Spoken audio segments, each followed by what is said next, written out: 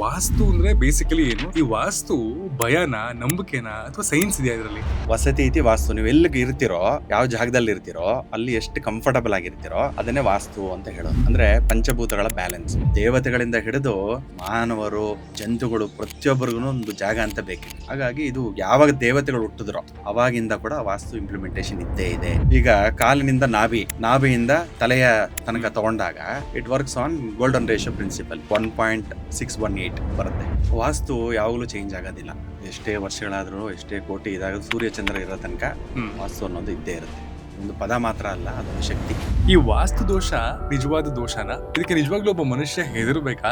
ಒಂದೇ ಒಂದು ಕಿಟಕಿಗಳೇ ಇಲ್ದಿರ ಮನೆಗೆ ಬರೀ ಒಂದೇ ಒಂದು ಬಾಗಿಲು ಇಟ್ಕೊಂಡು, ಅಡಿಗೆ ಮನೇಲೂ ಅಷ್ಟೇ, ಅದು ಹೊಗೆ ಹೋಗಕ್ ಜಾಗ ಇರಲ್ಲ, ರೂಮ್ ಅಲ್ಲಿ ಉಸಿರಾಡಕ್ ಜಾಗ ಇರಲ್ಲ. ಹಾಗೇನಾಗುತ್ತೆ, ಉಸಿರು ಕಟ್ಟುತ್ತೆ, ಕಂಫರ್ಟ್ ಝೋನ್ ಹೊಟ್ಟೋಗುತ್ತೆ. ಅವಾಗ ಅದನ್ನೇ ದೋಷ ಅಂತ ಹೇಳೋದು. ಶಾಲೆಗಳಲ್ಲಿರುತ್ತೋ ಮನೆ ಮಾಡ್ಕೋಬಿಡಿ, ದೇವಸ್ಥಾನಗಳೇ ಮನೆ ಮಾಡ್ಕೋಬಿಡಿ, ಸ್ಮಶಾನದ ಹತ್ರ ಮನೆ ಮಾಡ್ಕೋಬಿಡಿ. ಫಿಲಮ್ ಅಲ್ಲಿ ತೋರಿಸೋ ತರ ಭೂತ ಪ್ರೇತ ಪಿಶಾಚಿ ಹತ್ರ ನಾವು ಕಂಡಿಲ್ಲ, ಅದು ಗೊತ್ತೂ ಇಲ್ಲ ನಮ್ಗೆ ಇದೆಯೋ ಇಲ್ವೋ ಅಂತ. ಏನಂದ್ರೆ we can feel that negativity. ಒಂಥರ ಮೈಂಡ್ ಇದ್ದಕ್ಕಿದ್ದಂಗೆ ಮೂಡ್ ಸ್ವಿಂಗ್ಸ್ ಆಗ್ಬಿಡುತ್ತೆ. ವಾಸ್ತು ಇಲ್ಲದೆ ಕಟ್ಟಿರುವಂತಹ ಮನೆಗಳನ್ನ ನೋಡಿದೀವಿ, ವಾಸ್ತು ಇಲ್ಲದೆ ಕಟ್ಟಿರುವಂತಹ ದೇವಸ್ಥಾನಗಳನ್ನ ನೀವು ನೋಡಿದಿರಾ?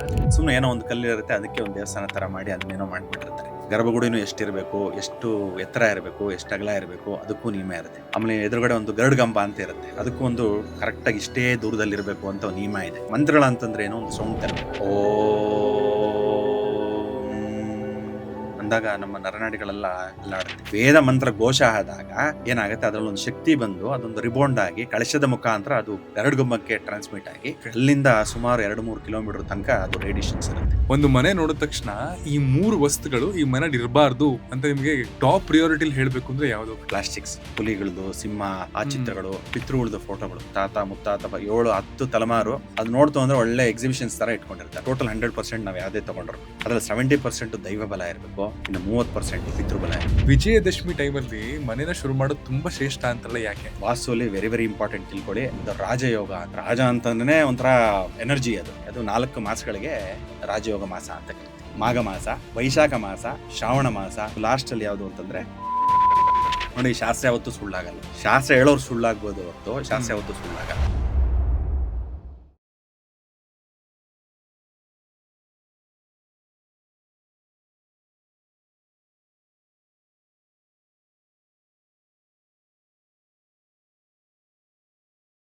ಹೆಲೋ, ನಮಸ್ಕಾರ. ಒಂದು ಮನೆ ಕಟ್ಟಬೇಕು ಅಂದ್ರೆ ಫೌಂಡೇಶನ್ ಎಷ್ಟು ಇಂಪಾರ್ಟೆಂಟು, ಹಾಗೇನೆ ವಾಸ್ತು ಕೂಡ ಅಷ್ಟೇ ಇಂಪಾರ್ಟೆಂಟು. ಇವತ್ತಿನ ನಮ್ಮ ಪಾಡ್ಕಾಸ್ಟ್ ಅಲ್ಲಿ ವಾಸ್ತು ಬಗ್ಗೆ ಮಾತಾಡೋದಕ್ಕೆ ಪ್ರಖ್ಯಾತ ವಾಸ್ತು ಎಕ್ಸ್ಪರ್ಟ್ ಆಗಿರುವಂತಹ ಡಾಕ್ಟರ್ ಪ್ರಶಾಂತ್ ಶ್ರೀನಿವಾಸ್ ಮೂರ್ತಿ ಅವರು ಬಂದಿದ್ರು. ಅವರು ನಮ್ಮ ಇವತ್ತಿನ ಪಾಡ್ಕಾಸ್ಟ್ ಅಲ್ಲಿ ಟ್ರೆಡಿಷನಲ್ ವಾಸ್ತು ಅಂದ್ರೆ ಏನು, ವಾಸ್ತು ಮನೆಗೆ ಯಾಕೆ ಮುಖ್ಯ ಆಗುತ್ತೆ, ಅಂಡ್ ವಾಸ್ತು ಸರಿ ಇಲ್ಲ ಅಂದ್ರೆ ಮನೆನ ಡೆಮಾಲಿಷನ್ ಮಾಡೋದು ಒಂದೇ ದಾರಿನ, ವಾಸ್ತು ದೋಷ ನಿವಾರಣೆ ಅಷ್ಟು ಸುಲಭನಾ ಅಥವಾ ಕಷ್ಟನಾ, ಇದಕ್ಕೆ ಪರಿಹಾರಗಳೇನು, ಕುಬೇರ ಮೂಲೆ ಅಂತಂದ್ರೆ ಏನು, ಅಗ್ನಿ ಮೂಲೆ ಅಂತಂದ್ರೆ ಏನು, ಬ್ರಹ್ಮಸ್ಥಾನ ಅಂತಂದ್ರೆ ಏನು, ಇವೆಲ್ಲದರ ಬಗ್ಗೆ ಇನ್ ಡೀಟೇಲ್ ಆಗಿ ತುಂಬಾ ಸೂಕ್ಷ್ಮವಾಗಿ ತುಂಬಾ ಚೆನ್ನಾಗಿ ಮಾತಾಡಿದ್ದಾರೆ. ಕೊನೆವರೆಗೂ ಪಾಡ್ಕಾಸ್ಟ್ ನೋಡಿ, ಸಿಕ್ಕಾಬಟ್ಟೆ ಮಾಹಿತಿಗಳು ನಿಮ್ಗೂ ಸಿಗುತ್ತೆ ಅಂಡ್ ಕೆಲವೊಂದು ಪ್ರಾಬ್ಲಮ್ಗಳಿಗೆ ಸೊಲ್ಯೂಷನ್ ಕೂಡ ಸಿಗುತ್ತೆ. ಅಂಡ್ ಈ ಪಾಡ್ಕಾಸ್ಟ್ ಇಷ್ಟ ಆಗಿದ್ರೆ ಈ ಪಾಡ್ಕಾಸ್ಟ್ಗೆ ಒಂದು ಹೈಪ್ ಕೊಡಿ, ಆಗ ಸುಮಾರು ಜನಕ್ಕೆ ಈ ವಿಡಿಯೋ ತಲುಪುತ್ತೆ. ಕಡಕ್ ಟಾಕ್ಸ್, ಇದು ಬರೀ ಕತೆ ಅಲ್ಲ, ಹೊಸ ಅಧ್ಯಾಯ. ಡಾಕ್ಟರ್ ಪ್ರಶಾಂತ್ ಶ್ರೀನಿವಾಸ್ ಗುರುಗಳೇ, ನಮಸ್ಕಾರ. Welcome to Kadak talks. ನಮಸ್ತೆ. ನಮಸ್ತೆ, ಹೇಗಿದ್ದೀರಾ? ಆರಾಮಾಗಿದ್ದೀನಿ. ಸೂಪರ್. ಈ ವಾಸ್ತು ಅನ್ನೋ ಒಂದು ವಿಷಯ ಇದೆಯಲ್ಲ, ನಾನು ಚಿಕ್ಕ ವಯಸ್ಸಿಂದ ಕೇಳ್ಕೊಂಡು ಬಂದಿದ್ದೀನಿ. ವಾಸ್ತು ಅಂದ್ರೆ ಮನೇಲಿ ಯಾರ್ಯಾರೋ ಒಬ್ರು ಟೆನ್ಷನ್ ಶುರು ಆಗುತ್ತೆ. ಈ ಬಾಗ್ಲು ಈ ಕಡೆ ಇರ್ಬೇಕಂತೆ, ಬಾಗ್ಲು ಆ ಕಡೆ ಇರ್ಬೇಕಂತೆ, ಈ ದಿಕ್ಕಿಗೆ ಇರ್ಬೇಕಂತೆ ಏನೋ ಕನ್ಫ್ಯೂಷನ್. ನೀವ್ ಹೇಳಿ, ವಾಸ್ತು ಅಂದ್ರೆ ಬೇಸಿಕಲಿ ಏನು? ಸಿಂಪಲ್ ಒಬ್ಬ ಲೇಮ್ಯಾನ್ ಲ್ಯಾಂಗ್ವೇಜ್ ಅಲ್ಲಿ ನಮ್ಗೆ ಅರ್ಥ ಆಗುವಂತಹ ರೀತಿಯಲ್ಲಿ. ಅದೇ ತರ ಈ ವಾಸ್ತು ಭಯನಾ, ನಂಬಿಕೆನಾ ಅಥವಾ ಸೈನ್ಸ್ ಇದೆಯಾ ಇದರಲ್ಲಿ? ನೋಡಿ, ವಾಸ್ತು ಅಂತಂದ್ರೆ ಜನರಲ್ ಆಗಿ ಎಲ್ಲ ಸ್ವಲ್ಪ ಭಯ ಬೀಳಕ್ ಹೋಗ್ತಾರೆ. ವಾಸ್ತು ಅಂದ ತಕ್ಷಣನೇ ಅಯ್ಯೋ ಅವರು ಮನೆ ಒಡ್ಸಾಕ್ಬಿಡ್ತಾರೆ, ಗೋಡೆ ಒಡ್ಸಾಕ್ಬಿಡ್ತಾರೆ, ಆ ರೀತಿನೇ ಭಯ ಶುರು ಆಗ್ಬಿಡುತ್ತೆ ಸಾಮಾನ್ಯ ಜನರಿಗೆ. ಬಟ್ ವಾಸ್ತು ಏನು ಅಂತಂದ್ರೆ, ನೋಡಿ, ನಾವು ಚೇರಲ್ಲಿ ಕುತ್ಕೊಂಡಿದ್ದೀನಾ, ಕಂಫರ್ಟಬಲ್ ಆಗಿದ್ದೀನಾ, ಅದೇ ವಾಸ್ತು. ಏನು ತೊಂದರೆ ಆಗ್ಬಾರ್ದು, ಕಂಫರ್ಟ್. ಗಾಳಿ ಬರ್ತಾ ಇದೆಯಾ, ವಾತಾವರಣ ಚೆನ್ನಾಗಿದೆಯಾ, ಅದನ್ನ ನೋಡ್ಬೇಕು. ಅದೇ ವಸತಿ ಇತಿ ವಾಸ್ತು. ನೀವು ಎಲ್ಲಿಗೆ ಇರ್ತೀರೋ, ಯಾವ ಜಾಗದಲ್ಲಿ ಇರ್ತೀರೋ ಅಲ್ಲಿ ಎಷ್ಟು ಕಂಫರ್ಟಬಲ್ ಆಗಿರ್ತೀರೋ ಅದನ್ನೇ ವಾಸ್ತು ಅಂತ ಹೇಳುವಂಥದ್ದು. ಅಂದ್ರೆ ಪಂಚಭೂತಗಳ ಬ್ಯಾಲೆನ್ಸ್. ಇವಾಗ ಹೇಳ್ತಿರಲ್ಲ ಇಂಗ್ಲಿಷಲ್ಲಿ fire, earth, air, water, space ಅಂತ. ಅಂದ್ರೆ ಅಗ್ನಿತತ್ವ, ಭೂತತ್ವ, ವಾಯುತತ್ವ, ಜಲತತ್ವ ಮತ್ತು ಆಕಾಶ ತತ್ವ. ಇದು ಬ್ಯಾಲೆನ್ಸ್ ಅಲ್ಲಿ ಇರಬೇಕು. ಇವಾಗ ನೋಡಿ, ನಮ್ಮ ದೇಹದಲ್ಲೇ ತಗೊಂಡು ಅಂತಂದ್ರೆ ಒಂದು ಆತ್ಮ ಅಂತ ಇರುತ್ತೆ. ಆತ್ಮಕ್ಕೆ ವಾಸ್ತು ಯಾವುದು? ಈ ದೇಹ. ಅಂದ್ರೆ ಒಂದು ಕಂಪ್ಯೂಟರ್ ಅಲ್ಲಿ ಒಂದು ಚಿಪ್ ಹಾಕ್ದಂಗೆ ಸೋಲ್ ಅನ್ನೋದು. ಆತ್ಮ ಅನ್ನೋದು. ಹಾಗಾಗಿ ಆ ಬಾಡಿಯಲ್ಲಿ ಎಷ್ಟು ಕಂಫರ್ಟಬಲ್ ಆಗಿರುತ್ತೋ ಸೋಲು, ಅದರ ತನಕ ಏನೂ ತೊಂದರೆಗಳು ಬರಲ್ಲ, ರೋಗಗಳು ಬರಲ್ಲ, ಬಾಧೆಗಳು ಬರಲ್ಲ. ಸೊ ಹಾಗಾಗಿ ವಾಸ್ತು ಅಂತಂದ್ರೆ ನಾವು ಎಲ್ಲಿರ್ತೀರೋ, ಯಾವ ಮನೇಲಿರ್ತೀರೋ, ಯಾವ ಜಾಗದಲ್ಲಿ, ಅದು ಗುಡಿಸಲೇ ಆಗಿರ್ಬೋದು, ಅದು ಅರಮನೆನೇ ಆಗಿರ್ಬೋದು, ಎಷ್ಟು ಕಂಫರ್ಟಬಲ್ ಆಗಿರುತ್ತೋ, ಮಲಗಿದ್ರೆ ನಿದ್ದೆ ಬರುತ್ತಾ, ಹೊರಗಡೆ ಹೋಗಿ ದುಡ್ಕೊಂಬಂತು ಅಂದ್ರೆ ಒಳ್ಳೆ ಸಂಪಾದನೆ ಆಗುತ್ತಾ, ಮಕ್ಕಳು ಚೆನ್ನಾಗಿ ಎಜುಕೇಶನ್ ಮಾಡ್ತಾ ಇದ್ದಾರಾ, ಕಾಯಿಲೆಗಳು ರೋಗ ರುಜಿನಗಳು ಇಲ್ವಾ, ಅದೇ ವಾಸ್ತು. ಸೊ ಮನುಷ್ಯನಿಗೆ ಎಷ್ಟು ಕಂಫರ್ಟ್ ಅನ್ನ ಕೊಡಕ್ಕಾಗತ್ತೋ ವಾಸ್ತು ಅಷ್ಟನ್ನು ಕೊಡುತ್ತೆ. ಅದ್ರ ಹಿಂದೆ ಇರೋದು ಸೈನ್ಸೇನೆ. ಅಂದ್ರೆ ಗಾಳಿ, ಬೆಳಕು, ಈ ತರ ಒಂದು ಶೀತಲತೆ ಆಗಿರ್ಬೋದು, ಇಲ್ಲ ಉಷ್ಣ ಆಗಿರ್ಬೋದು, ಎಲ್ಲವನ್ನ ಸಮಾನವಾಗಿ ಇಟ್ಕೊಂಡು ಒಂದು ಪರಿಸರದಲ್ಲಿ ಇರೋದು ಅಲ್ವಾ? ಅಷ್ಟೇ, ವೆರಿ ವೆರಿ ವೆರಿ ಸಿಂಪಲ್. ಈಗ ನೋಡಿ, ಇನ್ನೊಂದು ಉದಾಹರಣೆ ಕೊಡಬೇಕು ಅಂತಂದ್ರೆ, ವಾಸ್ತು ಏನು ಅಂತ ಅರ್ಥ ಮಾಡ್ಕೊಳ್ಬೇಕು ಅಂತಂದ್ರೆ, ನೋಡಿ ಪಂಚಭೂತಗಳು ಬಹಳ ಮುಖ್ಯ ಆಗುತ್ತೆ ನಮ್ಮ ಜೀವನದಲ್ಲಾಗ್ಲಿ. ಅದು ಜೀವನ ನಡೀತಾ ಇರೋದೇ ಪಂಚಭೂತಗಳು, ಅದೇ ಆಧಾರ. ಈಗ ನಾನು ನಿಮ್ಗೆ ಕಾಣಿಸ್ತಾ ಇದ್ದೀನಾ? ಹೇಗೆ ಕಾಣಿಸ್ತಾ ಇದ್ದೀನಿ? ಒಂದು ಬೆಳಕು ಬಿದ್ದು ಅದು ನಿಮ್ಗೆ ರಿಫ್ಲೆಕ್ಟ್ ಆಗಿ ಅದು ನಿಮ್ಮ ಬ್ರೈನಲ್ಲಿ ಪ್ರೋಸೆಸ್ ಆಗಿ ನಾನು ಕಾಣಿಸ್ತಾ ಇದ್ದೀನಿ. ಅದೇ ಅಗ್ನಿ ತತ್ವ. ಅಗ್ನಿ ಇಲ್ಲ, ಅಗ್ನಿ ಇದ್ರೇನೆ ನಮಗೆ ಬೆಳಕು. ಯಾಕಂದ್ರೆ ಸೂರ್ಯನ ಇದ್ರೇನೆ ಬೆಳಕು. ಸೂರ್ಯನಿಂದ ಎರಡು ಬರುತ್ತೆ, ಒಂದು ಬೆಳಕು ಬರುತ್ತೆ, ಇನ್ನೊಂದು ಎನರ್ಜಿ ಬರುತ್ತೆ. ಅದಕ್ಕೆ ಅವನ ಆತ್ಮಕಾರಕ ಅಂತ ಹೇಳುವಂಥದ್ದು. ಅವನಿಲ್ಲ ಅಂತಂದ್ರೆ, ಅವನ ಒಂದು ಬೆಳಕು ಬೀಳಲಿಲ್ಲ ಅಂತಂದ್ರೆ ಆ ಬೀಜ ಕೂಡ ಮೊಳಕೆ ಹೊಡೆದು ಗಿಡ ಆಗಲ್ಲ, ಮರ ಆಗಲ್ಲ, ಫಲ ಸಿಗಲ್ಲ, ನಮ್ಗೆ ಊಟನೇ ಇರಲ್ಲ. ಹಾಗಾಗಿ ಅದು ಬಹಳ ಮುಖ್ಯ ಆಗುತ್ತೆ. ಇನ್ನೊಂದೇನು ಅಂತಂದ್ರೆ, ನಾವು ನೋಡಿ ಚೇರ್ ಮೇಲೆ ಕುತ್ಕೊಂಡು ಭದ್ರವಾಗಿ ಕುತ್ಕೊಂಡಿದೀವ, ಯಾವ ಆಧಾರ? ಭೂಮಿಯ ಆಧಾರ. ಭೂಮಿನೇ ಅಲ್ಲಾಡ್ತಾ ಇದ್ರೆ ನಾವು ಕುತ್ಕೊಳ್ಳೋಕೆ ಆಗಲ್ಲ. ಹಾಗಾಗಿ ಭೂತತ್ವ ವೆರಿ ವೆರಿ ಇಂಪಾರ್ಟೆಂಟ್ ಆಗುತ್ತೆ. ನಮಗೆ ಗೊತ್ತಿಲ್ದಂಗೆ ನೋಡಿ, ನಾವು ಉಸಿರಾಟ ನಾವು ಗಮನಿಸ್ತಾನೆ ಇಲ್ಲ, ಮಾತಾಡ್ತಾನೆ ಇದೀವಿ. ಹಾಗಾಗಿ ಅದು ನಮ್ಗೆ ಗೊತ್ತಿಲ್ದಂಗೆ ನಾವು ಉಸಿರಾಟ ಒಳಗಡೆ ಹೋಗ್ತಾ ಇದೆ, ಈಚೆ ಬರ್ತಾ ಇದೆ, ಅದು ಉಸಿರು ಆಡ್ತಾನೇ ಇರ್ತೀವಿ ಅಲ್ವಾ? ಸೊ ಹಾಗಾಗಿ ಅದು ವಾಯು ತತ್ವ ಆಗ್ಬಿಡುತ್ತೆ. Very very important. ಅಗ್ನಿ ಆಯ್ತು, ಭೂತತ್ವ ಆಯ್ತು, ವಾಯುತತ್ವ ಆಯ್ತು, ಜಲತತ್ವ. ನಾವೆಲ್ಲ ಇರುವಂತದ್ದೇ ಜಲತತ್ವದಲ್ಲಿ. ಮಸಲ್ಸ್ ಆಗ್ಲಿ, ಟಿಶ್ಯೂಸ್ ಆಗ್ಲಿ, ನಮ್ಮ ಕೂದಲಾಗ್ಲಿ, ಪ್ರೋಟೀನ್ಸ್ ಪ್ರತಿಯೊಂದನ್ನು ಜನರೇಟ್ ಆಗೋದೇ ಜಲತತ್ವದಿಂದ. ಮತ್ತೆ ನಾವಿಲ್ಲಿ ಕುತ್ಕೊಂಡಿರೋದು ಒಂದು ರೂಮ್ ಆಗಿರ್ಬೋದು, ಇಲ್ಲ ಸ್ಟುಡಿಯೋ ಆಗಿರ್ಬೋದು, ಮನೆ ಆಗಿರ್ಬೋದು, ನಾವು ಕುತ್ಕೊಂಡಿರೋದೇ ಆಕಾಶ ತತ್ವದಲ್ಲಿ. ಹಾಗಾಗಿ ಪಂಚಭೂತಗಳು ವೆರಿ ವೆರಿ ವೆರಿ ಇಂಪಾರ್ಟೆಂಟ್ ಆಗುತ್ತೆ. ಮನೆಯಲ್ಲೂ ಅಷ್ಟೇ ಈ 5 ಬ್ಯಾಲೆನ್ಸ್ ಮಾಡ್ಕೋಬೇಕು. ಈಗ ಬೆಂಗಳೂರು ಸಿಟಿ ತಗೊಳ್ಳಿ, ಏನಾಗಿದೆ? ಮುಂಚೆ ಆದ್ರೆ ಒಂದು 100 ಮೀಟರ್ 200 ಮೀಟರ್ ಒಂದೊಂದು ಮನೆಗಳು ಕಾಣಿಸೋದು 10 ವರ್ಷ ಹಿಂದೆ. ಈಗ ಅರ್ಧ ಮೀಟರ್ ಕೂಡ ಕಾಣಿಸಲ್ಲ. ಆ ಗೋಡೆ ಎಲ್ಲ ಇನ್ನೊಂದು ಗೋಡೆ ಹಾಕೊಂಡು ಕಟ್ಕೊಂಡ್ಬಿಟ್ಟಿರ್ತಾರೆ. ಬೆಳಕೆಲ್ಲ ಬರುತ್ತೆ. ಮನೇನು ತುಂಬಾ ದೊಡ್ಡದಾಗಿರ್ತಿತ್ತು. ಕಟ್ಬೇಕಾದ್ರೆ ನಡುಮನೆ ಇರ್ತಿತ್ತು, ಹಿತ್ಲಿರ್ತಿತ್ತು, ಪರಿಸರನೇ ಸಿಕ್ಕಾಪಟ್ಟೆ ಜನ ಇರ್ತಿತ್ತು. ಮನೆ ಬಿಟ್ಟು ಅದರ ಸುತ್ತ ಕೂಡ ಒಂದಷ್ಟು ಜಾಗ ಇರ್ತಾ ಇತ್ತು, ಅಲ್ಲಿಂದ ಬೆಳಕು ಬರೋದು, ಗಾಳಿನೂ ಬರ್ತಾ ಇತ್ತು. ಈಗ ನಾವಿರೋದೆಲ್ಲ 20-30, 30-40 ಈ ತರದ ಮನೆಗಳಲ್ಲಿ ಎಲ್ಲಾನು ಪಕ್ಕ ಅಂಟ್ಕೊಂಡು ಕಟ್ಬಿಡ್ತೀವಲ್ಲ. ವಾಸ್ತು, ಆ ಟ್ರೆಡಿಷನಲ್ ವಾಸ್ತು ಆ ಮನೆಗಳಿಗೆ ಮಾಡ್ತಾ ಇದ್ದಿದ್ದಕ್ಕೂ ಈ ಮನೆಗಳಿಗೆ ಮಾಡೋದಕ್ಕೂ ಏನಾದ್ರು ವ್ಯತ್ಯಾಸ ಇದೆಯಾ? ಹಾಗೇನೆ ಬೈ ಜನರೇಷನ್ ಈ ವಾಸ್ತು ಕೂಡ ಬದಲಾಗ್ತಾ ಬಂದಿದ್ಯಾ ಇವತ್ತಿನ ದಿನದ ಜನರೇಷನ್ಗೆ ಅಥವಾ ಇವತ್ತಿನ ಕಟ್ಟಡಗಳಿಗೆ? ವಾಸ್ತು ಯಾವಾಗಲೂ ಚೇಂಜ್ ಆಗೋದಿಲ್ಲ. ಅದು ಎಷ್ಟೇ ವರ್ಷಗಳಾದ್ರೂ, ಎಷ್ಟೇ ಕೋಟಿ ಇದಾದ್ರೂ, ಸೂರ್ಯ ಚಂದ್ರ ಇರೋ ತನಕ ವಾಸ್ತು ಅನ್ನೋದು ಇದ್ದೇ ಇರುತ್ತೆ. ಒಂದು ಪದ ಮಾತ್ರ ಅಲ್ಲ, ಅದೊಂದು ಶಕ್ತಿ. ಏನು ಅಂತಂದ್ರೆ, ಅದು ಒಂದು ವೈಜ್ಞಾನಿಕ ರೀತಿಯ ಒಂದು ರೂಲ್ಸ್ ಅಂತ ಹೇಳ್ತೀವಲ್ಲ, ಹಾಗೆ. ಈಗ ಫಾರ್ ಎಕ್ಸಾಂಪಲ್ ಮೊಬೈಲ್ ಎಲ್ಲರ ಹತ್ರನೂ ಯೂಸ್ ಮಾಡ್ತಾ ಇರ್ತೀವಿ. ಇವಾಗ ಇರೋದು ಮ್ಯಾಕ್ಸಿಮಮ್ ಅದೊಂದು 200 ಗ್ರಾಮು 300 ಗ್ರಾಮು ಆ ಥರ ಇರುತ್ತೆ. ಅದನ್ನ 3 kg 4 kg ಮಾಡ್ಕೊಟ್ರೆ ಎತ್ಕೊಂಡು ಓಡಾಡ್ತೀರಾ? ಕಷ್ಟ ಆಗುತ್ತೆ. ಸೊ ಅದೇ ವಾಸ್ತು. ಸೊ ಕಂಫರ್ಟ್ ಅಂತ ನಾನು ಮುಂಚೆ ಏನು ಹೇಳಿದ್ನೆ, ಅದೇ ರೀತಿ ಅದು. ಹಾಗಾಗಿ ಏನಂತಂದ್ರೆ, ಅದು ಒಂದು ಚಲನೆ ಇರುತ್ತೆ. ಅದು ಭೂಮಿ ಹೇಗೆ ತಿರುಗುತ್ತೆ, ಯಾವ ಡೈರೆಕ್ಷನ್ ಅಲ್ಲಿ ತಿರುಗುತ್ತೆ, ಅದೆಲ್ಲ ಕಂಟ್ರೋಲ್ ಮಾಡುವಂಥದ್ದು ಸೂರ್ಯ. ಸೌರಮಂಡಲದಲ್ಲಿ ಎಷ್ಟೋ ಗ್ರಹಗಳಿವೆ. ಆ ಗ್ರಹಗಳ ಪ್ರಭಾವದಿಂದ ನಮ್ಮ ಒಂದು ಜನನ ಆಗುತ್ತೆ ಭೂಮಿಯ ಮೇಲೆ. ಹೇಗೆ ಸೌತ್ ಪೋಲ್ ಇಂದ ನಾರ್ತ್ ಪೋಲ್ಗೆ ಅದು ಅಯಸ್ಕಾಂತ ಶಕ್ತಿ ಇರುತ್ತಲ್ಲ ಭೂಮಿಯಲ್ಲಿ. ಸೊ ಹಾಗಾಗಿ ಅದೇ ರೀತಿಯಲ್ಲಿ ಪ್ರತಿಯೊಂದು ಪ್ರಾಣಿ ಪಕ್ಷಿ ಆಗಲಿ, weather it is a living being, non living being, ಜೀವ ಇರೋಂಥ ವಸ್ತು ಆಗಿರ್ಬೋದು, ನಿರ್ಜೀವ ವಸ್ತುಗಳಾಗಿರ್ಬೋದು, ಅದಕ್ಕೂ ಒಂದು ಅಯಸ್ಕಾಂತ ಶಕ್ತಿ ಇರುತ್ತೆ. ಈಗ ನಮ್ಮ ಒಂದು ಮನುಷ್ಯ ಅಂತ ತಗೊಂಡಾಗ, ಮನುಷ್ಯನ ಒಂದು ಮಿಷಿನ್ನೇ. ಯಾಕಂದ್ರೆ ಭೂಮಿನ ಒಂದು ಮಿಷಿನ್, ಯಾಕಂದ್ರೆ ತಿರುಗ್ತಾ ಇದೆಯಲ್ಲ ಅದು ಸುಮ್ಮನೆ ತಿರುಗಲ್ವಲ್ಲ, ಏನೋ ಒಂದು ಶಕ್ತಿಯಿಂದ ತಿರುಗುತ್ತೆ.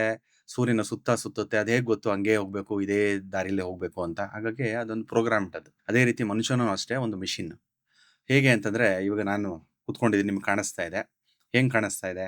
ಕಣ್ಣಲ್ಲಿ ಆ ಒಂದು ರೆಟಿನಾ ಮೇಲೆ ಆ ಒಂದು ಛಾಯೆ ಬಿದ್ದಾಗ ಆಪ್ಟಿಕ್ ನರ್ವ್ ಇಂದ ಪ್ರೋಸೆಸ್ ಆಗಿ ಬ್ರೈನ್ ಮೇಲೆ ಹೋಗುತ್ತೆ. ಆ ಬ್ರೈನ್ ಒಳಗೆ ಹೋದಾಗ ಇಮೇಜ್ ಪ್ರೋಸೆಸ್ ಆಗಿ ನಾನು ಕಾಣಿಸೋವಂಥದ್ದು. ಹೇಗೆ ಅದು ಆಪ್ಟಿಕ್ ನರ್ವ್ ಯಾವ್ದ್ರ ಮೇಲೆ ವರ್ಕ್ ಆಗುತ್ತೆ ಅಂತಂದ್ರೆ, ಎಲೆಕ್ಟ್ರಾನಿಕ್ಸ್ ಮೇಲೆ ವರ್ಕ್ ಆಗುತ್ತೆ. ಎಲೆಕ್ಟ್ರಾನಿಕ್ಸು ಎಲೆಕ್ಟ್ರಿಕಲ್ಗೂ ಡಿಫ್ರೆನ್ಸ್ ಇದೆ. ಎಲೆಕ್ಟ್ರಿಕಲ್ ಅಂದ್ರೆ ಜಾಸ್ತಿ ಕರೆಂಟ್ ಯೂಸ್ ಮಾಡ್ಕೊಳ್ಳೋವಂಥದ್ದು ಎಲೆಕ್ಟ್ರಿಕಲ್. ಎಲೆಕ್ಟ್ರಾನಿಕ್ಸ್ ಅಂತಂದ್ರೆ very minute micro level use ಮಾಡುವಂಥದ್ದು electronics. So we are electronic machine, electronic gadget. ಹೇಗೆ ಮೊಬೈಲು, ಟಿವಿ, ಲ್ಯಾಪ್ಟಾಪ್ ಇದೆಯೋ, ಮನುಷ್ಯನ ಒಂದು ಎಲೆಕ್ಟ್ರಾನಿಕ್ ಗೆಜೆಟ್ ಅಂತ ನಾನೇ ಹೇಳ್ತೀನಿ. ಇನ್ನಕ್ಕೆ ಎಲ್ಲ ಎಲೆಕ್ಟ್ರಾನಿಕ್ಸ್ ಮೇಲೆ ವರ್ಕ್ ಆಗುವಂಥದ್ದು, ಕರೆಂಟ್ ಮೇಲೆ. ಇವಾಗ ನೀವು ಕೇಳಿಸ್ಕೊತಾ ಇದ್ದೀರಾ, ಪ್ರೋಸೆಸ್ ಆಗ್ತಾ ಇದೆ, ಅದು ಕೂಡ ತಲೆಲೋ ಕುತ್ಕೋತಾ ಇದೆ, ಅದು ಕೂಡ ಎಲೆಕ್ಟ್ರಿಕಲ್ ಸಿಗ್ನಲ್ಸ್ ಇಂದಾನೆ. ಆಪ್ಟಿಕಲ್ ನರ್ವ್ ಅಂತ ಹೇಳಿದ್ನಲ್ಲ, ಅದು electrical signals or electronic signals. ನಮ್ಮ heart main engine of our human body is heart. ಆ ಹೃದಯ ಅಂತ ಹೇಳ್ತೀವಿ. ನಮ್ಮ ಒಂದು ದೈಹಿಕ ಶಕ್ತಿ ಎಲ್ಲ ಇದು ಮಾಡಬೇಕು ಅಂತಂದ್ರೆ ರಕ್ತ ಚಲನೆ ಆಗಬೇಕು. ಆ ಹಾರ್ಟ್ ಕೂಡ ವ್ಯಾಲ್ವ್ಸ್ ಅಂತ ಇರುತ್ತೆ, ಅದು ನಾಳಗಳು ಓಪನ್ ಆಗ್ಬೇಕಲ್ಲ. ಓಪನ್ ಕ್ಲೋಸ್ ಹೇಗಾಗುತ್ತೆ, ಅದೊಂದು ಎಲೆಕ್ಟ್ರಿಕಲ್ ಪಲ್ಸ್ ಹೊಡೆದಾಗ ಓಪನ್ ಆಗು ಕ್ಲೋಸ್ ಆಗು, ಓಪನ್ ಆಗು ಕ್ಲೋಸ್ ಆಗು, ಅದು ಕೂಡ ಎಲೆಕ್ಟ್ರಿಕಲ್ ಸಿಗ್ನಲ್. ಹಾಗೆ ನಮಗೊಂದು ಆಯಸ್ಕಂತ ಶಕ್ತಿ ಇರಲೇಬೇಕಲ್ಲ. ಫ್ಯಾರಡೇಸ್ ಲಾ ಏನ್ ಹೇಳುತ್ತೆ, whenever the current passes through the conductor it becomes a magnet. ಯಾವಾಗ ಆ ಒಂದು ಅಯಸ್ಕಾಂತ ಶಕ್ತಿ ಇರುತ್ತೋ, ಇಲ್ಲ ಅಂತಂದ್ರೆ ಯಾವಾಗ ವಿದ್ಯುತ್ ಒಂದು ಮೆಟಲ್ ಅಲ್ಲಿ, ಒಂದು ಧಾತುವಿನಲ್ಲಿ ಚಲನೆ ಮಾಡುತ್ತೋ, ಆಗ ಅಯಸ್ಕಾಂತ ಶಕ್ತಿ ತಾನೇ ಬಂದ್ಬಿಡುತ್ತೆ. ಅದೇ ಫ್ಯಾರಡೇಸ್ ಲಾ. ಹಾಗಾಗಿ ನಮ್ದು ಒಂದು ಕರೆಂಟ್ ಪಾಸ್ ಆಗೋ ಟೈಮಲ್ಲಿ ಅದು ಹೇಗೆ ಬಂತು ಅಂತಂದ್ರೆ ಬಿಕಾಸ್ ಆಫ್ ಭೂಮಿ ಜನರೇಟ್ ಆಗ್ಬಿಡುತ್ತೆ. ಸೊ ನಮ್ದು ಒಂದು ನಾರ್ತ್ ಪೋಲ್ ಸೌತ್ ಪೋಲ್ ಅಂತ ಆಗ್ಬಿಡುತ್ತೆ. ಅದಕ್ಕೋಸ್ಕರನೇ ನಾವು ಅದು ಭೂಮಿಯಲ್ಲಿ ಸಿಂಕ್ ಆಗಿ ಹೋಗ್ತೀವಿ. ಸೊ ನೋಡಿ, ಅದು ಆಮೇಲೆ ಗೋಲ್ಡನ್ ರೇಷೋ ಅಂತ ಹೇಳ್ತೀವಿ ನಾವು, ಅದು ಕೂಡ ವಾಸ್ತುಕ್ಕೆ ಸಂಬಂಧಪಟ್ಟದ್ದೇ. ಈಗ ಕಾಲಿನಿಂದ ನಾಭಿಯಿಂದ ಮುಡಿ ಅಂದ್ರೆ ತಲೆಯ ತನಕ ತಗೊಂಡಾಗ it works on golden ratio principle. ಅಂದ್ರೆ 1.618 ಬರುತ್ತೆ. ಗೋಲ್ಡನ್ ರೇಷಿಯೋ ಅಂದ್ರೆ ಏನು? ಗೋಲ್ಡನ್ ರೇಷಿಯೋ ಅಂತಂದ್ರೆ ಕಾಲಿಂದ ನಾಭಿ ಅಂತ ತಗೊಳ್ಳಿ ಮನುಷ್ಯನಲ್ಲಿ, ಮತ್ತೆ ನಾಭಿಯಿಂದ ತಲೆ, ಅದು ಎರಡನ್ನೂ ಹೈಟ್ ನ ನಾವು ಅದು ರೇಷಿಯೋ ಅಂತ ತಗೊಂಡಾಗ ಡಿವೈಡ್ ಮಾಡಿದಾಗ 1.618 ಬರುತ್ತೆ. ಅದನ್ನ ಗೋಲ್ಡನ್ ರೇಷಿಯೋ ಅಂತೀವಿ. ರೇಷಿಯೋ ಅಂತಂದ್ರೆ ಏನು, ಒಂದು ಡಿವೈಡ್ ಇನ್ನೊಂದನ್ನ ಡಿವೈಡ್ ಮಾಡಿದಾಗ ರೇಷಿಯೋ ಅಂತ ಬರುತ್ತೆ. ಅದು ಗೋಲ್ಡನ್ ರೇಷಿಯೋ ಅಂತಂದ್ರೆ ಪ್ರಪಂಚ ಸೃಷ್ಟಿಯಾಗಿರೋದು ಗೋಲ್ಡನ್ ರೇಷಿಯೋ. ಭಗವಂತ ನಮ್ಮನ್ನೆಲ್ಲ ಸೃಷ್ಟಿ ಮಾಡೋದ್ನಲ್ಲ ವಿಶ್ವಕರ್ಮನ ಮುಖಾಂತರ. ವಿಶ್ವಕರ್ಮನೇ ವಾಸ್ತುಗೆ ಅಧಿಪತಿ. ಹಾಗೆ ನೋಡಿ ಒಂದು ವಿಷಯ ಬಂತು, ಹಾಗಾಗಿ ವಿಶ್ವಕರ್ಮಗೆ ಒಂದು ನಮಸ್ಕಾರ ಮಾಡ್ಕೊಂಡು ಮುಂದುವರ್ಸೋಣ. ಯಾವಾಗ ಹುಟ್ಟಿದ್ದು ಈ ವಾಸ್ತು, ಅಂಡ್ ಆ ವಾಸ್ತುನ ಮನೆಗಳಿಗೆ ಇಂಪ್ಲಿಮೆಂಟ್ ಮಾಡೋದಕ್ಕೆ ನಿಮ್ಗೆ ಗೊತ್ತಿರೋ ಹಾಗೆ ಯಾವಾಗಿಂದ ಶುರುವಾಗಿದ್ದು? ಅದು ದೇವತೆಗಳಿಗೆ ನೋಡಿ, ಪ್ರತಿಯೊಬ್ಬರಿಗೂ ಕೂಡ ದೇವತೆಗಳಿಂದ ಹಿಡಿದು ಮನುಷ್ಯನಿಗೆ ಇರುವೆಗಳು, ಏನೋ ಒಂದು ಬ್ಯಾಕ್ಟೀರಿಯಾನ ತಗೊಳ್ಳಿ, ಅದಕ್ಕೊಂದು ಇರಕ್ಕೊಂದು ಜಾಗ ಅಂತ ಬೇಕಾ? ಸುಮ್ಸುನೆ ಎಲ್ಲೋ ಅಂತ ಇರಕ್ಕಾಗಲ್ಲ. ಇವಾಗ ನಾವು ಎಷ್ಟೋ ಭಿಕ್ಷಿಕರು ನೋಡ್ತೀವಿ, ರೋಡ್ ಸೈಡ್ ಅಲ್ಲಿ ಇರ್ತಾರೆ, ಬಟ್ ಆದ್ರೂ ಒಂದು ಜಾಗ ಅಂತ ಮಾಡ್ಕೊಂಡಿರ್ತಾರೆ. ವಸತಿ ಇತಿ ವಾಸ್ತು. ದೇವತೆಗಳಿಂದ ಹಿಡಿದು ಮಾನವರು, ಜಂತುಗಳು, ಪ್ರತಿಯೊಬ್ಬರಿಗೂ ಒಂದು ಜಾಗ ಅಂತ ಬೇಕೇ ಬೇಕು. ಹಾಗಾಗಿ ಅದೊಂದು ಕಂಫರ್ಟ್ ಝೋನ್ ಬೇಕೇ ಬೇಕು.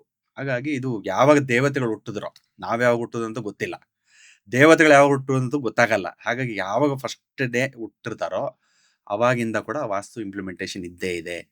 ಯಾರು ನಂಬ್ತಾರೋ ಬಿಡ್ತಾರೋ, ದಿಸ್ ಇಸ್ ಸೈನ್ಸ್. ಹಾಗಾಗಿ ಇದು ಕಾಮನ್ ಸೆನ್ಸ್ ಕೂಡ. ಯಾರು ಕಾಮನ್ ಸೆನ್ಸ್ ಹೆಚ್ಚಿಗೆ ಇರುತ್ತೋ ಅವ್ರಿಗೆ ಅಂಡರ್ಸ್ಟ್ಯಾಂಡ್ ಆಗ್ಬಿಡುತ್ತೆ. ಸೊ ಹಾಗಾಗಿ ಆ ಟೈಮಿಂದ, ಆ ಸಮಯದಿಂದ ಕೂಡ ಆ ವಾಸ್ತು ಅನ್ನೋದು ಇದ್ದೇ ಇದೆ.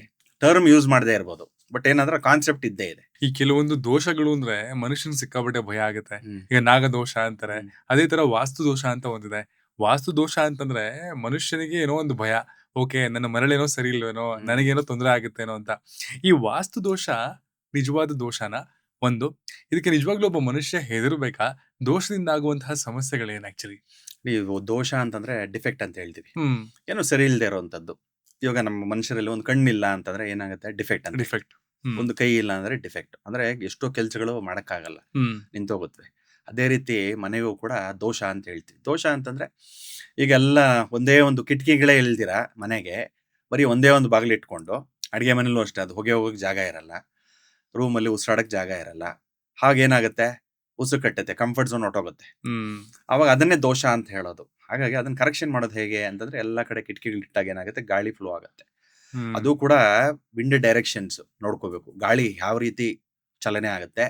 ಮತ್ತೆ ಉತ್ತರಾಯಣ ಮತ್ತೆ ದಕ್ಷಿಣಾಯನ ಅಂತ ಹೇಳ್ತೀವಿ ನಾವು, ಸೂರ್ಯನ ಚಲನೆ.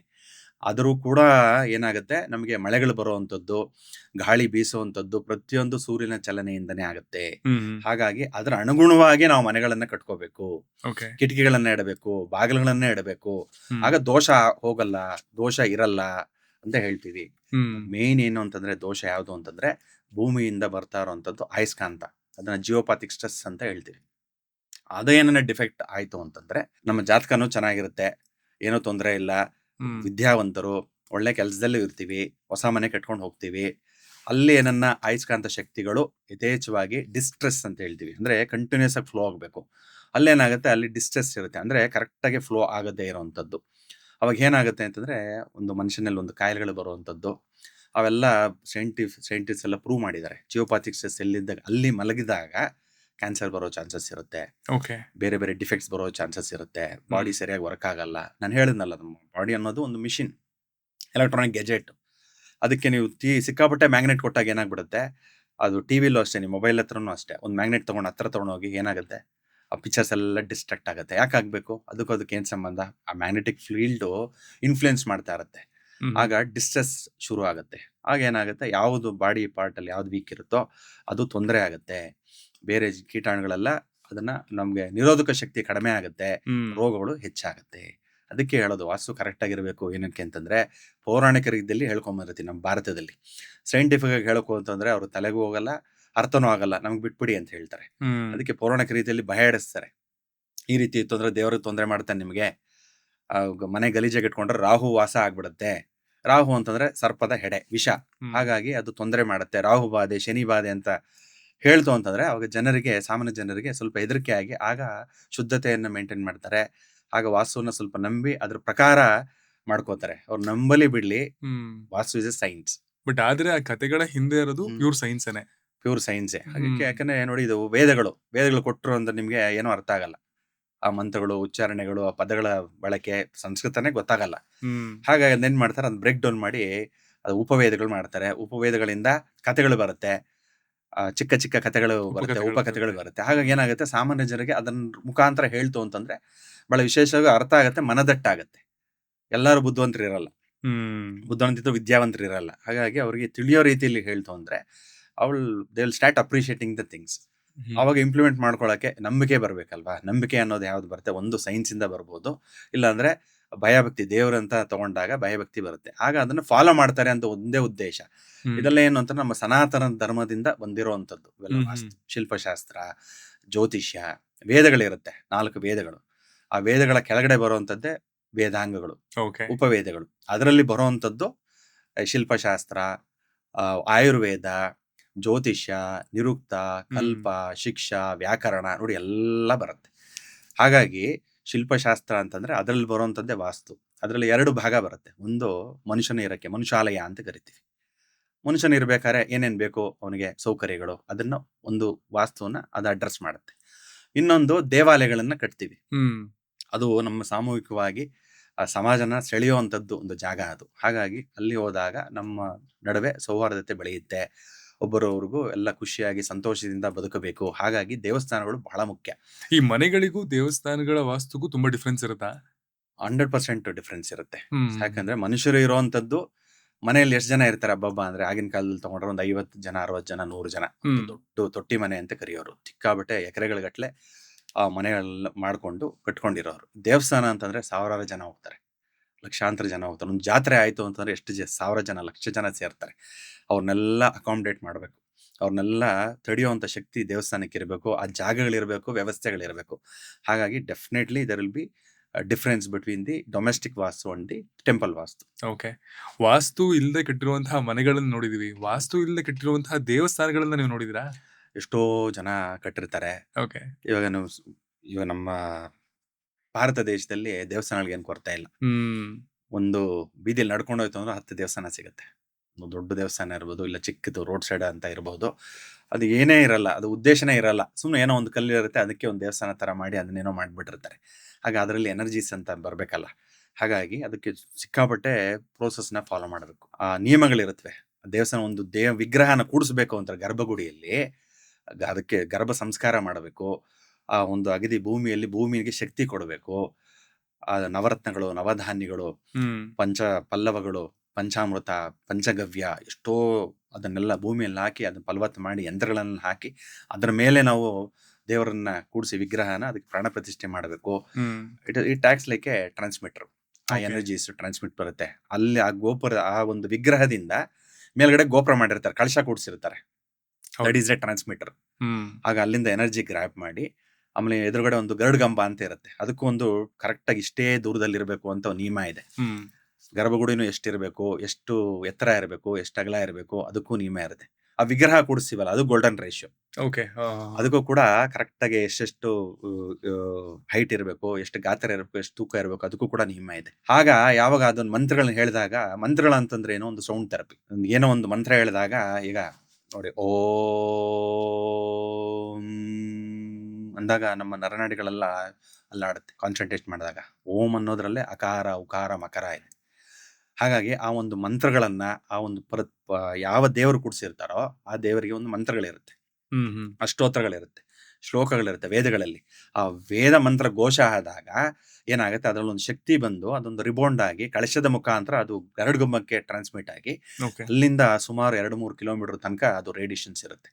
ಬ್ಯೂಟಿಫುಲ್ ಸೈನ್ಸ್ ಅಲ್ಲ. ಆ ಒಂದು ರೇಡಿಯೇಷನ್ಸ್ ಅಲ್ಲಿ ನಾವುಗಳೆಲ್ಲ ಬದುಕಿದಾಗ ಯಾರು ಆ ಸುತ್ತಮುತ್ತ ಇರ್ತಾರೋ ಅವ್ರದೆಲ್ಲ ಜೀವನ ಚೆನ್ನಾಗಿರುತ್ತೆ. ಅಂದ್ರೆ ನಾವು ಒಂದು electrical machines, we are also receivers of it. Correct. ನಮ್ಗೆ ರಿಯಲೈಸ್ ಆಗಲ್ಲ. ಇವ್ ನೋಡಿ ನಮ್ಮ ಒಳಗಡೆ ಬ್ಲಡ್ ಫ್ಲೋ ಆಗ್ತಾ ಇದೆ, ರಿಯಲೈಸ್ ಆಗ್ತಾ ಇದೆ ನಿಮ್ಗೆ? ಆಗ್ತಾ ಇಲ್ಲ. ಇವಾಗ ಭೂಮಿನೂ ಅಷ್ಟೇ ಎಷ್ಟೋ ಲಕ್ಷ ಕಿಲೋಮೀಟರ್ ಸ್ಪೀಡಲ್ಲಿ ತಿರುಗ್ತಾ ಇದೆ. ನಮ್ಮ ನಭೋಮಂಡಲ ಮಿಲ್ಕಿ ವೇ ಅದು ಕೂಡ ಎಷ್ಟೋ ಲಕ್ಷ ಸ್ಪೀಡಲ್ಲಿ ಓಡ್ತಾ ಇದೆ, ನಮ್ಗೆ ಗೊತ್ತಾಗ್ತಾನೆ ಇಲ್ಲ, ನಮ್ಗೆ ಭಾಸನೆ ಆಗ್ತಾ ಇಲ್ಲ. ಹಾಗಾಗಿ ತಗೊಂಡಾಗ ವಾಸ್ತು ಅನ್ನೋದು ಬಹಳ ವಿಶೇಷವಾದಂತ ಒಂದು ಸಬ್ಜೆಕ್ಟ್. ಅರ್ಥ ಮಾಡ್ಕೊಂಡವ್ರಿಗೆ ಅರ್ಥ ಆಗತ್ತೆ, ಅರ್ಥ ಆಗದಾಗ ಅಪಹಾಸ್ಯ ಮಾಡ್ಬಿಡ್ತಾರೆ. ಕರೆಕ್ಟ್. ಈ ಜ್ವರ ಬಂದಾಗ ನಾವೆಲ್ಲ ಒಂದ್ ಮಾತ್ರೆ ತಗೋತೀವಿ ಹೊರತು ಜ್ವರ ಬಂದಿದೆ ತಲೆನೋವು ತಲೆನೇ ತೆಗಿಯಲ್ಲ. ಅದೇ ತರ ಕಟ್ಟಿರೋ ಮನೆಗಳಿಗೆ ವಾಸ್ತು ಸರಿ ಇಲ್ಲ ಅಂತಂದ್ರೆ ಒಂದು ಡೆಮಾಲಿಷನ್ ಮಾಡ್ಬೇಕು, ಇಲ್ಲ ಗೋಡೆಗಳನ್ನೇ ಬದಲಾಯಿಸ್ಬೇಕು, ಮನೆ ಪೂರ್ತಿ ಹೊಡಿಬೇಕು ಅನ್ನೋದೇ ಪರಿಹಾರನ, ಅಥವಾ ಪರಿಹಾರ ಬೇರೆ ಏನಾದ್ರು ಮಾಡೋದ್ರ ಮೂಲಕ ಅದೇ ಮನೆನ ಹಾಗೆ ಇಡ್ಬೋದಾ? ನೋಡಿ, ಇದು ಬಹಳ ಒಳ್ಳೆ ಕ್ವಶನ್ಸ್ ಕೇಳಿದ್ರ. ಮೇನ್ ಏನೇ ಡಿಫೆಕ್ಟ್ ಬಂದ್ರು ಅದರಲ್ಲಿ ಒಂದು ಪರಿಹಾರ ಏನು ಅಂತಂದ್ರೆ, ಇದು ಮತ್ಸ್ಯಂತ್ರ ಅಂತ ಇರುತ್ತೆ. ಶ್ರೀಮನ್ ಮಹಾವಿಷ್ಣುವಿನ ಮೊದಲನೇ ಅವತಾರ ಯಾವುದು? ಕೇತು ಅವತಾರ. ಅಂದ್ರೆ ಕೇತು ಅಂದ್ರೆ ಮತ್ಸ್ಯ ಅವತಾರ, ಅದಕ್ಕೆ ಕೇತು ಗ್ರಹಕ್ಕೆ ಹೋಲಿಸ್ತೀವಿ. ನಾವು ಜ್ಯೋತಿಷಿಗಳು ಅದಕ್ಕೆ ಕೇತು ಅವತಾರ ಅಂತ ಕರಿತೀವಿ, ಮತ್ಸ್ಯ ಅವತಾರಕ್ಕೆ. ನೋಡಿ, ಇದು ಮಂತ್ರಗಳಿರುತ್ತೆ, ಬೀಜಾಕ್ಷರಗಳಿರುತ್ತೆ. ಇದು ಕಾಪರ್ ತಗಡು, ಅದ್ರ ಮೇಲ್ಗಡೆ ಗೋಲ್ಡ್ ಪ್ಲೇಟಿಂಗ್ ಆಗಿರುವಂತದ್ದು. ಇದನ್ನ ಶಾಸ್ತ್ರೋಕ್ತವಾಗಿ ಮಾಡ್ಬೇಕು. ಆ ಕಾಪರ್ ತಗೊಳ್ಳೋದು ಶುದ್ಧವಾದ ಕಾಪರ್ ಅನ್ನು ಬಳಸಬೇಕು. ಮತ್ತೆ ಅಲ್ಲಿ ಇರುವಂತ ಬೀಜಾಕ್ಷರಗಳು ಕರೆಕ್ಟ್ ಆಗಿ ಇರಬೇಕು, ನಿಯಮದ ಪ್ರಕಾರ ಇರಬೇಕು, ಯಂತ್ರಶಾಸ್ತ್ರ ಪ್ರಕಾರ ಮಾಡ್ಕೋಬೇಕು. ಸೊ ಇದನ್ನ ಏನ್ ಮಾಡ್ಬೇಕು ಅಂದ್ರೆ, ಅದನ್ನೆಲ್ಲ ಪೂಜೆ ಪುನಸ್ಕಾರ ಎಲ್ಲ ಮಾಡಿ ಕೊನೆಯಲ್ಲಿ ರಾಶಿ, ನಕ್ಷತ್ರ, ಗೋತ್ರದಿಂದ ಪ್ರಾಣ ಪ್ರತಿಷ್ಠೆ ಅಂತ ಮಾಡ್ತಾರೆ. ಆಕ್ಟಿವೇಶನ್. ಇವಾಗ ನಿಮ್ದೆಲ್ಲ ಮೊಬೈಲ್ ಎಲ್ಲ ಇರುತ್ತೆ, ಅದನ್ನ ಹೆಂಗ್ ಆಕ್ಟಿವೇಟ್ ಮಾಡ್ತೀರಾ? ಸಿಮ್ ಬೇಕು. ಸಿಮ್ ಹಾಕ್ಬಿಟ್ಟು ಅದನ್ನ ಆಕ್ಟಿವೇಟ್ ಮಾಡಿ ನಿಮ್ಮ ಇದನ್ನ ಎಲ್ಲ ಕೊಟ್ಟಾಗ, ಫೋನ್ ನಂಬರ್, ನಿಮ್ಮ ಆಧಾರ್ ಕಾರ್ಡ್ ಅವೆಲ್ಲ ಕೊಟ್ಟಾಗ ಏನಾಗುತ್ತೆ? ಆಕ್ಟಿವೇಟ್ ಆಗುತ್ತೆ. ಹಾಗೆ ಇದು ಕೂಡ ಯಂತ್ರ ಅಂತ ಹೇಳ್ತೀವಿ, ಇಂಗ್ಲಿಷ್ ಅಲ್ಲಿ ಹೇಳ್ತೀವಿ ಮಿಷಿನ್ ಅಂತ ಹೇಳ್ತೀವಿ ಅಲ್ವಾ. ಇವಾಗ ಅವೆಲ್ಲ ಮಿಷಿನ್ಸ್, ಇವಾಗ AC ಆಗಿರ್ಬೋದು, ಒಂದು ಎಲೆಕ್ಟ್ರಿಕಲ್ ಗೆಜೆಟ್ ಆಗಿರ್ಬೋದು, ಹಿಂಗ್ ವರ್ಕ್ ಆಗುತ್ತೆ. ಎಲೆಕ್ಟ್ರಿಸಿಟಿ ಕೊಟ್ಟಾಗ ಅದು ಪಾಸ್ ಆಗಿ ಅದು ವರ್ಕಿಂಗ್ ಸ್ಟಾರ್ಟ್ ಆಗುತ್ತೆ. ಇದು ಹೇಗೆ ವರ್ಕ್ ಆಗುತ್ತೆ? ಇದು ಮಂತ್ರಗಳಿಂದ, ಸೌಂಡ್ ಥೆರಪಿ. ಅಂದ್ರೆ ಒಂದು ಕಾಪರ್ಗೆ ಏನಕ್ಕೆ ಕಾಪರ್ ಯೂಸ್ ಮಾಡಬೇಕು ಅಂತಂದ್ರೆ, ಅದು ಶಕ್ತಿಯನ್ನು ಹೀರ್ಕೊಳ್ಳುವಂತ ಶಕ್ತಿ ಅದರಲ್ಲಿ ಇರುತ್ತೆ. ನೆಗೆಟಿವ್ ಎನರ್ಜೀಸ್ ಏನೇ ಇದ್ರೂ ಅದು ಎನರ್ಜೀಸ್ ತಗೊಂಡು ಅದನ್ನ ರಿಬೌಂಡ್ ಮಾಡುತ್ತೆ. ಪಾಸಿಟಿವ್ ಇದ್ರೆ ಪಾಸಿಟಿವ್ ರಿಬೌಂಡ್ ಮಾಡುತ್ತೆ, ನೆಗೆಟಿವ್ ಮಾಡೋ ಶಕ್ತಿ ಕಾಪರ್ ಅಲ್ಲಿ ಇರುತ್ತೆ. ಅಂಡ್ ಮನೆಯಲ್ಲಿ ಏನಾದ್ರೂ ಒಂಚೂರು ವಾಸ್ತುವಿನಲ್ಲಿ ತೊಂದರೆಗಳಿದ್ರೆ ಈ ಯಂತ್ರಗಳು ಅದನ್ನ ಮ್ಯಾನೇಜ್ ಮಾಡುತ್ತೆ ಅಂತ. ಹೌದು, ಇದನ್ನ ಹೇಳಿದ್ರಲ್ಲ, ಇವಾಗ ಗೋಡೆ ತೆಗಿಬೇಕು, ಇಲ್ಲ ಅಂತಂದ್ರೆ ಅದು ಸರಿಯಾದ ಜಾಗದಲ್ಲಿ ಕಟ್ಟಿರಲ್ಲ, ತೊಂದರೆಗಳಿರುತ್ತೆ ಅನ್ನೋವಾಗ ಏನ್ಬೇಕು, ಇದರಲ್ಲಿ ವಾಸ್ತುಶಾಸ್ತ್ರದಲ್ಲಿ ಕೊಟ್ಟಿರುವಂತದ್ದು ಮತ್ಸ್ಯಯಂತ್ರ. ಈ ಮತ್ಸ್ಯಯಂತ್ರನ ಏನ್ ಮಾಡ್ಬೇಕು, ನಮ್ಮ ಬಾಗಿಲಿರುತ್ತೆ, ಬಾಗಿಲು ಅನ್ನೋದು ಏನು?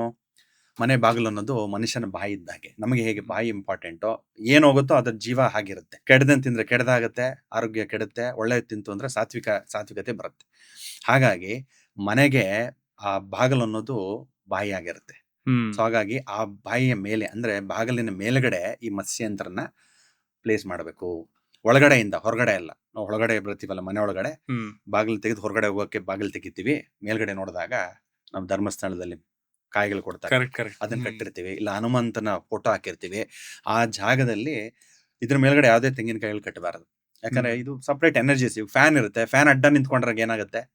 ನಮ್ಗೆ ಗಾಳಿ ಬರೋದು ಡಿಸ್ಟರ್ಬ್ ಆಗುತ್ತೆ. ಹಾಗಾಗಿ ಯಾವುದೇ ಯಂತ್ರಗಳಾಗ್ಲಿ, ದೇವ್ರ ಫೋಟೋಗಳಾಗ್ಲಿ, ಫೋಟೋ ಮೇಲೆ ಫೋಟೋ ಇಡೋವಂಥದ್ದು, ಅದ್ರ ಮೇಲೆ ತೆಂಗಿನಕಾಯಿ ಅಡ್ಡ ಬರೋವಂಥದ್ದು ಮಾಡಬಾರ್ದು. ಅದರದೇ ಒಂದು ಎನರ್ಜೀಸ್ ಇರುತ್ತೆ. ಸೊ ಹಾಗಾಗಿ ಏನೇ ವಾಸ್ತು ದೋಷ ಇದ್ರು ಮನೆಯಲ್ಲಿ ಗೊತ್ತಿಲ್ದೋ ತಪ್ಪಾಗಿರುತ್ತೆ. ನೀವು ಎಷ್ಟೇ ನೋಡಿದ್ರು 100% ವಾಸ್ತು ಸಾಧ್ಯ ಇಲ್ಲ. 100% ವಾಸ್ತುನ ಪರಿಗಣಿಸಿ ಯಾವ್ದಾದ್ರು ಒಂದು ಮನೆ ಕಟ್ಟಿರೋದು ಇತಿಹಾಸದಲ್ಲಿ ಇದೆಯಾ? 100% ಸಾಧ್ಯನೇ ಇಲ್ಲ. ದೇವತೆಗಳಿಗೆ ಆಗಲ್ಲ. ಎನಿಥಿಂಗ್ ಪರ್ಫೆಕ್ಟ್ ಈಸ್ ಇಂಪರ್ಫೆಕ್ಟ್ ಅನ್ನೋ ಒಂದು ಸೈನ್ಸೇ ಇದೆ. ಅಲ್ಲೂ ಒಂದು ಫ್ಲಾ ಇರುತ್ತೆ, ಪರ್ಫೆಕ್ಟ್ ಆಗಿ 100%. Anything perfect is imperfect. So Okay. Nature ಯಾವಾಗಲೂ 100% ಪಕ್ಕ ಇರಲ್ಲ. ಬಟ್ ಅಪ್ರಾಕ್ಸಿಮೇಟ್ಲಿ ಎಷ್ಟು ಪರ್ಸೆಂಟ್ ಇದ್ರೆ ಅಟ್ ಲೀಸ್ಟ್ ಆ ಮನೆಗೆ ಶ್ರೇಯಸ್ಸು ಅಂತ ನೀವು ಹೇಳ್ತೀರಾ? ಅರೌಂಡ್ 70-75% ಬಂತು ಅಂದ್ರೆ ಅದೇ ವಾಸ್ತು. ಈಗ ನೋಡಿ, ಒಂದು ಕರೆಕ್ಟಾಗಿ ಬರಬೇಕು ಅಂತಂದ್ರೆ, ವಾಸ್ತು ಬರಬೇಕು ಅಂದ್ರೆ ಒಂದು ದೊಡ್ಡ ಮನೆ ಇರಬೇಕು, ಒಂದು ಅರ್ಧ ಎಕರೆಯಲ್ಲಿ ಮನೆ ಕಟ್ಟಬೇಕು. ಓಕೆ. ಅದರಲ್ಲಿ ಅದಕ್ಕೆ 4 ಕಡೆಯಿಂದ ಜಾಗ ಇರಬೇಕು, ಓಡಾಡಕ್ಕೆ ರೋಡ್ ಇರಬೇಕು. ಸಾಧ್ಯವೇ? ಸಾಧ್ಯನೇ ಇಲ್ಲ. ಹಾಗಾಗಿ ಅಲ್ಲೇ ಹೊಟ್ಟೋಯ್ತದು. ಇವಾಗ ನಾವು ಬರ್ತವ್ರೆಲ್ಲ ಚಿಕ್ಕ ಪುಟ್ಟ ಒಳ್ಳೆ ಬೆಂಕಿಪಟ್ಟಣ ಮನೆಗಳ ತರ ಇರ್ತೀವಿ ಹೌದು. ಅಲ್ವಾ, ಎಲ್ಲ ಮಾಡರ್ನೈಸ್ ಆಗಿ. ಹಾಗಾಗಿ ಅದಕ್ಕೆಲ್ಲ ವಾಸ್ತು ಎಲ್ಲ ನೋಡ್ಕೊಂಡು ಮಾಡಕ್ 100% ತುಂಬಾನೇ ಕಷ್ಟ. ಇರೋದ್ರಲ್ಲಿ 30-40 ಅಂದ್ರೂ ಕೂಡ ಸೈಟ್ ಅಲ್ಲಿ ನಾವು ಅದರಲ್ಲಿ ಓಡಾಡಕ್ಕೆ ಗೌರ್ಮೆಂಟ್ ಸೆಟ್ ಬ್ಯಾಕ್ಸ್ ಬಿಡಬೇಕು, ಎಷ್ಟೊಂದು ಬಿಡಬೇಕು. ಅದಕ್ಕೆ ವಾಟರ್ ಟ್ಯಾಂಕ್ ಅದ್ರ ಒಳಗಡೆನೆ ಬರಬೇಕು, ಕೆಳಗಡೆ ಪಾರ್ಕಿಂಗ್ ಮಾಡಬೇಕು. ಹಾಗಾಗಿ ಎಲ್ಲಿ ವಾಸ್ತು ಅಂತ 100% ನೋಡಕ್ ಸಾಧ್ಯನೇ ಇಲ್ಲ. ಅದಕ್ಕೋಸ್ಕರ ನಾವೇನ್ ಮಾಡ್ಬೇಕು, ಮೇಯ್ನು ಅದು ಪಂಚಭೂತಗಳು ಹೇಳಿದ್ನಲ್ಲ, ಅದೇ ಚೆನ್ನಾಗಿ ಗಾಳಿ ಓಡಾಡೋ ಅಂತದ್ದು, ಮತ್ತೆ ಚೆನ್ನಾಗಿ ಬೆಳಕು ಬರುವಂತದ್ದು. ಇವಾಗ ಬೆಳಕು ಬರಕ್ ಕಾನ್ಸೆಪ್ಟೇ ಇಲ್ಲ. ಎಲ್ಲ ಹತ್ತತ್ರ ಒಂದು ಗೋಡೆ ಮೇಲೆ ಒಂದು ಕೊಟ್ಕೊಂಡಾಗ ಏನ್ ಮಾಡ್ಬೇಕು, ಅಟ್ಲೀಸ್ಟ್ ಬ್ರಹ್ಮಸ್ಥಾನ ಇರುತ್ತಲ್ಲ, ಆ ಒಂದು ರೂಫ್ ಅಲ್ಲಿ ಅಟ್ಲೀಸ್ಟ್ ಅದು ಬ್ರಿಕ್ಸ್ ಹಾಕೋಬೇಕು. ಯಾವ್ದು ಅಂದ್ರೆ ಟ್ರಾನ್ಸ್ಪರೆಂಟ್ ಬ್ರಿಕ್ಸ್, ಗ್ಲಾಸ್ ಬ್ರಿಕ್ಸ್ ಹಾಕೊಂಡಾಗ ಅದು ಬೆಳಕು ಬರುತ್ತೆ. ಹಾಗೆ ಎಲ್ಲೆಲ್ಲಿ ಕಡಿಮೆ ಬೆಳಕು ಬೀಳ್ತಾ ಇದೆಯೋ ಆ ರೀತಿ ಬ್ಯಾಲೆನ್ಸ್ ಮಾಡ್ಕೋಬೇಕು. ಅದು ಸಿಂಪಲ್, ಅದೇ ವಾಸ್ತು. ನಮ್ಗೇನು ಫೈನಲ್ ಆಗಿ ನಾವು ಮನೇಲಿ ಇದ್ದಾಗ ಕೆಲವ್ರ ಮನೆಗಳಲ್ಲಿ ಒಳಗಡೆ ಹೋದಾಗ ಫುಲ್ ಕತ್ಲಿರುತ್ತೆ, ನಮ್ಗೊಂಥರ ಎನರ್ಜೀಸು ಡಿ ಎನರ್ಜೈಸ್ ಆಗ್ಬಿಡುತ್ತೆ. ನಾವು ಮನೆಗೆ ಬಂದ ತಿರುಗಿ ಸುಸ್ತು ತರ ಆಗುತ್ತೆ. ಯಾಕಂದ್ರೆ ಅದು ಮೈಂಡ್, ನಮ್ಮ ದೇಹ ಹೇಗೆ ಅಂತಂದ್ರೆ ನಾವ್ ಏನ್ ನೋಡುತ್ತೋ ಅದನ್ನೇ ಅರ್ಥ ಮಾಡ್ಕೊಡುತ್ತೆ. ಸುಪ್ತ ಮನಸ್ಸು ನಮ್ಗೆ ಗೊತ್ತಾ, ನಾವು ಫಿಸಿಕಲ್ ನಾವು ಬೇರೆ ನೋಡ್ತಾ ಇದ್ರು ಕೂಡ, ಬಟ್ ಬಾಡಿ ಅದನ್ನ ಗ್ರಾಸ್ ಮಾಡ್ತಾ ಇರುತ್ತೆ ನೆಗೆಟಿವ್ ಎನರ್ಜೀಸ್ನ. ಅಲ್ಲಿ ಹೋದಾಗ ನಮ್ಗೆ ಏನೊಂಥರ ಕುತ್ಕೊಳಕ್ ಆಗಲ್ಲ, ಮನ್ಸು ಬರಲ್ಲ. ಕರೆಕ್ಟ್. ಕೆಲವ್ರು ತುಂಬಾ ಖುಷಿ ಆಗತ್ತೆ ನಮ್ಗೆ. ಅದು ಇಲ್ಲಿ ಎಲ್ಲ ಹ್ಯಾಪಿ ಹಾರ್ಮೋನ್ಸ್ ಕ್ರಿಯೇಟ್ ಆಗುತ್ತೆ ನಮ್ಗೆ. ಯಾವ್ದು ಮನೆಯಲ್ಲಿ ಇದ್ದಾಗ್ಲೂ ಆಗ್ಲಿ, ಇಲ್ಲ ಯಾರ ಜೊತೆಲಿ ಮಾತಾಡ್ಬೇಕಾಗ್ಲಿ. ಯಾಕಂದ್ರೆ ನೀವು ಒಂದು ಮಿಷಿನ್, ನಾನು ಒಂದು ಮಿಷಿನ್, ನಮ್ದು ಮ್ಯಾಗ್ನೆಟಿಕ್ ಫ್ಲಕ್ಸ್ ಇಂಟರಪ್ಟ್ ಆಗುತ್ತೆ. ಅವಾಗ ಆದಾಗ ಇದು ಪಾಸಿಟಿವ್ ಅಂದ್ರೆ ಖುಷಿ ಆಗುತ್ತೆ. ನಿಮ್ ನೋಡಿದ್ ಬಹಳ ಖುಷಿ ಆಯ್ತು, ನಮ್ಗೆ ಧನ್ಯವಾದಗಳು ಅಂತ ಹೇಳ್ತೀವಿ. ಮನೆಗೆ ಮಾತ್ರ ಅಲ್ಲ, ಮನುಷ್ಯರಿಗೂ ಸಂಬಂಧಪಟ್ಟಿದ್ದ ಇದು. ಆ ಎನರ್ಜೀಸನ್ನೇ ನಾವು ವಾಸ್ತು ಅಂತ ಹೇಳೋದು. ಹಾಗಾಗಿ ಆ ಎನರ್ಜಿನ ಎಷ್ಟು ಇದು ಮಾಡ್ಕೋತಿರೋ. ಗಾಳಿ ಇಲ್ಲ, ಏನ್ ಮಾಡೋದು, ಅಟ್ಲೀಸ್ಟ್ ರೂಫ್ ಅಲ್ಲಿ ಇವಾಗೆಲ್ಲ ಬಂದಿದೆ, ಅದನ್ನ ಬ್ಲೋವರ್ಸ್ ಅಂತ ಬಂದಿದೆ. ಆ ಬ್ಲೋವರ್ಸ್ ಮಾಡಿ ಎಲ್ಲಾ ಕಡೆ ಒಳ್ಳೆ ಗಾಳಿ ವಾತಾವರಣ ಫಿಲ್ಟರ್ ಮಾಡಿ ಬಿಡುವಂತದ್ದು ಬ್ಲೋವರ್ಸ್. ಈಗ ನೋಡಿ, ಡೆಲ್ಲಿ ಅಂತ ಸಿಟಿಲೆಲ್ಲ ಫುಲ್ ಪೊಲ್ಯೂಷನ್ಸ್ ಇರುತ್ತೆ. ಅಲ್ಲಿ ಪ್ರತಿಯೊಬ್ಬರ ಮನೆಯಲ್ಲೂ ಬ್ಲೋವರ್ಸ್ ಇಟ್ಕೊಂಡಿರ್ತಾರೆ ಒಳಗಡೆ, ಅಂದ್ರೆ ಏರ್ ಪ್ಯೂರಿಫೈರ್ಸ್ ಇಟ್ಕೊಂಡಿರ್ತಾರೆ. ನಾವ್ ಹೇಗೆ AC ಕೂಲ್ ಆಗ್ಲಿ ಅಂತ ಇಟ್ಕೋತೀವೋ, ಚಳಿ ಪ್ರದೇಶದಲ್ಲಿ ಹೀಟ್ ಇಟ್ಕೊಂಡಿರ್ತಾರೆ ಬಿಸಿ ಆಗ್ಲಿ ಅಂತ.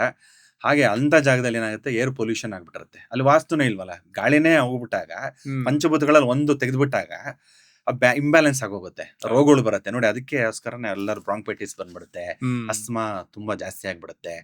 ಅದಕ್ಕೆ balancing is very very important. ನಾವು ಅದೇ ಒಂದು ಮಾತ್ರ ನಮ್ಗೆ ಎಸ್ಕೇಪ್ ಮಾಡಕ್ ಆಗಲ್ಲ. ನಾನು ಫಾರಿನ್ ಹೋಗ್ತೇನೆ ಅಂದ್ರೆ ಆಗಲ್ಲ, ಅದಕ್ಕೆ ದುಡ್ಡು ಬೇಕು, ಅದಕ್ಕೆ ಶಕ್ತಿ ಇರಬೇಕು, ಅದಕ್ಕೆ ವಿದ್ಯಾಭ್ಯಾಸ ಇರಬೇಕು ಅಲ್ವಾ. ಹಾಗಾಗಿ ಎಷ್ಟೋ ಫ್ಯಾಕ್ಟರ್ಸ್ ಬರುತ್ತೆ. ನಾವು ಇರೋಂಥ ಜಾಗನೇ ಶುಚಿಯಾಗಿ ಇಟ್ಕೊಳ್ಳೋವಂಥದ್ದು.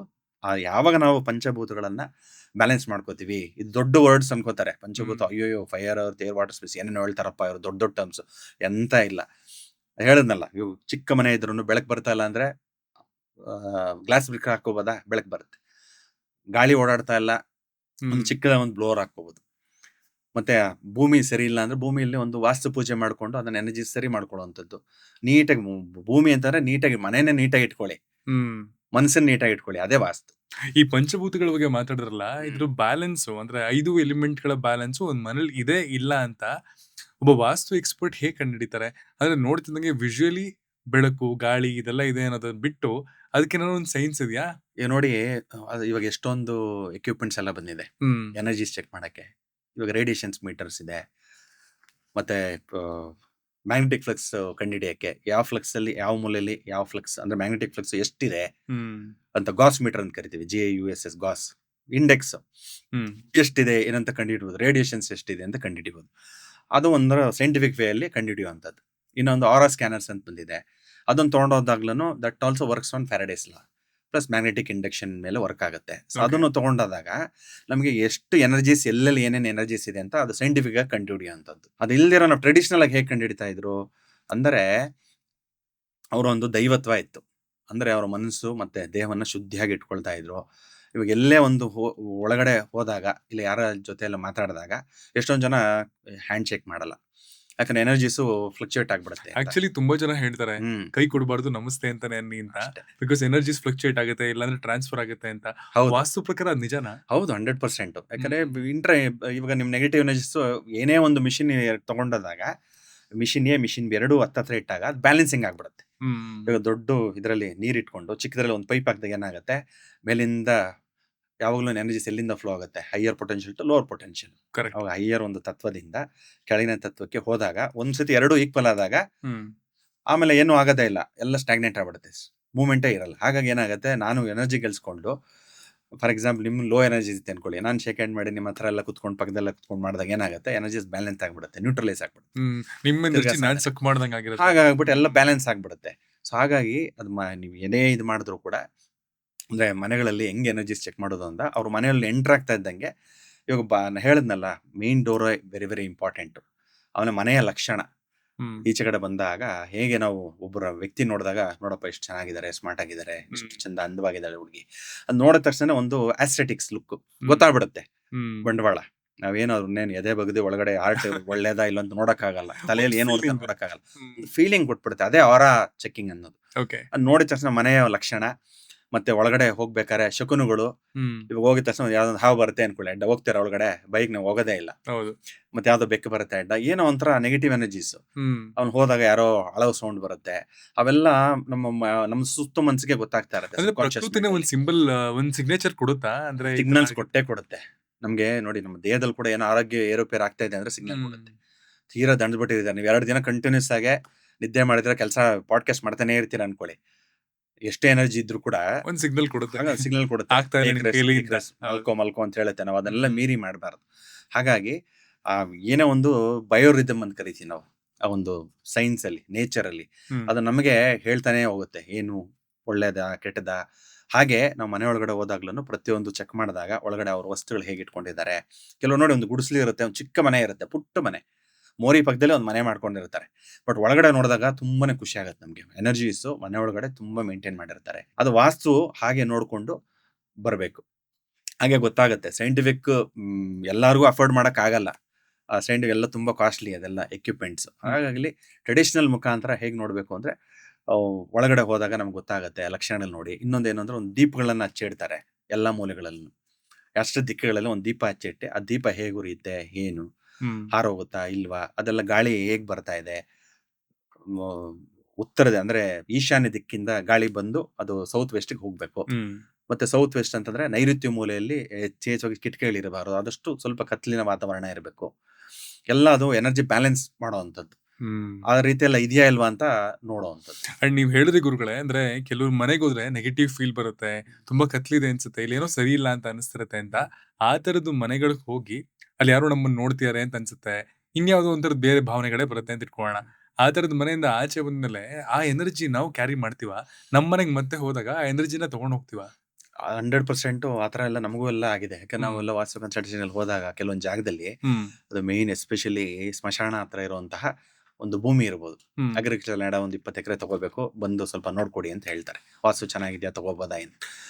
ಅಲ್ಲಿ ನಾವು ಪಾಸ್ ಆಗೋ ಟೈಮಲ್ಲಿ ಸ್ವಲ್ಪ ಎನರ್ಜಿಸ್ ನಮ್ಗೆ ಫೀಲ್ ಆಗುತ್ತೆ. ಅದು ಅಂದ್ರೆ ಅದನ್ನ ಭೂತ ಪ್ರೇತ ಪಿಶಾಚಿ ಅಂತಾನೆ ಅಲ್ಲ. ನಾನು ಹೇಳ್ದೆ ಮ್ಯಾಗ್ನೆಟಿಕ್ ಫ್ಲಕ್ಸ್, ಹೇಗೆ ನಿಮ್ಮ ಮೊಬೈಲ್ ಹತ್ರ ಒಂದು ಮೂವಿ ನೋಡ್ತಾ ಇರ್ಬೇಕಾದ್ರೆ ಒಂದು ಮ್ಯಾಗ್ನೆಟ್ ತಂದು ಹತ್ರ ಇಟ್ಟಾಗ ಏನಾಗುತ್ತೆ, ಫುಲ್ ಫ್ಲಕ್ಚುಯೇಷನ್ಸ್ ಆಗುತ್ತೆ. ಆ ರೀತಿಯ ಮ್ಯಾಗ್ನೆಟಿಕ್ ಫ್ಲಕ್ಸ್, ಮ್ಯಾಗ್ನೆಟಿಕ್ ಇಂಡಕ್ಷನ್ಸ್ ಆದಾಗ ಅದು ನೆಗೆಟಿವ್ ರೂಪದಲ್ಲಿ ನಮಗೊಂಥರ ಫೀಲ್ ಆಗುತ್ತೆ. ಅದೇ ನೆಗೆಟಿವ್ ಎನರ್ಜಿ. ಫಿಲಮ್ ಅಲ್ಲಿ ತೋರಿಸೋ ತರ ಭೂತ ಪ್ರೇತ ಪಿಶಾಚಿ ಆ ತರ ನಾವು ಕಂಡಿಲ್ಲ, ಅದು ಗೊತ್ತೂ ಇಲ್ಲ ನಮ್ಗೆ ಇದೆಯೋ ಇಲ್ವೋ ಅಂತ. ಬಟ್ ಏನಂದ್ರೆ we can feel that negativity. ಅದು ಒಂಥರ ನಮ್ಗೊಂಥರ ಮೈಂಡ್ ಇದ್ದಕ್ಕಿದ್ದಂಗೆ ಮೂಡ್ ಸ್ವಿಂಗ್ಸ್ ಆಗ್ಬಿಡುತ್ತೆ. ಏನೋ ಸರಿ ಇಲ್ಲ, ಸಮಥಿಂಗ್ ಇಸ್ ನಾಟ್, ಇದು ಎಷ್ಟು ಬೇಗ ಆಗುತ್ತೋ ಜಾಗ ಖಾಲಿ ಮಾಡೋಣ, ನಮ್ಮ ಮನೆಗೆ ಹೋಗೋಣ, ಇಲ್ಲಿ ಯಾಕೋ ಸರಿ ಇರುತ್ತೆ, ಅದು ಫೀಲಿಂಗ್ ಬಂದ್ಬಿಡುತ್ತೆ. ಅದು ಪ್ರತಿಯೊಬ್ಬರಿಗೂ ಅದು ಇನ್ಸ್ಟಿಂಕ್ಟ್ ಅಂತ, ಬರ್ತ್ ಇನ್ಸ್ಟಿಂಕ್ಟ್ಸ್ ಇದ್ದೇ ಇರುತ್ತೆ. ನೀವು ಅದು ಬಿಸಿ, ಇವಾಗ ಗೊತ್ತಿಲ್ದಿರೋ ಒಂದು ಕ್ಯಾಂಡಲ್ ಕಣ್ಣು ಮುಚ್ಕೊಂಡು ಅದು ಬೆರಳೆ ಇಡಿಸ್ತಾರೆ, ನಿಮ್ಗೆ ಸಡನ್ ಆಗಿ ಅದು ಎತ್ಕೊಳ್ಳುತ್ತೆ. ಅದು ನೀವು ಕಣ್ಣಿಂದ ನೋಡಿ, ಓ ಇದು ಬಿಸಿ ಆಗುತ್ತೆ, ಅದೆಲ್ಲ ಯೋಚನೆ ಮಾಡೋ ಅಂಥದ್ದೇ ಇಲ್ಲ. ಹಾಗಾಗಿ ಮನುಷ್ಯನ ದೇಹ ಬ್ಯೂಟಿಫುಲ್ ಆಗಿ ದೇವರು ಡಿಸೈನ್ ಮಾಡಿದ್ದಾನೆ. ಆ ರೀತಿ ವಾಸ್ತುಗಳು ಕೂಡ ನಾವು ಆ ಎನರ್ಜೀಸ್, ಒಳ್ಳೆ energies, negative energies, main especially ದೇವಸ್ಥಾನಗಳಿಗೆ ಹೋದಾಗ ಎನರ್ಜೀಸ್ ತುಂಬಾ ಹೈ ಇರುತ್ತೆ. ಅದೇ ರೋಡ್ ಸೈಡ್ ದೇವಸ್ಥಾನ ಚಿಕ್ಕ ಪುಟ್ಟ ಮಾಡಿರ್ತಾರೆ, ನೀವು ಹೋದ್ರೂ ಅದು ಫೀಲೇ ಆಗಲ್ಲ. ಏನು ದೇವಸ್ಥಾನ ನಮಸ್ಕಾರ ಮಾಡ್ಕೊಂಡ್ ಬರ್ತೀವಿ ಹೊರತು, ಹಳೆಯ ಕಾಲದಲ್ಲಿ ವಾಸ್ತು ಪ್ರಕಾರ ಕಟ್ಟಿರುವಂತದ್ದು ದೇವಸ್ಥಾನಗಳು ಅದು ಗೋಲ್ಡನ್ ರೇಷಿಯೋ ಯೂಸ್ ಮಾಡ್ಕೊಂಡು ಮಾಡಿರೋಂಥದ್ದು. ಅಲ್ಲಿ ಹೋದಾಗ ಎನರ್ಜಿಸ್ನೇ ಬೇರೆ. ಅಂಡ್ ಕೆಲವೊಂದು ಪುರಾತನ ದೇವಸ್ಥಾನಗಳಿರುತ್ತಲ್ಲ, ತುಂಬಾ ಹಳೇದು, ನೂರಾರು ವರ್ಷದ ಹಳೆ ದೇವಸ್ಥಾನಗಳು. ಅಲ್ಲಿ ಹೋದ್ರೆ ಆ ಪರಿಮಳ ಆಗ್ಲಿ, ಆ ಸೌಂಡ್ ವೈಬ್ರೇಷನ್ಸ್ ಆಗ್ಲಿ, ಅಲ್ಲಿ ಕುತ್ಕೊಂಡಾಗ ಸಿಗುವಂತಹ ನೆಮ್ಮದಿ ಆಗ್ಲಿ, ಈಗ ಹೊಸದಾಗಿ ನಿರ್ಮಾಣ ಆಗಿರುವಂತಹ ದೇವಸ್ಥಾನಗಳಲ್ಲಿ ಸಿಗೋದ್ ಕಮ್ಮಿ ಅಂತ ಅನ್ಸುತ್ತೆ ನನಗೆ ಪರ್ಸನಲಿ. ನಿಜಾನ ಅದು? ಹೌದು, 100%. ಯಾಕಂದ್ರೆ ಅದು ಇನ್ನೊಂದೇನು ಅಂತಂದ್ರೆ, ಈ ಹೊಸ ದೇವಸ್ಥಾನಗಳು ಆಗಿನ ಕಾಲಕ್ಕಿಂತ ಹೆಚ್ಚುವಾಗಿ ವಾಸ್ತು ಒಂದು 4-5 ಎಕ್ಸ್ಪರ್ಟ್ಸ್ನ ಕರೆಸಿ, ಹ್ಮ್ ಆಮೇಲೆ ಶಿಲ್ಪಶಾಸ್ತ್ರಗಳನ್ನ ಕರೆಸಿ, ಆಗಮಿಕರನ್ನ ಕರೆಸಿ ಎಲ್ಲ ಮಾಡ್ತಾರೆ ದುಡ್ಡಿರೋರು. ತುಂಬಾ ಬ್ಯೂಟಿಫುಲ್ ಆಗಿ ಕಟ್ತಾರೆ ವಾಸ್ತು ಪ್ರಕಾರ 100% ಅಂತ. 100% ಇರುತ್ತೆ, ತಪ್ಪಿಲ್ಲ. ಅಂದ್ರೆ 100% ಅಂದ್ರೆ ನಾನು ಹೇಳೋದು ಒಂದು 60-75% ಬಂದ್ರೇನೆ 100% ವಾಸ್ತು ಈಗಿನ ಕಾಲದಲ್ಲಿ. ಅಂದ್ರೆ ಫುಲ್ ಎಕ್ಸ್ಟೆಂಟ್ ಅಲ್ಲಿ ಮಾಡಿದ್ರು ಕೂಡ ಅದೇನಾಗುತ್ತೆ ಅಂದ್ರೆ, ಹಳೆಯ ಕಾಲದಲ್ಲಿ ಎಷ್ಟೋ ಮಂತ್ರಗಳಾಗಿರುತ್ತೆ, ಸೌಂಡ್ ಥೆರಪಿ. ಆ ಸೌಂಡ್ ಹೇಳಿ ಹೇಳಿ ಹೇಳಿ ಏನಾಗುತ್ತೆ, ಒಂಥರ ಹೀಲಿಂಗ್ ಆಗ್ಬಿಟ್ಟಿರುತ್ತೆ ಅದು. ಆ ವಿಗ್ರಹಗಳಿಗೆ ಎಷ್ಟು ಶಕ್ತಿ ಇರುತ್ತೆ ಅಂದ್ರೆ, ನಾವು ಜಸ್ಟ್ ಅಲ್ಲಿ ದೂರದಿಂದ ಹತ್ರ ಹೋಗಿ ನೋಡ್ಬೇಕು ಅಂತಾನೆ ಇಲ್ಲ, ದೂರದಿಂದ ಹೋಗಿ ಅದ ಮುಂದೆ ದರ್ಶನ ಮಾಡ್ಬಿಟ್ರೆ ಸಾಕು, ಎನರ್ಜೀಸ್ ಅದು ಕಾಣಿಸುತ್ತಲ್ಲ ನಮ್ಗೆ, ಅದು ಪ್ರೋಸೆಸ್ ಆಗಿ ತಲೆಯಲ್ಲಿ ಕುತ್ಕೊಂಡ ಇಮೇಜಿನ ಖುಷಿನೇ ಬೇರೆ. ಕಣ್ಣಲ್ಲಿ ನೀರು ತಾನಾಗ್ ತಾನೇ ಆನಂದ ಬಾಷ್ಪ ಬಂದ್ಬಿಡುತ್ತೆ. ಎಷ್ಟೋ ದೇವಸ್ಥಾನ, ತಿರುಪತಿಗೆ ಹೋದಾಗ ಅನ್ಸಿರುತ್ತೆ, ಹೌದು. ಆಮೇಲೆ ಬೆಂಗಳೂರಲ್ಲಿ ಎಷ್ಟೊಂದು ಬನಶಂಕರಿ ದೇವಸ್ಥಾನಕ್ಕೆ ಹೋದಾಗ ಅನ್ಸುತ್ತೆ, ಗವಿ ಗಂಗಾಧರ. ಗವಿ ಗಂಗಾಧರೇಶ್ವರಕ್ಕೆ ಹೋದಾಗ ಅನ್ಸುತ್ತೆ, ವಿದ್ಯಾರಣ್ಯಪುರ ದೇವಸ್ಥಾನಕ್ಕೆ ಹೋದಾಗ Correct. ಅನ್ಸುತ್ತೆ, ಕಾಳಿಕಾ ದುರ್ಗಾ ಪರಮೇಶ್ವರಿ, ಅವೆಲ್ಲ ತುಂಬಾ ಶಕ್ತಿಯುತ ದೇವರುಗಳು. ಆ ಶಿಲೆಗಳನ್ನ ನೋಡ್ತು ಅಂದ್ರೆ ಏನೋ ಒಂದು ವೈಬ್ರೇಷನ್ಸ್. ಅದಕ್ಕೆ ವಾಸ್ತು ಅಂತಂದ್ರೆ ಏನಂದ್ರೆ, ನಾವ್ ಏನ್ ನೋಡ್ತೀವೋ ಅದು ಒಂದು ವೈಬ್ರೇಷನ್ ಕ್ರಿಯೇಟ್ ಆಗುತ್ತೆ ಮೈಂಡ್ ಅಲ್ಲಿ, ಒಂದು ಪಿಕ್ಚರ್ ಕ್ರಿಯೇಟ್ ಆಗುತ್ತೆ, ಅದ್ರ ತಕ್ಕನಂಗೆ ಎಮೋಷನ್ಸ್ ಕ್ರಿಯೇಟ್ ಆಗುತ್ತೆ. Everything is based.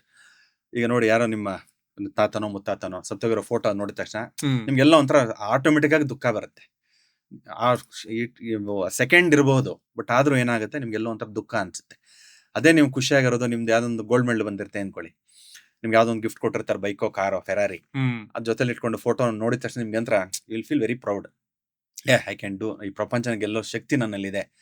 ಅದಕ್ಕೆ ಆ ಒಂದೊಂದು ವಸ್ತುಗಳು ಮನೇಲಿ ಏನ್ ಇಟ್ಕೊಂತೀವೋ ಅದೆಲ್ಲ ಮೇಲೆಲ್ಲ ಡಿಪೆಂಡ್ ಆಗುತ್ತೆ. ನಾವು ನೋಡದೆ ಡೈರೆಕ್ಟ್ ಆಗಿ ಅದನ್ನ ಗಮನ ಇಟ್ಟು ನೋಡದೇ ಇದ್ರು ಕೂಡ ನಮ್ದು ಸುತ್ತ ಮನಸ್ಸು ಅದನ್ನೆಲ್ಲ ಗಮನಿಸ್ತಾ ಇರುತ್ತೆ.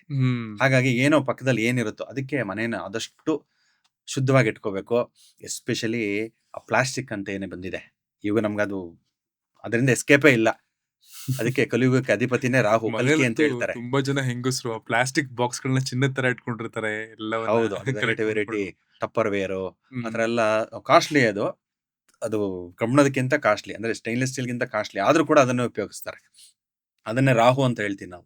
ಎನಿ ಟೆಕ್ನಾಲಜಿ, ಯಾಕಂದ್ರೆ ಇವಾಗ ಕಲಿಯುಗ ಫುಲ್ ಆಫ್ ಟೆಕ್ನಾಲಜಿನೇ, ಅದನ್ನೇ ರಾಹು ಅಂತ ಹೇಳ್ತೀವಿ. ಕಲಿಕೆಗೆ ಅಧಿಪತಿನೇ ರಾಹು.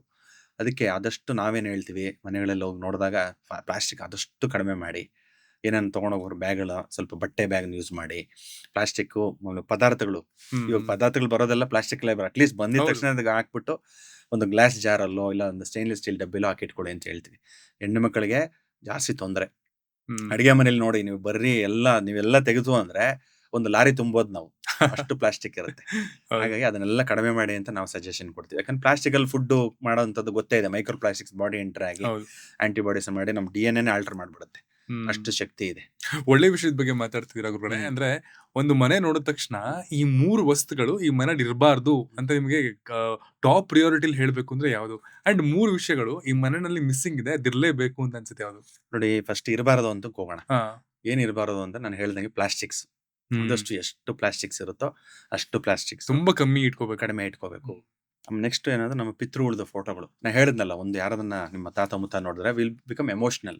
ಹಾಗಾಗಿ ಅದನ್ನ ಒಂದು ಬಟ್ಟೆಯಲ್ಲಿ ಸುತ್ತು ಒಳಗಡೆ ಇಟ್ಕೊಳ್ಳಿ. ಯಾವಾಗ ಅವ್ರದ್ದು ತಿಥಿ ಕಾರ್ಯಗಳು ಅದೆಲ್ಲ ಬಂದಾಗ, ಆಗ ನಿಮ್ಮ ತಂದೆ ತಾತ ಬೇಕಾದ್ರೆ ಹಾಕೊಳ್ಳಿ, ತೊಂದರೆ ಇಲ್ಲ. ಬಟ್ ಏನಾದ್ರು ಅಕಸ್ಮಾತ್ ಏನನ್ನ ತೀರೋಗಿದ್ರೆ ಹಾಕೊಳ್ಳಿ. ಅದೇನಂದ್ರೆ ತಾತ ಮುತ್ತಾತ 7-10 ತಲೆಮಾರು ಅದು ನೋಡ್ತು ಅಂದ್ರೆ ಒಳ್ಳೆ ಎಕ್ಸಿಬಿಷನ್ಸ್ ತರ ಇಟ್ಕೊಂಡಿರ್ತಾರೆ, ಡಿಸ್ಪ್ಲೇ ಇಟ್ಕೊಂಡಿರ್ತಾರೆ. ಅದೇ ನೋಡಿ, ಏನೋ ಒಳ್ಳೆ ಕೆಲ್ಸಕ್ಕೆ ಹೊರಗಡೆ ಹೋಗ್ಬೇಕು, ನೋಡಿ ದೇವ್ರ ನಮಸ್ಕಾರ ಮಾಡಿ ಪಿತೃಗಳೆಲ್ಲ ಮಾಡಿಸ್ತಾರೆ.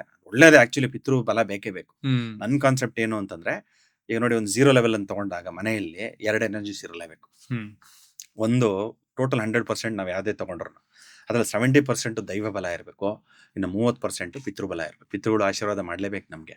ಹಾಗಾಗಿ 30% ಪಿತೃಬಲ, 70% ದೈವ ಬಲ ಇರಬೇಕು. ಆಗ್ಲೇ ಮನೆಯಲ್ಲಿ ಒಂಥರ ಎನರ್ಜೀಸು ಜಾಸ್ತಿ ಇರುತ್ತೆ. ನಾವೇ ಬೇಕಂತ ಪಿತೃಬಲಗಳನ್ನ ಅಂದ್ರೆ ನೆಗೆಟಿವ್ ಎನರ್ಜೀಸ್ನ ಜಾಸ್ತಿ ಮಾಡ್ಕೊಂತ ಹೋಗ್ತೀವಿ. ಪಿತೃಗಳು ಎಲ್ಲಿ ವಾಸವಾಗಿರುತ್ತಾರೆ ಅಂತಂದ್ರೆ, ಅದು ನೈಋತ್ಯ ಮೂಲೆಯಲ್ಲಿ ವಾಸವಾಗಿರುತ್ತೆ. ಅದು ನೈಋತ್ಯ ಮೂಲೆಗೆ ಸೌತ್ ವೆಸ್ಟ್ ಅಂತ ಹೇಳ್ತೀವಿ. ಅಲ್ಲಿಗೆ ರಾಹುನ ಅಧಿಪತಿ ಮಾಡ್ತಾರೆ ಗ್ರಹಗಳಲ್ಲಿ. ರಾಹು ಒಂದು ಬಂತಲ್ಲ ತಿರ್ಗಾ ಅಲ್ಲೇ, ರಾಹು ಅದನ್ನ ಬಾಹುರ್ಬಲಂ ಅಂತ ಹೇಳ್ತೀವಿ, ಬಾಹುಬಲ ಅಂತೆ. ಏನೇ ಮಾಡಬೇಕು ಅಂತ ಶಕ್ತಿ ಅದು ಕೊಡುತ್ತೆ. ಬಟ್ ಅದು ಪಿತೃಗಳು ಕೂಡ ಯಾಕಂದ್ರೆ ಅವರು ನಮ್ಮ ತಂದೆ ತಾಯಿ ನಮ್ಗೆ ಪೋಷಕಾಂಶ ಕೊಟ್ಟು ಊಟ ಕೊಟ್ಟು ಎಲ್ಲ ಬೆಳೆಸಿ ಅವರು ನಮ್ಗೆಲ್ಲ ಒಂದು ಇಂಡಿಪೆಂಡೆಂಟ್ ಆಗಿ ಮಾಡಿರ್ತಾರೆ. ಹಾಗಾಗಿ ನಾವು ಹೋದ್ರು ಕೂಡ ಸರ್ಪ ರೂಪದಲ್ಲಿ ಇರ್ತಾರೆ ಅಂತ. ಆ ಮೂಲೆ ಇರುತ್ತಲ್ಲ, ನಾವೇನು ಕುಬೇರ ಮೂಲೆ ಅಂತ ಕರಿತೀವಿ, ಅದು ಕುಬೇರ ಮೂಲೆ ಅಲ್ಲ. ಆಕ್ಚುಲಿ ನಾವು ಅದು ವಸ್ತ್ರ ಮತ್ತೆ ಒಡವೆ ಹಣಕಾಸು ಎಲ್ಲ ಅಲ್ಲಿ ಇಟ್ಕೊಳೋದ್ರಿಂದ ಏನಾಗುತ್ತೆ, ಕುಬೇರ ಅಲ್ಲಿರ್ತಾ ಲಕ್ಷ್ಮಿ ಇರ್ತಾರೆ ಅಂದ್ಬಿಟ್ಟು, ಎಲ್ಲಿ ಲಕ್ಷ್ಮಿ ಇರುತ್ತೋ ಕುಬೇರ ಇರಬೇಕು ಅಂತ ಕುಬೇರ ಮೂಲೆ ಅಂತ ಜನರಲ್ ಆಗಿ ಹೇಳ್ಬಿಡ್ತಾರೆ. ಬಟ್ ಆಕ್ಚುಲಿ ಕುಬೇರ ಮೂಲೆ ಇರೋದೇ ಉತ್ತರ ದಿಕ್ಕಲ್ಲಿ, ಮೂಲೆ ಅಲ್ಲ ಅದು. ಉತ್ತರ ದಿಕ್ಕಲ್ಲಿ ಕುಬೇರ ರಾರಾಜ ಆಗಿರ್ತಾನೆ. ಅದಕ್ಕೆ ಈ ಇಟ್ಕೋಬಾರ್ದು ಏನು ಅಂತಂದ್ರೆ, ಒಂದು ಪ್ಲಾಸ್ಟಿಕ್ ಇಟ್ಕೋಬಾರ್ದು ಅಂತ ಹೇಳಿದೆ, ಇನ್ನೊಂದು ಪಿತೃಗಳು ಎನರ್ಜಿಸ್ ಇಟ್ಕೋಬಾರ್ದು, ಮತ್ತೆ ಇನ್ನೊಂದು ಮನೆಗಳಲ್ಲಿ ಕೆಲವ್ರದ್ದು ಹುಲಿಗಳದ್ದು, ಸಿಂಹ ಆ ಚಿತ್ರಗಳು ಎಲ್ಲ ಇಟ್ಕೊಂಡಿರ್ತಾರೆ. ಆಮೇಲೆ ಓಡೋ ಕುದುರೆ ಇಟ್ಕೊಂಡಿರ್ತಾರೆ. ಓಡೋ ಕುದುರೆಗಳು ಅವೆಲ್ಲ ನೋಡಿ, ಫಸ್ಟ್ ಆಫ್ ಆಲ್ ಕುದುರೆನೇ ಏನೋ ಕಾನ್ಸಂಟ್ರೇಷನ್ ಇಲ್ದೇ ಇರೋಂತ ಪ್ರಾಣಿ. ಅದು ಶಕ್ತಿ ಜಾಸ್ತಿ ಇರುತ್ತೆ. ಅದನ್ನ ಮನುಷ್ಯ ಬುದ್ಧಿ ಉಪಯೋಗಿಸ ಅದ್ರ ಶಕ್ತಿನ ತಾನು ಉಪಯೋಗಿಸ್ಕೊತಾನೆ.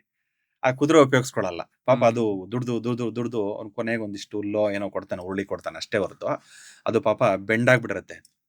ಏನಕ್ಕೆ ಅಂದ್ರೆ ನೋಡಿ, ಕುದುರೆ ಓಡ್ಬೇಕಾದ್ರೂ ಪಕ್ಕದಲ್ಲಿ ಪಟ್ಟಿ ಕಟ್ಟಿರ್ತಾರೆ, ಅಲ್ಲಿ ಇಲ್ಲಿ ನೋಡ್ಬಾರ್ದು ಅಂತ. ಯಾಕಂದ್ರೆ ಚಂಚಲ ಜಾಸ್ತಿ. ಅದಕ್ಕೆ ಮೇಷರಾಶಿ ಅಶ್ವಿನಿ ನಕ್ಷತ್ರದ ಯಾರು ಹುಟ್ಟಿರ್ತಾರೋ ಚಂಚಲತೆ ಜಾಸ್ತಿ. ಎಲ್ಲ ಮಾಡಕ್ ಹೋಗ್ತಾ ಅರ್ಧಂಬರ್ಧ ಕೆಲಸ. ಏನಕ್ಕೆ ಕಾನ್ಸಂಟ್ರೇಷನ್ ಇಲ್ಲ. ತಗೊಂಡ್ತಾರೆ ಏನೋ ಓದ್ಬೇಕು ಅಂತ 5 ನಿಮಿಷಕ್ಕೆ ಹಿಂಗ್ ನೋಡ್ತಾರೆ, ತಿರ್ಗಿ 5 ನಿಮಿಷ ಅಡಿಗೆ ಮೇಲೆ ಹೋಗ್ತಾರೆ, ನೀರು ಕುಡಿತಾರೆ, ತಿರ್ಗಿ ಫ್ರಿಜ್ ಅಲ್ಲಿ ಏನೋ ತೆಗಿತಾರೆ, ಚಿಪ್ಸ್ ತಗೊಂಡ್ಬರ್ತಾರೆ.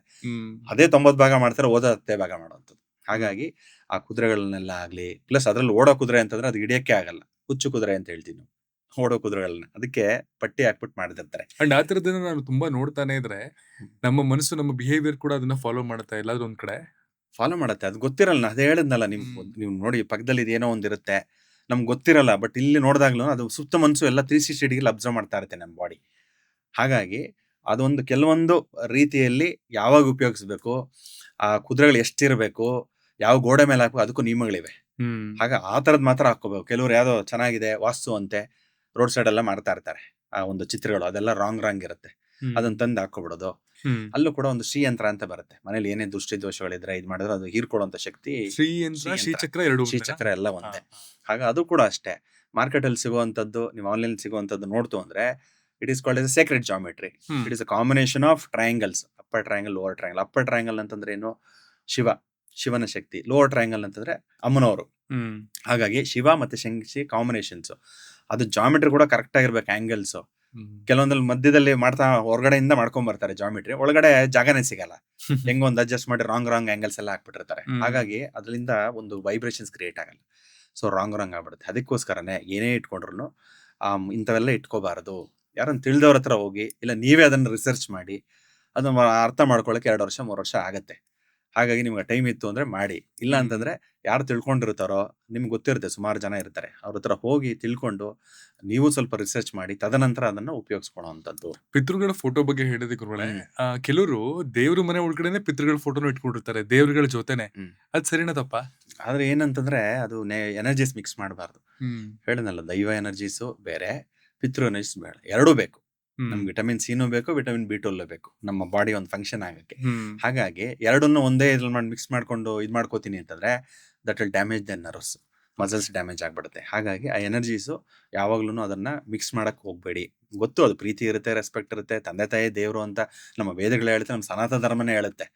ಆದ್ರೂ ಏನಾಗುತ್ತೆ, ಅಲ್ಲಿ ಬೈಫಿಕೇಶನ್ ಬೇಕಾಗತ್ತೆ. ನಿಮ್ಮ ಬೆಡ್ರೂಮ್ ಅಲ್ಲಿ ಹಾಕೊಳ್ಳಿ, ಅದು ನಿರ್ದಿಷ್ಟವಾದ ಜಾಗ ಅಂತ ಇರುತ್ತೆ ವಾಸ್ತು ಪ್ರಕಾರ, ಅದ್ರ ಪ್ರಕಾರ ಹಾಕೊಂಡು ಅಂದ್ರೆ ತೊಂದರೆಗಳು ಆಗಲ್ಲ. ಅದನ್ನ ನೋಡ್ಕೋಬೇಕಾಗತ್ತೆ.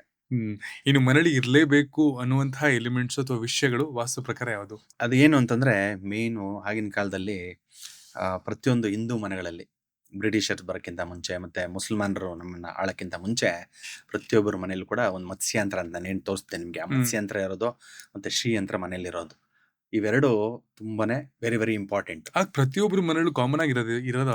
ಆಗಲ್ಲ, ಪ್ರತಿಯೊಂದು ಇದು ತಗೊಂಡಾಗ ಪ್ರತಿಯೊಬ್ಬರು ಹಿಂದೂ ಮನೆಗಳಲ್ಲಿ ಅದು ವಿಶೇಷವಾಗಿ ಬಳಸೋರು ಮತ್ಸ್ಯಂತ್ರ ಮತ್ತೆ ಶ್ರೀಯಂತ್ರನ ಆರಾಧನೆ ಮಾಡೋರು. ಕೆಲವರು ಹೇಳ್ತಾರೆ ಶ್ರೀಯಂತ್ರ ಇಟ್ಕೊಂಡ್ರೆ ತುಂಬಾ ನಿಯಮ ನಿಷ್ಠೆ ಇರಬೇಕು, 3 ಹೊತ್ತು ಅಭಿಷೇಕ ಮಾಡಬೇಕು ಅಂತ. ಅದನ್ನ ಅನುಷ್ಠಾನ ಮಾಡಿದ್ರೆ ಹೌದು, ಎಸ್, ನಿಮ್ ಅಂಡರ್ಸ್ಟ್ಯಾಂಡಿಂಗ್ ಕರೆಕ್ಟ್. ಇದು ನಾವು ಒಂದು ದೇವಿ ಸ್ವರೂಪದಲ್ಲಿ ನಾವು ಇಟ್ಕೊಂಡು ಅದನ್ನ ಪೂಜೆ ಮಾಡ್ದಂದ್ರೆ, ಹೇಗೆ ನಾವು ಬೇರೆ ವಿಗ್ರಹನ ಇಟ್ಕೊಂಡು ಪೂಜೆ ಮಾಡ್ತೀವೋ ಆ ರೀತಿ ಇಟ್ಕೊಂಡು ಮಾಡ್ಬೋದು. ಅದ್ರೇನು ತೊಂದರೆ ಏನಾಗಲ್ಲ. ಅದು ಬಿಟ್ಟು ಇನ್ನೊಂದೇನು ಅಂತಾರೆ ವೆರಿ ವೆರಿ ಇಂಪಾರ್ಟೆಂಟ್, ತುಳಸಿ ಕಟ್ಟೆ. ತುಳಸಿ ಕಟ್ಟೆ ಅಲ್ಲ, ತುಳಸಿ ಕಟ್ಟೆ ಎಷ್ಟೊಂದು ಜನಲ್ಲಿ ಇರುತ್ತೆ, ಅದರೊಳಗೆ ತುಳಸಿ ಗಿಡನೇ ಇರಲ್ಲ. ಅಂಡ್ ಎಷ್ಟೊಂದ್ ಜನದ ಮನೆಗಳಲ್ಲಿ ಕಟ್ಟೆ ಇರಲ್ಲ, ಬರೀ ಕಟ್ಟೆ ಇರಲ್ಲ, ಬಾಟಲೇ ಬಾಟಲ್ ತುಳಸಿ ಇರುತ್ತೆ. ಇರುತ್ತೆ. ಹಾಗಾಗಿ ಆ ತುಳಸಿ ಕಟ್ಟೆಗೂ ವಾಸ್ತು ಅಪ್ಲೈ ಆಗುತ್ತೆ. ಅದಕ್ಕೂ ಕೂಡ ಡೈಮೆನ್ಷನ್ಸ್ ಇದೆ. ಇಷ್ಟೇ ಎತ್ತರ ಇರಬೇಕು, ಇದೇ ರೀತಿ ಇರಬೇಕು, ಈ ತರ ಲಕ್ಷಣ ಇರಬೇಕು ಅಂತ. ಹಾಗಾಗಿ ಅದನ್ನ ಮಾಡ್ಕೊಂಡು ಅದರಲ್ಲಿ ತುಳಸಿ ಗಿಡನ ಬೆಳೆಸ್ತಾ ಇತ್ತು ಅಂದ್ರೆ ಅದೇನಾಗುತ್ತೆ ಅಂದ್ರೆ, ತುಳಸಿ ಅಂತಂದ್ರೆ ಅದು ಮನೆಯಲ್ಲಿ ಒಂದು ಎನರ್ಜೀಸ್ನ ಕೊಡುವಂಥದ್ದು. ಅದಿತ್ತು ಅಂದ್ರೆ ಮನೆಯನ್ನ ರಕ್ಷಣೆ ಮಾಡುವಂತ ಶಕ್ತಿ ಅದು ತುಳಸಿ ಗಿಡಕ್ಕೆ ಇರುತ್ತೆ.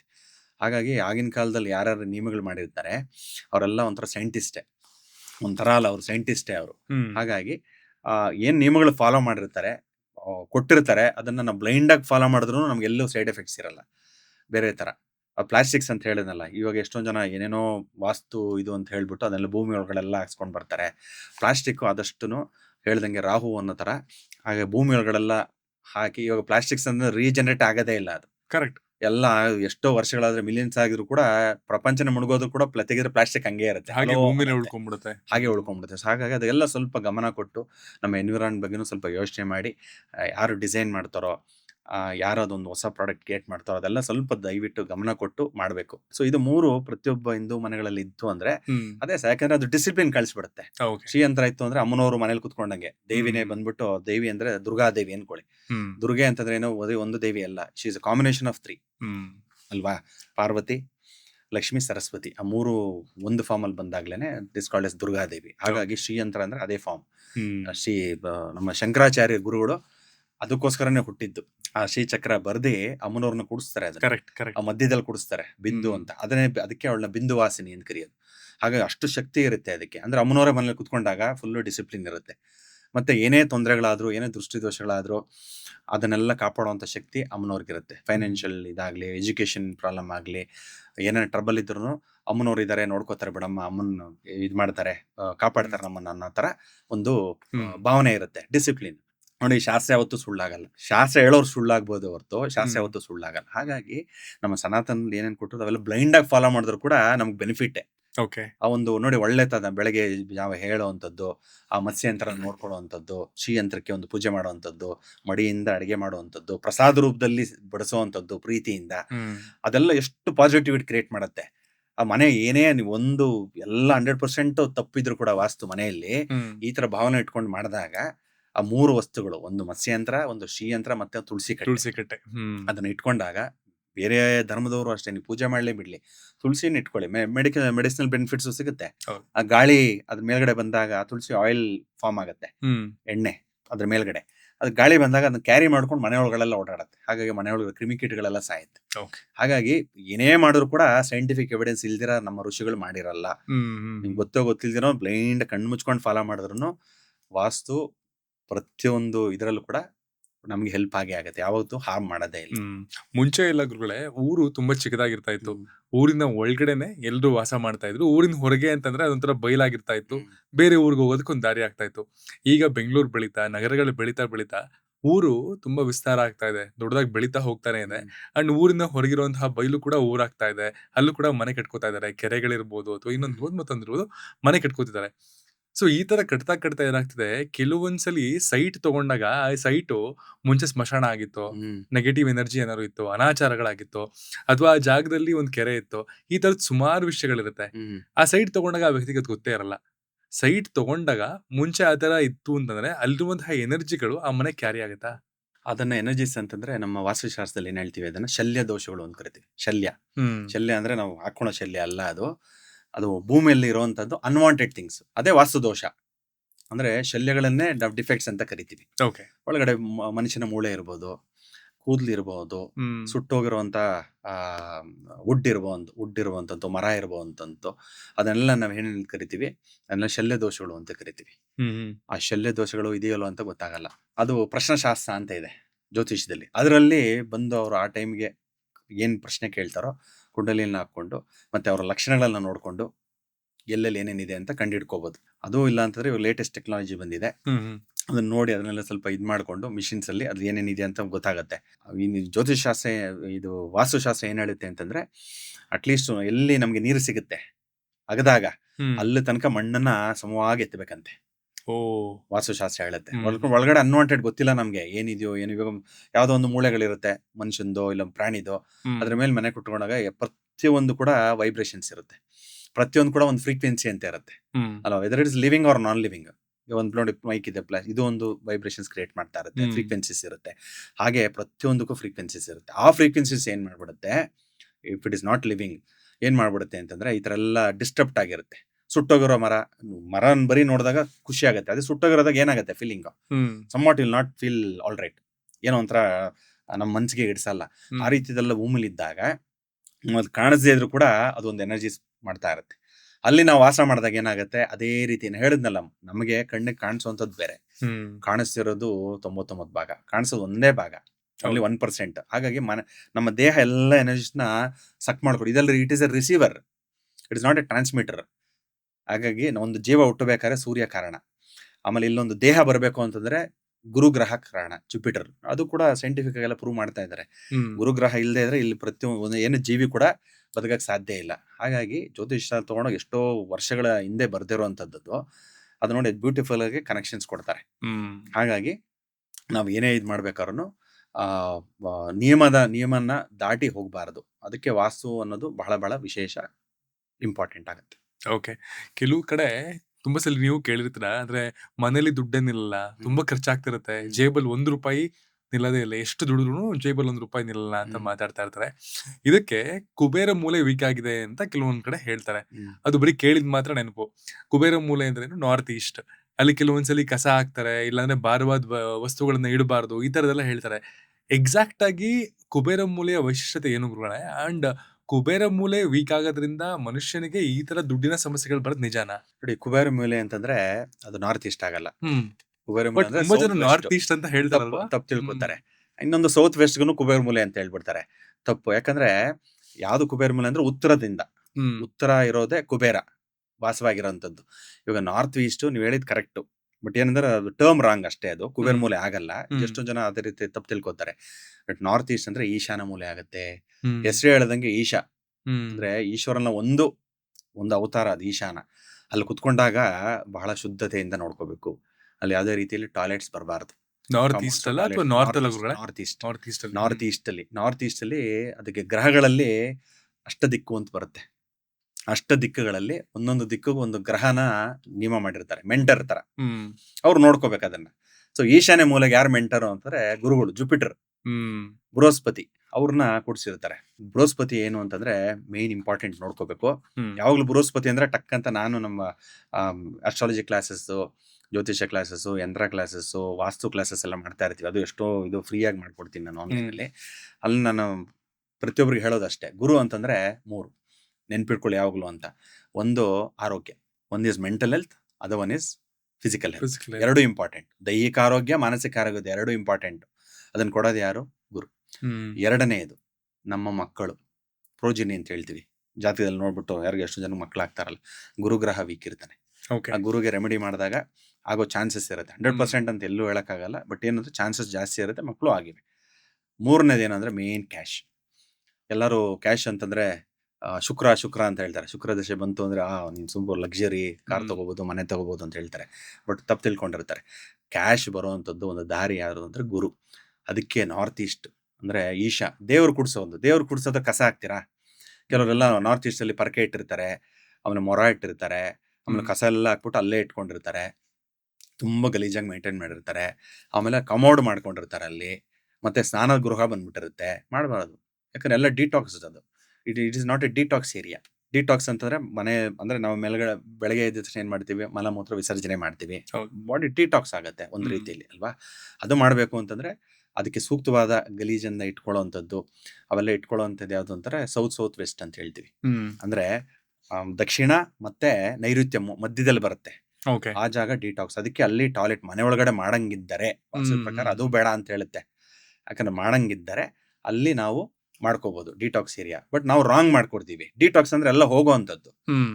ಅದೊಂದು ರಂಧ್ರದಲ್ಲಿ ನೀವು ಫ್ಲಶ್ ಮಾಡಿದ್ರೆ ಎಲ್ಲ ಹೇಗೆ ಹೋಗುತ್ತೋ ಅದನ್ನ ತಗೊಂಡೋಗಿ ನೀವು ದೇವಮೂಲೆಗೆ ಇಟ್ಬಿಟ್ರೆ ಅಲ್ಲಿ ವಾಸ್ತು ಪುರುಷನ ತಲೆ ಇರುತ್ತೆ.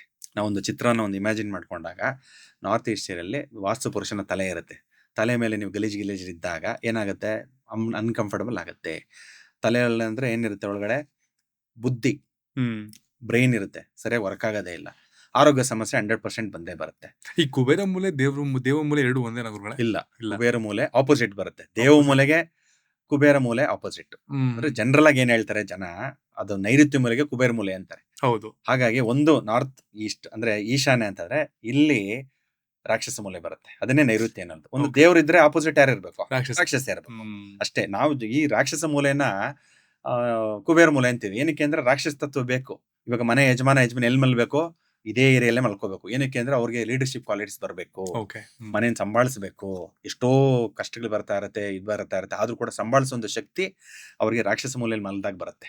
ಯಾಕಂದ್ರೆ ಪಿತೃಗಳು ಕೂಡ ವಾಸ ಅಲ್ಲೇ ರಾಹು ಜಾಗದಲ್ಲಿ. ಹಾಗಾಗಿ ಅಲ್ಲಿ ಪಿತೃಗಳು, ನೀವು ಚಿಕ್ಕ ಮಗು ಇದ್ದಾಗ ಹೇಗೆ ನೀವು ಕಾಪಾಡ್ಕೋತಿರೋ ಅದೇ ರೀತಿ ನಾವು ಮಲಗಿದಾಗ ನಮ್ಮ ತಂದೆ ತಾಯಿಗಳು ನಮ್ಮನ್ನು ಕಾಪಾಡ್ತಾರೆ, ನಮ್ಮ ಪಿತೃಗಳು ಕಾಪಾಡ್ತಾರೆ ಅಂತ ಒಂದು ನಂಬಿಕೆ. ಅದೇ ಜಾಗದಲ್ಲಿ ಏನ್ ಮಾಡ್ಬೇಕು, ಇವಾಗ ಯಾರು ಬಂದ್ರೆ ಧೈರ್ಯ ಇರುತ್ತೆ ನಮ್ಗೆ. ನಮ್ಮ ಹಣಕಾಸು ಎಲ್ಲಿ ಇಟ್ಕೋಬೇಕು? ಅಲ್ಲೇ ಇಟ್ಕೋಬೇಕು. ಯಾಕಂದ್ರೆ ನಮ್ಮ ಸಂಭಾಳಿಸೋ ಶಕ್ತಿ ಕೂಡ ಕೊಟ್ಟಿರ್ತಾನೆ ದೇವ್ರು.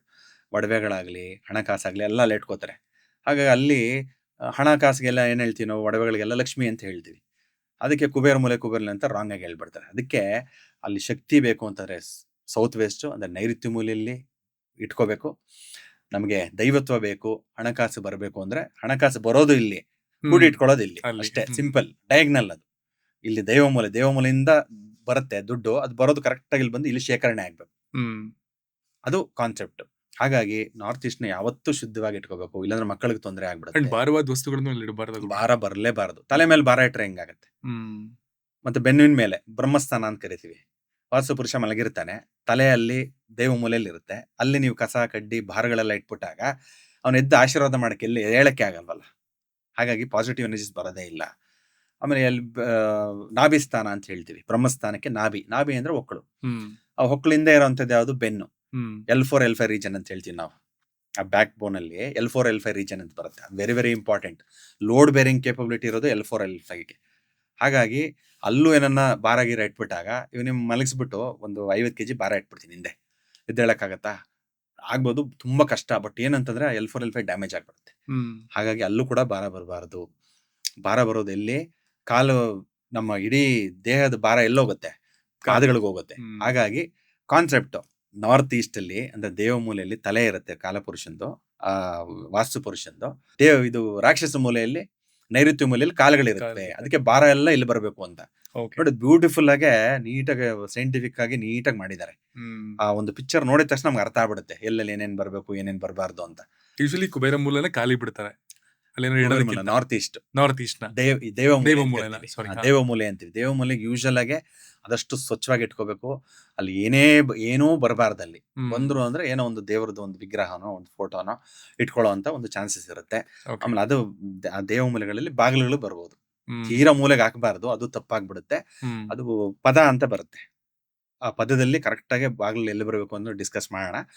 ಅಲ್ಲೇ ಆ ಪದಗಳಲ್ಲೇ ಬಾಗಿಲು ಬರಬೇಕು, ಇಲ್ಲಾಂದ್ರೆ ತೊಂದರೆ ಆಗತ್ತೆ. ಆದಷ್ಟು ತಲೆ ಭಾಗದಲ್ಲಿ, ಇವಾಗ ನಾವು 50 kg ಯಾವಾಗಲೂ ತಲೆ ಮೇಲೆ ಇಟ್ಕೊಂಡು ಓಡಾಡಕ್ಕಾಗತ್ತಾ? ಒಂದ್ ಸ್ವಲ್ಪ ಹೊತ್ತು ಏನೋ ಶೋಗೆ ಇಟ್ಕೊಂಡು ಓಡಾಡಬೋದೇ ಹೊರತು ಆಮೇಲೆ ಸ್ಟೈನ್ ಆಗ್ಬಿಡುತ್ತೆ. ಆಗಲ್ಲ, ನೀವು ಏನೇ ಬೇರೆ ಕೆಲಸ ಮಾಡಕ್ಕಾಗಲ್ಲ. ಅದೇ ಕಾನ್ಸೆಪ್ಟ್ ಅಲ್ಲಿ ಆ ಒಂದು ಇದು ಬರಬಾರದು. ಇನ್ ಅಡಿಗೆ ಮನೆ ಅಂತ ಬಂದ್ರೆ ನಮ್ಮ ಬಾಯಿ, ನಮ್ಮ ದೇಹ, ನಮ್ಮನ್ನೆಲ್ಲ ಕಾಪಾಡ್ತಾ ಇರೋದೇ ಅಡಿಗೆ ಮನೆ. ಅಂಡ್ ಅಡಿಗೆ ಮನೆಯ ವೈಶಿಷ್ಟ್ಯತೆ ಅಂತ ನೋಡಿದಾಗ ಸೌತ್ ಈಸ್ಟ್ ಅಲ್ಲಿ ಬರಬೇಕು, ಅಲ್ಲಿ ಅಗ್ನಿ ಮೂಲೆ ಅಲ್ಲೇ ಬರಬೇಕು ಅಂತ ಹೇಳ್ತಾರೆ. ಅದು ತಪ್ಪಾಗ್ಬಿಟ್ರೆ ಮನೇಲಿ ದೊಡ್ಡ ರಾಜಾಂತಗಳು ಜಗಳಗಳೇ ಆಗುತ್ತೆ ಅಂತಾರೆ. ನಿಜನಾ ಅದು? ಅಗ್ನಿ ತತ್ವ ನೋಡಿ, ಸೈಂಟಿಫಿಕ್ ಆಗಿ ಫಸ್ಟ್ ಬಂದು ಆಮೇಲೆ ಬರೋಣ ಇದಕ್ಕೆ. ಸೈಂಟಿಫಿಕ್ ಆಗಿ ತಗೊಂಡಾಗ ಆಗಿನ ಕಾಲದಲ್ಲಿ ಎಲ್ಲ ಪ್ರತಿಯೊಬ್ಬರ ಮನೆಯಲ್ಲೂ ಮರಗಳನ್ನ ಕರ್ಕೊಂಬರೋರು. ಮರಗಳನ್ನ ಸೌದೆಯ ಒಲೆಗಳಿರೋದು.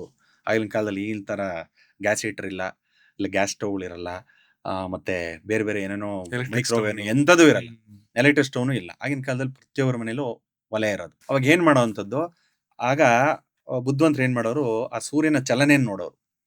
ಎಲ್ಲಿ ಜಾಸ್ತಿ ಹೊತ್ತು ಸೂರ್ಯನ ಬೆಳಕು ಬರುತ್ತೆ ಆ ಚಲನೆ ಒಂದ್ ಕಡೆ ಇದ್ದಾಗ ನೋಡಿ, ಇದು ಕಟ್ಟಿಗೆ ಅನ್ಕೊಳ್ಳಿ, ಸೂರ್ಯನ ಚಲನೆಗೆ ಬಂದಾಗ ನೋಡಿ ಮ್ಯಾಕ್ಸಿಮಮ್ ಟೈಮು ಅದು ಬೀಳ್ತಾ ಇರುತ್ತೆ ಬಿಸಿ. ಆಗ ಒಳಗಡೆ ಮಾಯಿಶ್ಚರ್ ಕಂಟೆಂಟ್ ಎಲ್ಲ ಹೋಗುತ್ತೆ. ಅದು ಒದ್ದೆ ತೇವಾಂಶ ಎಲ್ಲ ಹೋಗಿ ಫುಲ್ಲು ಒಣಗಿರುತ್ತೆ. ಅದನ್ನ ತೆಗೆದು ಒಂಚೂರು ಬೆಂಕಿ ಗಡ್ಡೆ ಹಚ್ಚಿದಾಗ ಹತ್ಕೊಳ್ಳುತ್ತೆ. ಆಗ ಅಡಿಗೆ ಮಾಡಕ್ಕೆ ಈಸಿ, ಜಾಸ್ತಿ ಹೊಗೆನೂ ಆಗಲ್ಲ, ಅವಾಗ ಆರೋಗ್ಯನೂ ಮೇಂಟೈನ್ ಆಗುತ್ತೆ. ಅದು ಒಂದು ಸೈಂಟಿಫಿಕ್ ರೀಸನ್. ಆಗ ಎಲ್ಲ ಹೊರಗಡೆ ಏನ್ ಮಾಡೋರು, ಎಲ್ಲ ಕಟ್ಟಿಗೆಗಳನ್ನ ಜೋಡಿಸಿ ಇಟ್ಕೊಳ್ಳೋರು.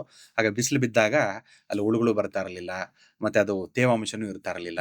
ಆಗ ಬೇಗನೆ ಅಡಿಗೆಗಳು ಆಗೋದು, ಹೊಗೆನೂ ಬರ್ತಾ ಇರಲಿಲ್ಲ, ಆರೋಗ್ಯದ ಸಮಸ್ಯೆ ಹೋಗೋದು. ಈಗ ವಾಸ್ತು ಇನ್ನೊಂದು ಪ್ರಕಾರ ಬಂತು ಅಂತಂದ್ರೆ, ಹೆಣ್ಣು ಮಕ್ಕಳು ಯೂಶಲ್, ಇವಾಗ ಗಂಡು ಮಕ್ಕಳು ಮಾಡ್ತಾರೆ, ಆಗಿನ ಕಾಲದಲ್ಲೂ ಮಾಡೋರು, ಹೆಚ್ಚಿಗೆ ಹೆಣ್ಣು ಮಕ್ಕಳೇ ಮಾಡೋರು. ಒಳಗಡೆ ಮನೆ ಒಳಗಡೆ ಕೆಲಸ. ಯಾರೇ ಆಗಲಿ, ಗಂಡು ಮಕ್ಕಳಾಗಲಿ ಹೆಣ್ಮಕ್ಳಾಗಲಿ, ನಿಂತ್ಕೊಂಡು ಯಾವ ದಿಕ್ಕಿಗೆ ನೋಡಬೇಕು ಅಂತಂದ್ರೆ ಪೂರ್ವ ದಿಕ್ಕನ್ನು ನೋಡಬೇಕು. ಸೂರ್ಯ ಬೆಳಗಿನ ಜಾವ ಎಲ್ಲಿ ಬರ್ತಾನೆ, ಪೂರ್ವ ದಿಕ್ಕಲ್ಲಿ ಉದಯ ಆಗ್ತಾನೆ. ಆ ದಿಕ್ಕನ್ನು ನೋಡುವ ಅಂದ್ರೆ ಸೂರ್ಯ ನನ್ನ ಮೇಲ್ಗಡೆ ಬೀಳ್ಬೇಕು. ಅವಾಗ ನನ್ನಲ್ಲಿರೋ ಕ್ರಿಮಿಕೀಟಗಳೆಲ್ಲ ಸಾಯ್ತವೆ. ಅವಾಗ ನಾವು ಅಡುಗೆ ಮಾಡ್ತೀವಿ. ಆಗಿನ ಕಾಲದಲ್ಲೆಲ್ಲ ಸ್ವಲ್ಪ ಓಪನ್ ಕಿಚನ್ ಥರ ಇರೋದು. ಆಗ ಎಲ್ಲ ಸೂರ್ಯನ ಬೆಳಕು ಪದಾರ್ಥಗಳ ಮೇಲೆಲ್ಲ ಅಕ್ಕಿ ಬೇಳೆಗಳೆಲ್ಲ ತರಕಾರಿಗಳೆಲ್ಲ ಇಡ್ತಾ ಇದ್ರು. ಬಿಸಿಲು ಬೀಳೋದು, ಚೆನ್ನಾಗಿ ಬಿಸಿಲು ಬೀಳೋದು. ಅವಾಗ ಏನಾಗುತ್ತೆ, ಎಲ್ಲ ಕ್ರಿಮಿಕೀಟಗಳೆಲ್ಲ ಸಾಯ್ತಾ ಇದ್ವು. ಅದು one of the scientific reasons. ಇಷ್ಟು ನಾವು ಫೇಸ್ ಮಾಡಿದಾಗ ಏನಾಗುತ್ತೆ, ಮೇಯ್ನ್ ನಮ್ಮ ಕಣ್ಣುಗಳಾಗಲಿ, ಕಿವಿಗಳಾಗಲಿ, ಮೂಗಾಗಲಿ, ಮುಖ ಚರ್ಯಲಾಗಲಿ ನಮ್ಮಲ್ಲಿರುವಂಥ ನೆಗೆಟಿವ್ ಏನೇನ ಬ್ಯಾಕ್ಟೀರಿಯಾಸ್ ಇದ್ರೆ ಅದು ಕೂಡ ಸತ್ತೋಗುತ್ತೆ. ಹಾಗಾಗಿ ಈಸ್ಟನ್ನು ನಿಂತ್ಕೊಂಡು ಮಖ ಅಂದರೆ ಸೂರ್ಯ ಮಖ ನೋಡಿಕೊಂಡು ನಾವು ಅಡುಗೆಗಳನ್ನು ಮಾಡಬೇಕು ಅಂತ ಒಂದು ಸೈಂಟಿಸ್ಟು ಅಂತ ಋಷಿಗಳು ಮಾಡಿರೋವಂಥದ್ದು ಒಂದು ನಿಯಮ. ಓಕೆ. ಇನ್ನೊಂದು ಮೂರನೇದಕ್ಕೆ ಬಂತು ಅಂತಂದ್ರೆ ಆ ಒಂದು ಜಾಗಕ್ಕೆ ಅಗ್ನಿ ಮೂಲೆಗೆ ಅಧಿಪತಿ ಯಾರೋ ಅಗ್ನಿದೇವ. ದೇವತೆಗಳಲ್ಲಿ ಅಗ್ನಿ ದೇವ. ಮತ್ತೆ ಆ ಜಾಗಕ್ಕೆ ಗ್ರಹಗಳು ಯಾವ್ದು ಅಧಿಪತಿ ಅಂದ್ರೆ ಶುಕ್ರ ಅಂದ್ರೆ ಲಕ್ಷ್ಮೀ ಸ್ಥಾನ. ಹಾಗಾಗಿ ಹೆಣ್ಣು ಮಕ್ಕಳನ್ನ ಶುಕ್ರಕ್ಕೆ ಹೋಲಿಸ್ತೇವೆ. ಹೆಣ್ಣು ಮಕ್ಕಳು ಅಂದ್ರೆ ಶುಕ್ರ, ಅರ್ಥ ಆಯ್ತಾ? ಹಾಗಾಗಿ ಹೆಣ್ಣು ಮಕ್ಕಳು ಎಲ್ಲ ಅಲ್ಲಿ ನಿಂತ್ಕೊಂಡು ಮಾಡೋದ್ರಿಂದ ಅವ್ರ ಆರೋಗ್ಯಗಳು ಕರೆಕ್ಟಾಗಿ, ಒಲೆಗಳು ಎಲ್ಲಿರ್ಬೇಕು, ಮತ್ತೆ ಅದು ಏರ್ ಫ್ಲೋ, ಗಾಳಿ ಹೇಗೆ ಓಡಾಡಬೇಕು, ಅದ್ರೊಳಗಡೆ ಅಡುಗೆಗೆ ಉಪಯೋಗಿಸುವಂತ ನೀರು ಎಲ್ಲಿರ್ಬೇಕು, ಅದೆಲ್ಲ ಕರೆಕ್ಟಾಗಿ ಪ್ಲೇಸ್ಮೆಂಟ್ ಮಾಡ್ಕೋಬೇಕು. ರುಬ್ಬೋ ಕಲ್ಲಿರ್ಬೇಕು. ಆ ರುಬ್ಬೋ ನೋಡ್ತಾರೆ ಸ್ವಲ್ಪ ಹೊತ್ತು. ನೀವು ಬೇಕಾದ್ರೆ ಆಗಿನ ಕಾಲದಲ್ಲಿ ನಾವೆಲ್ಲ ರುಬ್ತಾ ಇದ್ವಿ, ನಮ್ಮ ತಾಯಿಗೆಲ್ಲ ಹೆಲ್ಪ್ ಮಾಡ್ತಾ ಇದ್ವಿ ಹಬ್ಬಗಳಲ್ಲಿ ಕಜ್ಜಾಯಕ್ಕೆ ಇದು ಮಾಡುವಂಥದ್ದು, ಒಬ್ಬಟ್ಟಿಗೆ ಮಾಡುವಂಥದ್ದು. ಅದನ್ನ ನೋಡ್ತಾರೆ, ನಮ್ಮ ತಲೆ ಒಂಥರ ಸುತ್ತುತ್ತೆ. ಅದನ್ನ ಹಂಗೇ ಮಾಡ್ತಾ ಇರ್ಬೇಕಲ್ಲ, ಅದೇ ರಿದಮ್ ಬರುತ್ತೆ. ಅದು ಎತ್ತಿದ್ರು ಕೂಡ ಕೈ ಹಂಗೆ ಓಡ್ತಾ ಇರುತ್ತೆ. ಅಂದ್ರೆ ಒಂಥರ. ಹಾಗಾಗಿ ಅಂಥದ್ದು ಎಲ್ಲಿರ್ಬೇಕು, ಯಾವ ದಿಕ್ಕಲ್ಲಿ ಇರ್ಬೇಕು, ಅದನ್ನ ಅದೇ ದಿಕ್ಕಲ್ಲಿ ಇಟ್ಕೋಬೇಕು. ಇಲ್ಲಾಂದ್ರೆ ಅದೇ ತರ ನಮ್ಗೆ ಮೈಂಡ್ ಸೆಟ್ ಇರುತ್ತೆ. ಗಾಳಿ ಹೇಗ್ ಫ್ಲೋ ಆಗಿ ಹೇಗ್ ಹೋಗ್ಬೇಕು, ಕುಕಿಂಗ್ ಹೇಗ್ ಮಾಡ್ಬೇಕು, ಅದೆಲ್ಲ ಬಹಳ ಇಂಪಾರ್ಟೆಂಟ್ ಆಗುತ್ತೆ. ಶುಕ್ರ ಅಧಿಪತಿ ಆಗಿರೋದ್ರಿಂದ ಆ ಜಾಗನ ಆದಷ್ಟು ಶುದ್ಧವಾಗಿ ಇಟ್ಕೋಬೇಕು. ಯಾವ್ದನ್ನ, ಅಗ್ನಿ ಮೂಲೆನ. ಇಲ್ಲ ಅಂತಂದ್ರೆ ಏನಾಗುತ್ತೆ, ಅಗ್ನಿ ಹೇಗ್ ಸುಟ್ಟಾಕ್ಬಿಡುತ್ತಾ. ಅಗ್ನಿನ ಕರೆಕ್ಟ್ ಉಪಯೋಗಿಸ್ಕೊಂಡ್ರೆ ಅಗ್ನಿ, ಇಲ್ಲ ಅಂತಂದ್ರೆ ಅದು ಅನಾಹುತ. ಅರ್ಥ ಆಯ್ತಾ? ಅಗ್ನಿ ಅಂದ್ರೆ ಒಂದು ನಂದಾದೀಪ ಹಚ್ಚಿತು ಅಂದ್ರೆ ಅಗ್ನಿ, ಅದು ನಮ್ಗೆ ದೈವತ್ವ ಕೊಡುತ್ತೆ. ಅದೇ ಸರಿಯಾಗಿ ಉಪಯೋಗಿಸಿದ್ರೆ ಅನಾಹುತ ಆಗುತ್ತೆ. ಹಾಗಾಗಿ ಎಲ್ಲ ಸುಟ್ಟಾಕ್ಬಿಡುತ್ತೆ. ಅಗ್ನಿ ಮೂಲೆ ಅನ್ನೋದು ಮನೆಯಲ್ಲಿ, ಇಡೀ ಮನೆಯಲ್ಲಿ ಹೇಗೆ ನಾವು ದೇವಮೂಲೆ ಬಹಳ ಇಂಪಾರ್ಟೆಂಟು, ಯಾವುದಕ್ಕೆ, ಹಣಕ್ಕೆ, ಆರೋಗ್ಯಕ್ಕೆ, ಮಕ್ಕಳಿಗೆ ಕಾರಕ. ಹಾಗೆ ಅಗ್ನಿ ಮೂಲೆ ಏನಕ್ಕೆ ಕಾರಕ ಅಂತಂದ್ರೆ ಮನೆಯಲ್ಲಿರೋ ಹೆಣ್ಣು ಮಕ್ಕಳಿಗೆ ಅದು ತುಂಬಾ ವೆರಿ ವೆರಿ ಇಂಪಾರ್ಟೆಂಟ್. ಇಲ್ಲಾಂದ್ರೆ ಆರೋಗ್ಯ ಸಮಸ್ಯೆ ಬಂದ್ಬಿಡುತ್ತೆ. ಅದನ್ನ ಶುದ್ಧವಾಗಿ ನೋಡ್ಕೊಳ್ಳೋ ಜವಾಬ್ದಾರಿ ಮನೆ ಯಜಮಾನ ಮತ್ತೆ ಯಜಮಾನಿತು. ಈಗ ಮನೆ ಕಟ್ಟಬೇಕಾದ್ರೆ ನೀವು ಹೇಳಿದಾಗೆ ವಾಸ್ತುಲಿರುವಂತಹ ಎಲ್ಲಾ ವಿಷಯಗಳನ್ನ ಇಂಪ್ಲಿಮೆಂಟ್ ಮಾಡ್ತಾರೆ. ಅದೇ ಮನೆ ಕಟ್ತಿಲ್ಲ, ಒಂದು ಬಾಡಿಗೆ ಮನೆಗೆ ಹೋಗ್ತಾ ಇದಾರೆ ಅಂತ ಇಟ್ಕೊಳ್ಳೋಣ. ಆ ಬಾಡಿಗೆ ಮನೆಗೆ ಹೋಗ್ಬೇಕಾದ್ರೂನು ಕಟ್ಟಿರುವಂತಹ ವಾಸ್ತು ಆ ಮನೇಲಿ ಇರ್ಬೇಕು ಅಂತ ನೋಡೋದು ಒಳ್ಳೇದಾ? ಇಲ್ಲ ಅಂದ್ರೆ ನಾನು ಬಾಡಿಗೆ ಮನೆಗೆ ಹೋಗ್ತಿದ್ದೀನಿ, ನಾನು ಸ್ವಂತ ಮನೆಯಿಂದ 2-3 ವರ್ಷ ಕಟ್ಕೋತೀನಿ, ಯಾವ್ದಾದ್ರು ಮನೆ ಆದ್ರೂ ಪರವಾಗಿಲ್ಲ ಅಂತ ಹೋಗೋದು ಸೂಕ್ತನಾ? ನೋಡಿ, ಅದು ವಾಸ್ತು ನೋಡ್ಕೊಂಡು ಹೋಗೋದು ಉತ್ತಮ. ತೀರಾ ಅನಿವಾರ್ಯ ಕಾರ್ಯದಲ್ಲಿ ಅದು ಏನ್ ಹೆಲ್ಪ್ಲೆಸ್ ಅಂತ ನೋಡ್ಕೊಂಡು ಬಿಟ್ಬಿಡ್ಬೇಕಷ್ಟೇ. ಬಟ್ ಏನಂದ್ರೆ 99.99% ವಾಸ್ತು ನೋಡ್ಕೊಂಡು ಹೋಗೋದು ಉತ್ತಮ.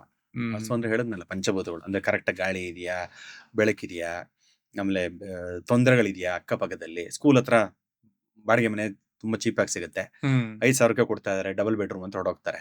ಅವ್ರಿಗೆ ಗೊತ್ತಾಗಲ್ಲ, ಅಲ್ಲಿ ಬೆಳ್ಳು ಶುರು ಆಗುತ್ತೆ, ಮಕ್ಕಳೆಲ್ಲ ಬರ್ತಾರೆ. ಅದಕ್ಕೆ ವಾಸ್ತುಶಾಸ್ತ್ರಗಳು ಹೇಳುತ್ತೆ, ಶಾಲೆಗಳಲ್ಲಿರುತ್ತೋ ಮನೆ ಮಾಡ್ಕೋಬಿಡಿ, ದೇವಸ್ಥಾನ ಎದುರುಗಡೆ ಮನೆ ಮಾಡ್ಕೋಬಿಡಿ, ಸ್ಮಶಾನದ ಹತ್ರ ಮನೆ ಮಾಡ್ಕೋಬಿಡಿ. ಸ್ಮಶಾನ ದೆವ್ವಭೂತ ಇಲ್ದೇ ಇದ್ರು ಕೂಡ ಸ್ಮಶಾನ ಅದನ್ನ ನೋಡಿದಾಗಲೆಲ್ಲ ನಮ್ಗೆಲ್ಲ ಭೂತ ಪ್ರೇತದ್ದು ಬರ್ತಾನೆ ಇರುತ್ತೆ, ಆ ಥಾಟ್ ಪ್ರೊಸೆಸ್. ಆಮೇಲೆ ಧ್ಯಾನ ಮಂದಿರಗಳ ಪಕ್ಕದಲ್ಲಿ ಏನನ್ನ ಮನೆ ಮಾಡ್ಕೊಂಡಾಗ ಮನೆ ಯಜಮಾನನಿಗೆ ಡೌನ್ ಫಾಲ್ ಆಗ್ಬಿಡುತ್ತೆ. ಯಾಕಂದ್ರೆ ಅದು ಇನ್ಫ್ಲೂಯೆನ್ಸ್ ಆಗ್ತಾನೆ. ಅವ್ನು ಕೆಲ್ಸಕ್ಕೆ ಹೋಗೋ ಬದಲು ಕುತ್ಕೊಂಡು ಧ್ಯಾನನೇ ಮಾಡ್ತಾ ಇರ್ತಾನೆ. ಮನೆ ಮಕ್ಕಳು ಊಟಕ್ಕೆ ಏನಕ್ಕೆ ಏನ್ ತೊಂದ್ರೆ. ಹಾಗಾಗಿ ಈ ಮನುಷ್ಯನ ದೇಹ ಅನ್ನೋದು ಇನ್ಫ್ಲೂಯೆನ್ಸ್ ಬೇಗ ಆಗತ್ತೆ. ನೋಡ್ತಾ ನೋಡ್ತಾ ಕಲ್ತು ಬಿಡ್ತೀವಲ್ಲ. ಹಾಗಾಗಿ ಎನರ್ಜೀಸು ಪಿಕಪ್ ಆಗ್ಬಿಡುತ್ತೆ. ನೀವು ಹೊಸ ಮನೆ ಆಗ್ಲಿ ಹಳೆ ಮನೆ ಆಗ್ಲಿ 100% ವಾಸ್ತು ನೋಡ್ಕೊಂಡು ಹೋಗೋದು ಉತ್ತಮ. ನಿಮ್ಮ ಸ್ವಂತ ಮನೆ ಕಟ್ತಾ ಇದ್ದೀರಾ, ಇಲ್ಲ ಸ್ವಂತ ಒಂದು ಫ್ಲಾಟ್ ಹೊಸದು ತಗೋತಾ ಇದ್ದೀರಾ, ಅದರಲ್ಲಿ ವಿಶ್ವಕರ್ಮ ಪ್ರಕಾಶನ, ಮನುಷ್ಯಾಲ ಚಂದ್ರಗಳೆಲ್ಲ ಬಹಳ ವಿಶೇಷವಾಗಿ ಶಂಕುಸ್ಥಾಪನೆ ಬಗ್ಗೆ ಕೊಟ್ಟಿರ್ತಾರೆ. ಆ ಶಂಕುಸ್ಥಾಪನೆ ಮಾಡಿಕೊಂಡು, ಶಂಕು ಅಂತಂದ್ರೆ ಏನು, ಅದು ದೈವತ್ವ ಇರುತ್ತೆ ಅದರಲ್ಲಿ. ನಮಗೊಂದು ಭಾವನೆ, ದೇವ್ರು ಇರ್ತಾರಪ್ಪ ಮನೆಯಲ್ಲಿ, ನಾವು ಶುದ್ಧವಾಗಿರ್ಬೇಕು, ಬೇರೆ ಒಂದು ಕೆಟ್ಟ ಪದಗಳನ್ನು ಬಳಸಬಾರದು ಮನೆಗಳಲ್ಲಿ, ಒಳ್ಳೇದನ್ನೇ ಮಾತಾಡಬೇಕು, ಒಳ್ಳೇದನ್ನೇ ಯೋಚನೆ ಮಾಡಬೇಕು ಅಂತೆಲ್ಲ ಬರುತ್ತೆ. ನೋಡಿ, ಅದು ಎಷ್ಟು ಕಟ್ಟಾಗ್ಬಿಡುತ್ತೆ ಅಂದ್ರೆ ಸನಾತನ ಧರ್ಮದ್ದು. ಆ ಸನಾತನ ಧರ್ಮನೂ ಫಾಲೋ ಮಾಡೋದು. ಧರ್ಮ ಅಂತಂದ್ರೆ ಏನು ಅಂತಂದ್ರೆ ಸೆಟ್ ಆಫ್ ರೂಲ್ಸ್ ಅಷ್ಟೇ, ಇನ್ನೇನಿಲ್ಲ. Not complicated. ಕೆಲವೆಲ್ಲ ಕಾಂಪ್ಲಿಕೇಟ್ ಮಾಡಿ ಹೇಳ್ಬಿಡ್ತಾರೆ, ಅದಕ್ಕೆಲ್ಲ ಓಡೋಗ್ಬಿಡ್ತಾರೆ ಭಾಷಣಕ್ಕೆ ಬಂದ್ರೆ. ಧರ್ಮ ಅಂತಂದ್ರೆ ಏನು, ಸೆಟ್ ಆಫ್ ರೂಲ್ಸ್ ಅಷ್ಟೇ. ಅದು ಎಲ್ಲರಿಗೂ ಅನುಕೂಲ ಆಗ್ಲಿ ಅಂತ ಮಾಡ್ತಾರೆ. ಹಾಗಾಗಿ ಶಂಕು ಅಂತಂದ್ರೆ ನೋಡಿ, ನೀವು ಕೇಳಿದಕ್ಕೆ ತೋರಿಸ್ತಾ ಇದ್ದೀನಿ. ಇದು it is one of the ಶಂಕುಸ್. ಕೆಲವರೆಲ್ಲ ಊದೋ ಶಂಕು ಅನ್ಕೊಂಡ್ಬಿಡ್ತಾರೆ. ಶಂಕು ನೋಡಿ, ಇದು ಯಾವ ಶೇಪ್ ಇದೆ, 4 ಚತುರ್ಮುಖ ಬ್ರಹ್ಮ ಇದು ನೋಡಿ ಇಲ್ಲಿ ಎರಡನೇದೇನಿದು ಆಕ್ಟಗನ್ 8 ಹ್ಮ್ ಅಷ್ಟ ದಿಕ್ಕುಗಳು ಅಧಿಪತಿ ಯಾರು? ಮಹಾವಿಷ್ಣು, ಬ್ರಹ್ಮ, ವಿಷ್ಣು. ಕೊನೆಯಲ್ಲಿ ಇದು ಯಾವ ಲಿಂಗದಲ್ಲಿದೆ? ಶಿವನಲ್ಲಿ ಇದೆ. ಅದಕ್ಕೆ ಬ್ರಹ್ಮ, ವಿಷ್ಣು, ಮಹೇಶ್ವರ ಈ ಮೂರನ್ನು ಸೇರಿದ್ರೇನೆ ನಾವು ಅದನ್ನ ಶಂಕು ಅಂತ ಹೇಳುವಂಥದ್ದು. ಇದಕ್ಕೂ ಪರ್ಟಿಕ್ಯುಲರ್ ನಿಯಮಗಳಿವೆ. ಹ್ಮ್ ಯಾವ ಮರ ಯೂಸ್ ಮಾಡಬೇಕು, ಇದ್ರದ್ದು ಅಳತೆಗಳು ಎಷ್ಟಿರ್ಬೇಕು, ಹ್ಮ್ ಎಷ್ಟು ಉದ್ದ ಎಷ್ಟು ಅಗಲ ಇರಬೇಕು, ಯಾವ ಮುಹೂರ್ತದಲ್ಲಿ ಅದನ್ನ ಆ ಮರದಿಂದ ಇದನ್ನ ತಗೋಬೇಕು, ಯಾವಾಗ ಮಾಡಬೇಕು, ಪ್ರತಿಯೊಂದಕ್ಕೂ ವಾಸ್ತು ಇದರಲ್ಲಿ ನಿಯಮ ಇದೆ. ಇದರಲ್ಲಿ ಸುಮಾರು ಟೈಪ್ಸ್ ಬರುತ್ತೆ. ಮನೆ ಕಟ್ಟೋದಕ್ಕಿಂತ ಮುಂಚೆ ಶಂಕುಸ್ಥಾಪನೆ ಆಗ್ಬೇಕಲ್ವಾ? ಶಂಕುಸ್ಥಾಪನೆ ಮಾಡಬೇಕು. ಹ್ಮ್ ಅಂದ್ರೆ ಇದು ದೈವತ್ವ ನೋಡಿ. ಬ್ರಹ್ಮ, ವಿಷ್ಣು, ಮಹೇಶ್ವರ ಅಂದಾಗ್ಲೇ ನಮ್ಗೊಂದು ಎನರ್ಜೀಸ್ ಹಿಂದೂಗಳಿಗೆ. ಹ್ಮ್ ನೋಡಿ ಇದು ಬೇರೆ ತರದ್ದು, ಇದು ಅದೇ ತರ. ಶಂಕುನೆ. ಇದು ಶಂಕುನೆ, ಹ್ಮ್. ಅದು ಬೇರೆ ತರದ್ದು. ನೋಡಿ ಇದು ಅಷ್ಟೇ ಅಷ್ಟ ದಿಕ್ಪಾಲಕರು. ಅಂದ್ರೆ ಇದು ವಿಷ್ಣು, ಇಲ್ಲಿ ಮಧ್ಯದಲ್ಲಿ ಬ್ರಹ್ಮ ಕೊಟ್ಟಿರ್ತಾನೆ. ಓಕೆ ಇದರಲ್ಲಿ ಲಾಸ್ಟ್ ಅಲ್ಲಿ ಇದು ಶಿವನ ರೂಪ ಲಿಂಗ. ಹ್ಮ್ ಹ್ಮ್ ಸೊ ಹಾಗಾಗಿ ಒಂದೊಂದು ಶಾಸ್ತ್ರಗಳಲ್ಲಿ ಒಂದೊಂದು ಕ್ಲಾಸಿಕ್ ಟೆಕ್ಸ್ಟ್ ಬುಕ್ ಅಲ್ಲಿ ಒಂದೊಂದು ರೀತಿ ಕೊಟ್ಟಿರ್ತಾನೆ. But hmm. ಮೇನ್ ಕಾನ್ಸೆಪ್ಟ್ ಏನು, ಆ ಮನೆ ಯಜಮಾನ ಅಥವಾ ಯಜಮಾನಿಗೆ ಆ ಒಂದು ದೈವತ್ವ ಬರಬೇಕು ಹ್ಮ್ ಅಂತ. ಇದನ್ನ ಎಲ್ಲಿ ಮಾಡಬೇಕು ಅಂತಂದ್ರೆ ನಾಭಿ ಸ್ಥಾನದಲ್ಲಿ ಮಾಡಬೇಕು. ಒಂದು ಸೈಟ್ ತಗೊಂಡಾಗ ಆ ಮಧ್ಯಭಾಗದಲ್ಲಿ ಆ ಒಂದು ಅಗದಿ, ಅದರ ಮುಂಚೆ ಶಿಲಾನ್ಯಾಸ ಮಾಡಬೇಕು. ಶಿಲೆ ಅಂತಂದ್ರೆ ಒಂದು 2 ಅಡಿ ಬೈ 2 ಅಡಿ ಅನ್ಕೊಳ್ಳಿ ಫಾರ್ ಎಕ್ಸಾಂಪಲ್. ಅದಕ್ಕೆ ನಿಂತ ಇಷ್ಟೇ ಮಾಡಬೇಕು ಅಂತೇನಿಲ್ಲ. ಹ್ಮ್ ಹ್ಮ್ ಹ್ಮ್ 2 ಅಡಿ ಬೈ 2 ಅಡಿ ತಗೊಂಡು ಅದ್ರ ಥಿಕ್ನೆಸ್ ಎಷ್ಟಿರ್ಬೇಕು ಅಂತಂದ್ರೆ 1/3 ಒಂದೇ 3ನೇ ಭಾಗ ಇರ್ಬೇಕು. ಓಕೆ ಅಂದ್ರೆ ಇವಾಗ 2 ಅಂದ್ರೆ 24 ಇಂಚ್ ಆಯ್ತು. 24 ಇಂಚು 3ನೇ ಭಾಗ ಅಂತಂದ್ರೆ 8 ಇಂಚ್. 8 ಇಂಚು 8 ಇಂಚ್ ಥಿಕ್ನೆಸ್ ಇರಬೇಕು. ಸೊ ಸ್ಕ್ವಯರ್ ಮಾಡಿಕೊಂಡು ಅದಕ್ಕೆ 8 ಇಂಚ್ ಥಿಕ್ನೆಸ್ ತಗೊಂಡಾಗ ಅದನ್ನ 9 ಭಾಗ ತರ ನೆಂಚ್ಕೋಬೇಕು ನಾವು ತಲೆಯಲ್ಲಿ. ಆಮೇಲೆ ಅದ್ರ ಮೇಲ್ಗಡೆ ವಾಸ್ತುಪುರುಷ ಮಲಗಿದ್ದಾನೆ ಅಂತ. ಮಲಗಿದಾಗ ತಲೆಯಲ್ಲಿ ಇರಬೇಕು, ದೇವಮೂಲೆಯಲ್ಲಿ ಇರಬೇಕು. ಹಾಗಾಗಿ ಆ ಸೈಟಿನ ಒಂದು ಸೆಂಟ್ರಲ್ ಏನ್ ನಾವು ಅಗದಿರ್ತೀವಿ ಅದರಲ್ಲಿ ಶಿಲೆಯನ್ನ ಇಡಬೇಕು. ಹ್ಮ್ ಹ್ಮ್ ಅದನ್ನ ಇಟ್ಟು ಆ ಒಂದು ವಾಸ್ತುವಿನ ತಲೆ ಉತ್ತರಕ್ಕೆ ಅಂದ್ರೆ ಈಶಾನ್ಯ ಮೂಲೆಗೆ ಬರೋ ಹಾಗೆ, ಕಾಲುಗಳು ನೈಋತ್ಯಕ್ಕೆ ಬರೋ ಹಾಗೆ ನೋಡ್ಕೋಬೇಕು. ಇಮ್ಯಾಜಿನ್ ಮಾಡ್ಕೋಬೇಕು, ಹ್ಮ್ ಹ್ಮ್ ಊಹೆ ಮಾಡಿಕೊಂಡು ಅದನ್ನ 9 ಪದ ಮಾಡ್ಕೋಬೇಕು. ಅಂದ್ರೆ ಇವಾಗ ಅದನ್ನ ಒಂದು ಸ್ಕ್ವೇರ್ನ ಒಂದು ಕೇಕ್ ಅಂತ ತಗೊಳ್ಳಿ, ಬರ್ತ್ಡೇ ಹ್ಮ್. ಕೇಕ್ ಸ್ಕ್ವೇರ್ ಇರುತ್ತೆ. ಅದನ್ನ ಕರೆಕ್ಟ್ ಆಗಿ 9 ಭಾಗ ಮಾಡಪ್ಪ ಅಂದ್ರೆ ಏನ್ ಮಾಡ್ತಾರೆ, ಮಧ್ಯದಲ್ಲಿ 2 ಲೈನ್ ಹಾಕ್ತಾರೆ, ಅಡ್ಡಡ್ಡೆ 2 ಲೈನ್ ಹಾಕ್ತಾರೆ. ಅವಾಗ ಎಷ್ಟು ಭಾಗ ಆಗುತ್ತೆ? 1 2 3 4 5 6 7 8 9 ಭಾಗ ಆಗುತ್ತೆ. ಹೌದು. ಆ ಒಂದು ದೇವ ಮೂಲೆಯಲ್ಲಿ ಇರುತ್ತಲ್ಲ ಅದಕ್ಕೆ ಪದ್ಮ ಅಂತ ಕರಿತೀವಿ. ಅಂದ್ರೆ ಅದನ್ನ ಪದ್ಮ ಅಂತಂದ್ರೆ ಲೋಟಸ್, ಆ ಚಿತ್ರ ಬರಿಬೇಕು. ಅದನ್ನ ನಂದ ಅಂತ ಹೇಳ್ತೀವಿ. ನಂದ ಅಂದ್ರೆ ನಂದ ಅನ್ನೋ ದೇವಿನ ಕೂಡಿಸ್ತೀವಿ ಅಲ್ಲಿ ಚಿತ್ರನ ಕೆತ್ತಿರ್ಬೇಕು, ಇಲ್ಲಾಂದ್ರೆ ಎನ್ಗ್ರೇವ್ ಮಾಡಿರ್ಬೇಕು. ನೆಕ್ಸ್ಟ್ ಲಾಸ್ಟ್ ಬಂದಾಗ ಅಂದ್ರೆ ಅಗ್ನಿ ಮೂಲೆಗೆ ಬಂದಾಗ ಅಲ್ಲಿ ಭದ್ರ ಅಂತ ಅಂದ್ರೆ ಭದ್ರಾಸನ ಹ್ಮ್ ಅಂದ್ರೆ ಹ್ಮ್ ಒಂದು ಸಿಂಹಾಸನ ಕೂಡಿಸ್ಬೇಕು, ಸಿಂಹಾಸನ ಚಿತ್ರ ಬರಿಬೇಕು. ಅದು ಭದ್ರ. ನಂದ ಏನ್ ಮಾಡುತ್ತೆ? ತಾವರೆ ಹೂವ ನಮಗೆ ಒಳ್ಳೇದನ್ನ ಮಾಡುವಂಥದ್ದು ಶಕ್ತಿಯಲ್ಲಿ ಇದೆ, ಯಾಕಂದ್ರೆ ದೇವಮೂಲೆ. ನೆಕ್ಸ್ಟ್ ಅಗ್ನಿ ಮೂಲೆಯಲ್ಲಿ ಭದ್ರನ ಕೂಡಿಸಿದಾಗ ನಮ್ಮ ಸ್ಥಾನವು ಭದ್ರವಾಗಿರುತ್ತೆ, ಏನೇ ಬಂದ್ರೂ ಧೈರ್ಯವಾಗಿ ಒಂದು ಸಂಭಾಳಿಸುವಂತ ಶಕ್ತಿ ಇರುತ್ತೆ ಅಂತ. ನೋಡಿ ಅದಕ್ಕೂ ಒಂದೊಂದು ಪಿಕ್ಚರ್ ಇದೆ, ಹಿಂದೂ ಹ್ಮ್. ಸಿಂಬಲ್ಸ್ ಅಂತ ಕರಿತೀವಿ. ಅಲ್ಲಿ ನೋಡಿದಾಗ ಒಂದು ಎನರ್ಜೀಸ್ ಇರುತ್ತೆ. ನೆಕ್ಸ್ಟ್ ಇದು ದೇವಮೂಲೆ ಅಲ್ಲ, ಇದು ರಾಕ್ಷಸ ಮೂಲೆಗೆ ಬಂದಾಗ ಅಲ್ಲಿ ಒಂದು ಪ್ರಭಾವಳಿ ಅಂದ್ರೆ ಊರಿನ ಒಂದು ದ್ವಾರ. ಈಗ ನೋಡಿದ್ರೆ ಅವಾಗ ಎಲ್ಲ ಶುರು ಮಾಡ್ಕೊಂಡಿರ್ತಾರೆ. ಒಂದು ಊರು ಅಂದಾಗ ಅದು ಮೇಲ್ಗಡೆ ಒಂದು ಏನೋ ಒಂದು ಕಟ್ಬಿಟ್ಟು ಗೋಪುರ ತರ ಕಟ್ಟಿ ಹ್ಮ್ 2 ಪಿಲ್ಲರ್ ಹಾಕಿ ಅದ್ ಮಧ್ಯದಲ್ಲಿ ಹಾಕ್ಬಿಟ್ಟು ಶಿವ ಪಾರ್ವತಿನೋ ವಿಷ್ಣುನೋ ಕೂಡ್ಸಿರ್ತಾರೆ. ಕರೆಕ್ಟ್. ಹ್ಮ್ ಅಂದ್ರೆ ಅದು ಜಯದ ಬಾಗಿಲು ಅಂತ. ವಿಜಯ ಇಲ್ಲಿ ನಮ್ಮ ರಾಜರಾಜೇಶ್ವರಿ ನಗರದಲ್ಲೂ ಇದೆಯಲ್ಲ. ಎಂಟ್ರೆನ್ಸ್ ಬರ್ತಲ್ಲ, ಅದು ಪ್ರತಿಯೊಂದು ಇದ್ದಾಗ್ಲೂ ನೋಡಿ ಅದು ಎಲ್ಲಿ ಕಟ್ಟಿರ್ತಾರೋ ಆ ಏರಿಯಾ ಡೆವಲಪ್ಮೆಂಟ್ ಆಗುತ್ತೆ. ಹ್ಮ್ ನೋಡಿ ಬೇಕಾದ್ರೆ ನೀವು ಎಲ್ಲಿ ಅದು ದ್ವಾರ ಹಾಕಿರಿ, ಹಳ್ಳಿಗಳಲ್ಲಿ ಒಂದ್ ಕಡೆ ಹಾಕಿರ್ತಾರೆ ಅನ್ಕೊಳ್ಳಿ, ಸೂಪರ್ ಆಗಿ ಡೆವಲಪ್ಮೆಂಟ್ ಆಗುತ್ತೆ. ಅಲ್ಲಿ ರೈತರೆಲ್ಲ ಏನು ಬೆಳೆಯೋದೆಲ್ಲ ಚೆನ್ನಾಗಿ ರಿಚ್ ಆಗಿಬಿಡ್ತಾರೆ, ಸಾವುಕಾರ ಆಗ್ಬಿಡ್ತಾರೆ. ಓಕೆ. ಹಾಗಾಗಿ ಆ ಚಿತ್ರವನ್ನ ಅಲ್ಲಿ ಬಡಿಸಿರ್ಬೇಕು. ಹ್ಮ್ ನೆಕ್ಸ್ಟ್ ಅದನ್ನ ನಾವು ಜಯ ಅಂತ ಹೇಳ್ತೀವಿ. ನೆಕ್ಸ್ಟ್ ಒಂದ್ ಮೇಲ್ ಬಂದಾಗ ರಿಕ್ತ, ಅಲ್ಲಿ ವಾಯುಮೂಲೆಯಲ್ಲಿ ಆ ರಿಕ್ತ ಅನ್ನೋದು ಛತ್ರಿ. ಹ್ಮ್ ಇವಾಗ ದೇವರನ್ನೆಲ್ಲ ನಾವು ಮೆರವಣಿಗೆ ತಗೊಳ್ಬೇಕಾದ್ರೆ ದೇವರಿಗೆ ಅದು ವಿಗ್ರಹ ಆಗಿದ್ರು ಕೂಡ ಅದಕ್ಕೆ ಬಿಸಿಲು ಬೀಳೋದಂತ ಒಂದು ಛತ್ರಿ ಇಟ್ಕೊಂಡು, ದೊಡ್ಡ ಛತ್ರಿ, ಹೌದು. ಅದನ್ನ ಛತ್ರಿ ಅಲ್ಲೂ ಹ್ಮ್. ಬರುತ್ತೆ. ಛತ್ರಿ ಅಂದ್ರೆ ರಿಕ್ತ ಅಂದ್ರೆ ನಮ್ಗೆ ಏನೇ ತೊಂದರೆಗಳು ಬಂದ್ರು ಆ ಮನೆಯಲ್ಲಿ ತೊಂದರೆ ಆಗಿರೋದ್ರಿಂದ ಅದನ್ನೆಲ್ಲ ನಾಶ ಮಾಡುವಂತ ಶಕ್ತಿ ಆ ದೇವಿಗೆ ಇರುತ್ತೆ, ಹ್ಮ್ ಹ್ಮ್ ರಿಕ್ತಾ ದೇವಿಗೆ. ಸೆಂಟ್ರಲ್ ಒಂದು ಬ್ರಹ್ಮಸ್ಥಾನ ಬಂತು ಅಂದ್ರೆ ವಿಷ್ಣುವಿನ ಒಂದು ಚಿತ್ರವನ್ನು ಕೆತ್ತಿರ್ತೀವಿ, ಹ್ಮ್ ಎನ್ಗ್ರೇವ್ ಮಾಡಿಸಿರ್ತೀವಿ ಆ ಕಲ್ಲಲ್ಲಿ. ಅದನ್ನೇ ಶಿಲಾನ್ಯಾಸ. ಆ ಮಧ್ಯದಲ್ಲಿ ಏನಂದ್ರೆ ಅದು ಪೂರ್ಣ ಅಂತ ಹೇಳ್ತೀವಿ. ಪೂರ್ಣ, ಎಲ್ಲದನ್ನು ಪೂರ್ಣ ಆಗ್ಬೇಕಲ್ಲ ನಾವು ಮಾಡುವಂಥದ್ದು ಶಕ್ತಿ ಎಲ್ಲ, ಅದನ್ನೇ ಪೂರ್ಣ. ಓಕೆ. ಹಾಗಾಗಿ ಅಲ್ಲಿ ಒಂದು ಕಳಶವನ್ನು ಸ್ಥಾಪನೆ ಮಾಡಬೇಕು. ಹ್ಮ್. ಅದನ್ನೇ ಗರ್ಭ ಸಂಸ್ಕಾರ ಅಂತ ಕರಿತೀವಿ. Okay. ಶಿಲಾನ್ಯಾಸ ಮಾಡಬೇಕು ಹ್ಮ್. ಅಂದ್ರೆ ಒಂದು ಸೈಟ್ ತಗೊಂಡಾಗ ಆ ಮಧ್ಯದಲ್ಲಿ 2 ಬೈ 2 ಅಗದ್ಬಿಟ್ಟು ಮಧ್ಯದಲ್ಲೂ 2 ಅಡಿ 3 ಅಡಿ ಮಣ್ಣೆತ್ತಿ ಆ ಸೆಂಟ್ರಲ್ಲಿ ಆ ಒಳಗಡೆ ಹಳ್ಳ ಇರುತ್ತಲ್ಲ ಅದನ್ನು ಸಮ ಮಾಡಿ ಆ ಶಿಲೆಯನ್ನು ಕೂಡಿಸಿದಾಗ ಶಿಲಾನ್ಯಾಸ. ಆ ಮಧ್ಯದಲ್ಲಿ ಈ ಒಂದು ಇದು ತಾಮ್ರದ ಒಂದು ಕಳಶವನ್ನು ತಗೋಬೇಕು. ಇಲ್ಲಿ ಕಂಠ ಬಂದ್ಬಿಟ್ಟು, ಈ ಕಂಠ ಇದೆಯಲ್ಲ, ಇದನ್ನ ಕಂಠ ಅಂತ ಕರಿತೀವಿ. ಈ ಕಂಠ 6 ಇಂಚ್ ಇರಬೇಕು. 6 ಇಂಚ್ ಇದ್ದಾಗ ನೋಡಿ ಇಷ್ಟು ಬರುತ್ತೆ, ದೊಡ್ಡ ಕಳಶ ಆಗತ್ತೆ. ಅದರಲ್ಲಿ ಸುಮಾರು 40 ಇಂದ 45 ಐಟಮ್ಸ್ ಹಾಕ್ಬೇಕು. ಅದಕ್ಕೆ ಪದಾರ್ಥಗಳು, ನವಧಾನ್ಯಗಳು ನವಧಾನ್ಯಗಳು ಸೇರಿ. ಅದ್ರಲ್ಲಿ 7 ಧಾನ್ಯ ಹಾಕ್ತಿವಿ, 2 ಧಾನ್ಯ ಹಾಕಲ್ಲ, 7 ಧಾನ್ಯ ಹಾಕ್ತಿವಿ. ಪ್ಲಸ್ ಪಂಚ ಪಲ್ಲವಗಳು ಹಾಕ್ತಿವಿ, ಅಂದ್ರೆ ಎಲೆಗಳು ಬರುವಂತದ್ದು. ಆಮೇಲೆ ಪಂಚಗವ್ಯ, ಮತ್ತೆ ಪಂಚಾಮೃತ, ಮತ್ತೆ ದೇವದಾರು ಮರದ್ದು ಬರುತ್ತಲ್ಲ ಪೀಸು, ಶ್ರೀಗಂಧದ ಒಂದು ತುಂಡು, ಹಾಗೆ ಎಷ್ಟೋ ಪದಾರ್ಥಗಳು ಬರುತ್ತೆ. ಬರೆದಾಗ ಆಮೇಲೆ ಪಂಚರತ್ನಗಳು, ನವರತ್ನಗಳಲ್ಲಿ ಪಂಚರತ್ನಗಳು ಮಾತ್ರ ಉಪಯೋಗಿಸ್ತೀವಿ, ನವರತ್ನ ಉಪಯೋಗಿಸಲ್ಲ. ಪಂಚರತ್ನಗಳು ತುಂಬಾ ಪವರ್ಫುಲ್. ಅದನ್ನು ಅಷ್ಟೇ ಎಲ್ಲ ಒಳ್ಳೆ ಕ್ವಾಲಿಟಿದು ಹಾಕ್ಬೇಕು. ಹಾಕ್ಬಿಟ್ಟು ಇದೆಲ್ಲ ಏನ್ ಮಾಡ್ತೀವಿ, ಇದನ್ನೆಲ್ಲ ಹಾಕ್ಬಿಟ್ಟು ಹೇಳಿದ್ನಲ್ಲ ಆ ಒಂದು ಶಿಲೆಯ ಮಧ್ಯದಲ್ಲಿ ಇಡಬೇಕಾಗತ್ತೆ. ಅದೇ ಕಳಶನ್ನ ಕೂಡ್ಸ್ಕೊಳ್ಳೋದು, ಅದೇ ಗರ್ಭವನ್ನು ಕೂಡ್ಸೋದು, ಆ ಮನೆಗೆ ಗರ್ಭ. ಅದ್ರ ಜೊತೆಗೇನೆ ನಾನು ಶಂಕು ಅಂತ ತೋರಿಸಿದ್ನಲ್ಲ, ಅದು ಕೂಡ ಕೆಲವರು ಪದ್ಧತಿಯಲ್ಲಿ ಶಂಕು ಆಡ್ತಾರೆ, ಕೆಲವರು ಶಂಕು ಉಪಯೋಗಿಸಲ್ಲ, ಬರೀ ಗರ್ಭನ ಕೂಡಿಸ್ತಾರೆ, ಆ ಒಂದು ಕಳಶವನ್ನ ಕೂಡ್ಸ್ಕೋತಾರೆ. ಕೆಲವ್ರ ಪದ್ಧತಿಯಲ್ಲಿ ಈ ಶಂಕುನೇ ಸ್ಥಾಪನೆ ಮಾಡ್ತಾರೆ. ಇವಾಗ ಅಯೋಧ್ಯೆಯಲ್ಲಿ ಮಾಡ್ಬೇಕಾದ್ರು ಕೂಡ ರಾಮನ ಒಂದು ಇದನ್ನ ಕಟ್ಬೇಕಾದ್ರೂ ನೋಡೇ ಇರ್ತೀರ, ನರೇಂದ್ರ ಮೋದಿ ಕೂಡ ಶಂಕು ಸ್ಥಾಪನೆ ಮಾಡಿದ್ದು. ಬಹಳ ವಿಶೇಷ, ಅದು ಗೂಗಲ್ ಹುಡ್ಕೋದು ಸಿಗುತ್ತೆ ನಿಮ್ಗೆ ಆ ಪಿಕ್ಚರ್ಸ್. ಆ ಶಂಕುನ ಸ್ಥಾಪನೆ ಮಾಡ್ತಾ ಇರೋಂಥದ್ದು, ಕಳಶ ಸ್ಥಾಪನೆ ಪ್ಲಸ್ ಶಂಕು ಸ್ಥಾಪನೆ ಎರಡನ್ನೂ ಮಾಡಿದ್ರು. ಹಾಗೆ ಮಾಡ್ಕೊಂಡು ಆಮೇಲೆ ಇನ್ನು ಮಿಕ್ಕಿದ್ದು ಎಷ್ಟು ಉಳ್ಕೊಳ್ಳುತ್ತೆ, 8 ಉಳ್ಕೊಳ್ಳುತ್ತೆ. ಅದೇ ಅಷ್ಟದಿಕ್ಪಾಲಕರು. ಅದಕ್ಕೂ ಕೂಡ ಒಂದೊಂದು ಕಳಶ ಇಡಬೇಕು, ಒಂದೊಂದು ದೇವಿಗೂ ಕೂಡ. ಇವಾಗ ನೀವು ಬಂದಾಗ ನಿಮ್ಗೆ ಒಂದು ತಟ್ಟೆ ಇಟ್ಬಿಟ್ಟು ಊಟ ಹಾಕ್ಬೇಕು. ಒಂದೇ ತಟ್ಟೆ ಇಟ್ಬಿಟ್ಟು 8 ಜನ ತಿಂದ್ರಿ ಅಂತ ತಿಂತೀರಾ? ಹಾಗಲ್ಲ. ಹಾಗಾಗಿ ಒಂದೊಂದಕ್ಕೂ ಒಂದೊಂದು ಅಷ್ಟದಿಕ್ಪಾಲಕರು, ಒಂದೊಂದು ಕಳಶಗಳನ್ನ ಕೂಡಿಸಿ, ತದನಂತರ ಏನ್ ಮಾಡಬೇಕು, ಅದಕ್ಕೆ ಯಾರು ಮಂತ್ರ ವೇದಘೋಷ ಚೆನ್ನಾಗಿ ಬರುತ್ತೆ, ಯಾರು ವೇದಪಟ್ಟ ನಿಯಮ ನಿಷ್ಠೆಯಿಂದ ಕಲ್ತಿರ್ತಾರೆ, ಇವಾಗ ಶೃಂಗೇರಿಯಲ್ಲೂ ಕಲ್ತಿರ್ತಾರೆ, ಇವಾಗ ನಮ್ಮ ವಿದ್ಯಾಪೀಠದಲ್ಲಿ ಕಲ್ತಿರ್ತಾರೆ. ಹಾಗೆ ಎಷ್ಟೋ ಗುರುಕುಲಗಳಿರುತ್ತವೆ ಸುಮಾರು. ಅಂತ ಗುರುಕುಲಗಳಲ್ಲಿ ನಿಯಮಾನುಸಾರ ಯಾರು ವೇದ ಪಾಠಗಳನ್ನ ಕಲ್ತಿರ್ತಾರೋ, ಯಾರ ಆ ಒಂದು ಸ್ಟೇಜಿಗೆ ಬಂದಿರ್ತಾರೋ ಅಂತ ಗುರುಗಳನ್ನ ಕರೆಸಿ, ಅಂತ ಪಂಡಿತರನ್ನ, ಅಂತ ವೈದಿಕರನ್ನ ಕರೆಸಿ ಆ ವೇದ ಮಂತ್ರಗಳನ್ನ ಆ ವಿಶ್ವಕರ್ಮ ಪ್ರಕಾಶನದಲ್ಲಿ ಕೊಟ್ಟಿರ್ತಾರೆ, ಯಾವ ಮಂತ್ರಗಳು ಹೇಳಬೇಕು ಏನು ಅಂತ. ವೈದಿಕ ಮಂತ್ರಗಳು ಅದನ್ನ ಕರೆಕ್ಟ್ ನಿಯಮಾನುಸಾರ ಹೇಳಬೇಕು. ನೀವು ಸುಮ್ಮನೆ ಬುಕ್ ನೋಡ್ಕೊಂಡು ಓಂ ಭದ್ರಂ ಕರ್ಣೇಮಿ ಶೃಣುಯಾಮಿ ದೇವ ಅಂದ್ರೆ ಆಗಲ್ಲ. ಓಂ ಭದ್ರಂ ಶೃಣ್ಯೇಮಿ ಅದು ನೋಡಿ, ಅದು ವೇರಿಯೇಷನ್ಸ್ ಬರುತ್ತೆ. ಅಲ್ಪ ಪ್ರಾಣ ಮಹಾಪ್ರಾಣ ಹೇಗೆ ಹೇಳ್ಬೇಕು, ಎಲ್ಲಿ ಎತ್ತರಿಸಬೇಕು, ಎಲ್ಲಿ ನೀಚ ಮಾಡಬೇಕು ಅನ್ನೋದು ಕೇಳಿದಾಗ ಅದ್ರ ವೈಬ್ರೇಷನ್ಸ್ ಬೇರೆ ತರ ಫೀಲ್ ಆಗುತ್ತೆ, ಗೊತ್ತಾಗ್ಬಿಡೋದು. ಅದು ತುಂಬಾನೇ ಒಂದು ಶಕ್ತಿ, ಅಂದ್ರೆ ಹೇಳಿದ್ನಲ್ಲ ಸೌಂಡ್, ಅಂದ್ರೆ ಆ ಒಂದು ಕಳಶಕ್ಕೆ ಶಕ್ತಿ ತುಂಬೋದೇ ಹಾಗೆ. ಮತ್ತೆ ಪಂಚ ನದಿಗಳ ನೀರನ್ನ ಹಾಕಿರ್ತೀವಿ ಕಳಶದಲ್ಲಿ. ಅವಾಗೆಲ್ಲ ಏನಾಗುತ್ತೆ, ಅದಂತ ಯಾರು ಯಜಮಾನ ಮಾಡ್ತಾ ಇರ್ತಾರಲ್ಲ ಅವ್ರಿಗೆ ಒಂದು ಫೀಲಿಂಗ್, ತುಂಬಾನೇ ಒಂಥರ ಖುಷಿ ಅನ್ಸುತ್ತೆ. ಅವ್ ದೇವರೇ ಬಂದು ನಮ್ಗೆ ವಾಸ ಮಾಡ್ತಾ ಇದಾರೆ ಅಂತ ಅವ್ರು ನೋಡೋ ಫೀಲಿಂಗೇ ಬೇರೆ ಇರುತ್ತೆ. ಹಾಗೆ ಅದೇ ಸನಾತನ ಧರ್ಮದ ಮಹತ್ವ. ಹೀಗೆಲ್ಲ ಮಾಡಿ ತದನಂತರ ಏನ್ ಮಾಡ್ತಾರೆ, ಎಲ್ಲ ಅದನ್ನ ಹಾಗೆ ಬೇರೆ ಕಳಶಗಳಲ್ಲಿ ಎತ್ತಿ ಬರೀ ಒಂದು ಮೇನ್ ಕಳಶ ಮಾತ್ರ ಕೂಡಿಸಿ ಅದನ್ನ ಗರ್ಭ ಅಂತ ಹೇಳುವಂಥದ್ದು. ತದನಂತರ ಅದೆಲ್ಲ ಮಣ್ಣು ಮುಚ್ಕೊಂತ ಬರ್ತಾರೆ. ಆಗಿನ ಕಾಲದಲ್ಲಿ ಸಿಮೆಂಟ್ ತರ ಏನೋ ಸಿಗೋದು, ಅದನ್ನೆಲ್ಲ ಹಾಕ್ಬಿಟ್ಟು ಗಟ್ಟಿಗೆ ಕೂಡಿಸ್ಬಿಡೋರು. ಹಾಗೆ ಆ ಒಂದು ಗ್ರೌಂಡ್ ಲೆವೆಲ್ಗೆ ಮಾಡ್ಬಿಡೋರು ಸೆಂಟ್ರಲ್ಲಿ.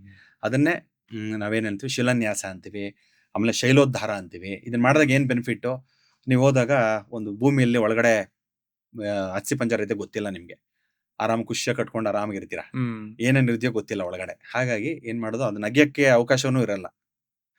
ಆವಾಗ ಈ ಶಲ್ಯೋದ್ಧಾರ ಮಾಡಿದಾಗ, ಶಲ್ಯ ಅಂದ್ರೆ ಉದ್ಧಾರ ಮಾಡುವಂಥದ್ದು, ಶಲ್ಯಗಳ ಇದ್ದಾಗ್ಲೂ ಕೂಡ ಉದ್ಧಾರ ಮಾಡುವಂಥದ್ದು ಯಾವುದು, ಈ ಶಂಕುಸ್ಥಾಪನೆ, ಶಿಲಾನ್ಯಾಸ, ಇವೆಲ್ಲ ಉದ್ಧಾರ ಮಾಡುವಂಥದ್ದು. ಹಾಗೆ ಅಷ್ಟದಿಕ್ಪಾಲಕರು ಅಂತ ಬಂದು ಹೇಳಿದ್ನಲ್ಲ, ಅಷ್ಟದಿಕ್ಪಾಲಕರು ಅಷ್ಟೇ, ಒಂದೊಂದು ದಿಕ್ಕುಗಳನ್ನು ಅಷ್ಟದಿಕ್ಪಾಲಕರು ಇರ್ತಾರೆ. ಪ್ರತಿಯೊಂದು ದೇವತೆಗಳು ಕೂಡ ದಿಕ್ಪಾಲಕರು ಅಂತ ಇರ್ತಾರೆ ನೋಡಿ. ಇದು ಈಶಾನ, ಅವಾಗಲೇ ಹೇಳಿದ್ರಲ್ಲ ಈಶಾನ, ನಾರ್ತ್ ಈಸ್ಟ್, ಅದಕ್ಕೆ ಈಶಾ ದೇವರಾಗ್ತಾರೆ.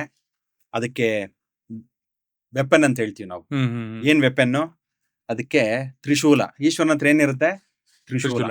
ಹಾಗಾಗಿ ಇದನ್ನು ಕೂಡ ನಾವು ಆ ಒಂದು ಮನೆಯ ಕಟ್ಟೋ ಜಾಗದಲ್ಲಿ ಅಲ್ಲ ಹಾಕೋಬಹುದು. ಇಲ್ಲಾಂತಂದ್ರೆ ನಾವು ಬ್ರಹ್ಮಸ್ಥಾನದಲ್ಲಿ ತೆಗೆದು ಶಂಕುಸ್ಥಾಪನೆ ಮಾಡಿದ್ವಲ್ಲ, ಆ ದಿಕ್ಕುಗಳಲ್ಲಿ ಇಟ್ಕೋತಾ ಹೋದ್ರು ಕೂಡ ಇದೇ ರೆಮಿಡಿ.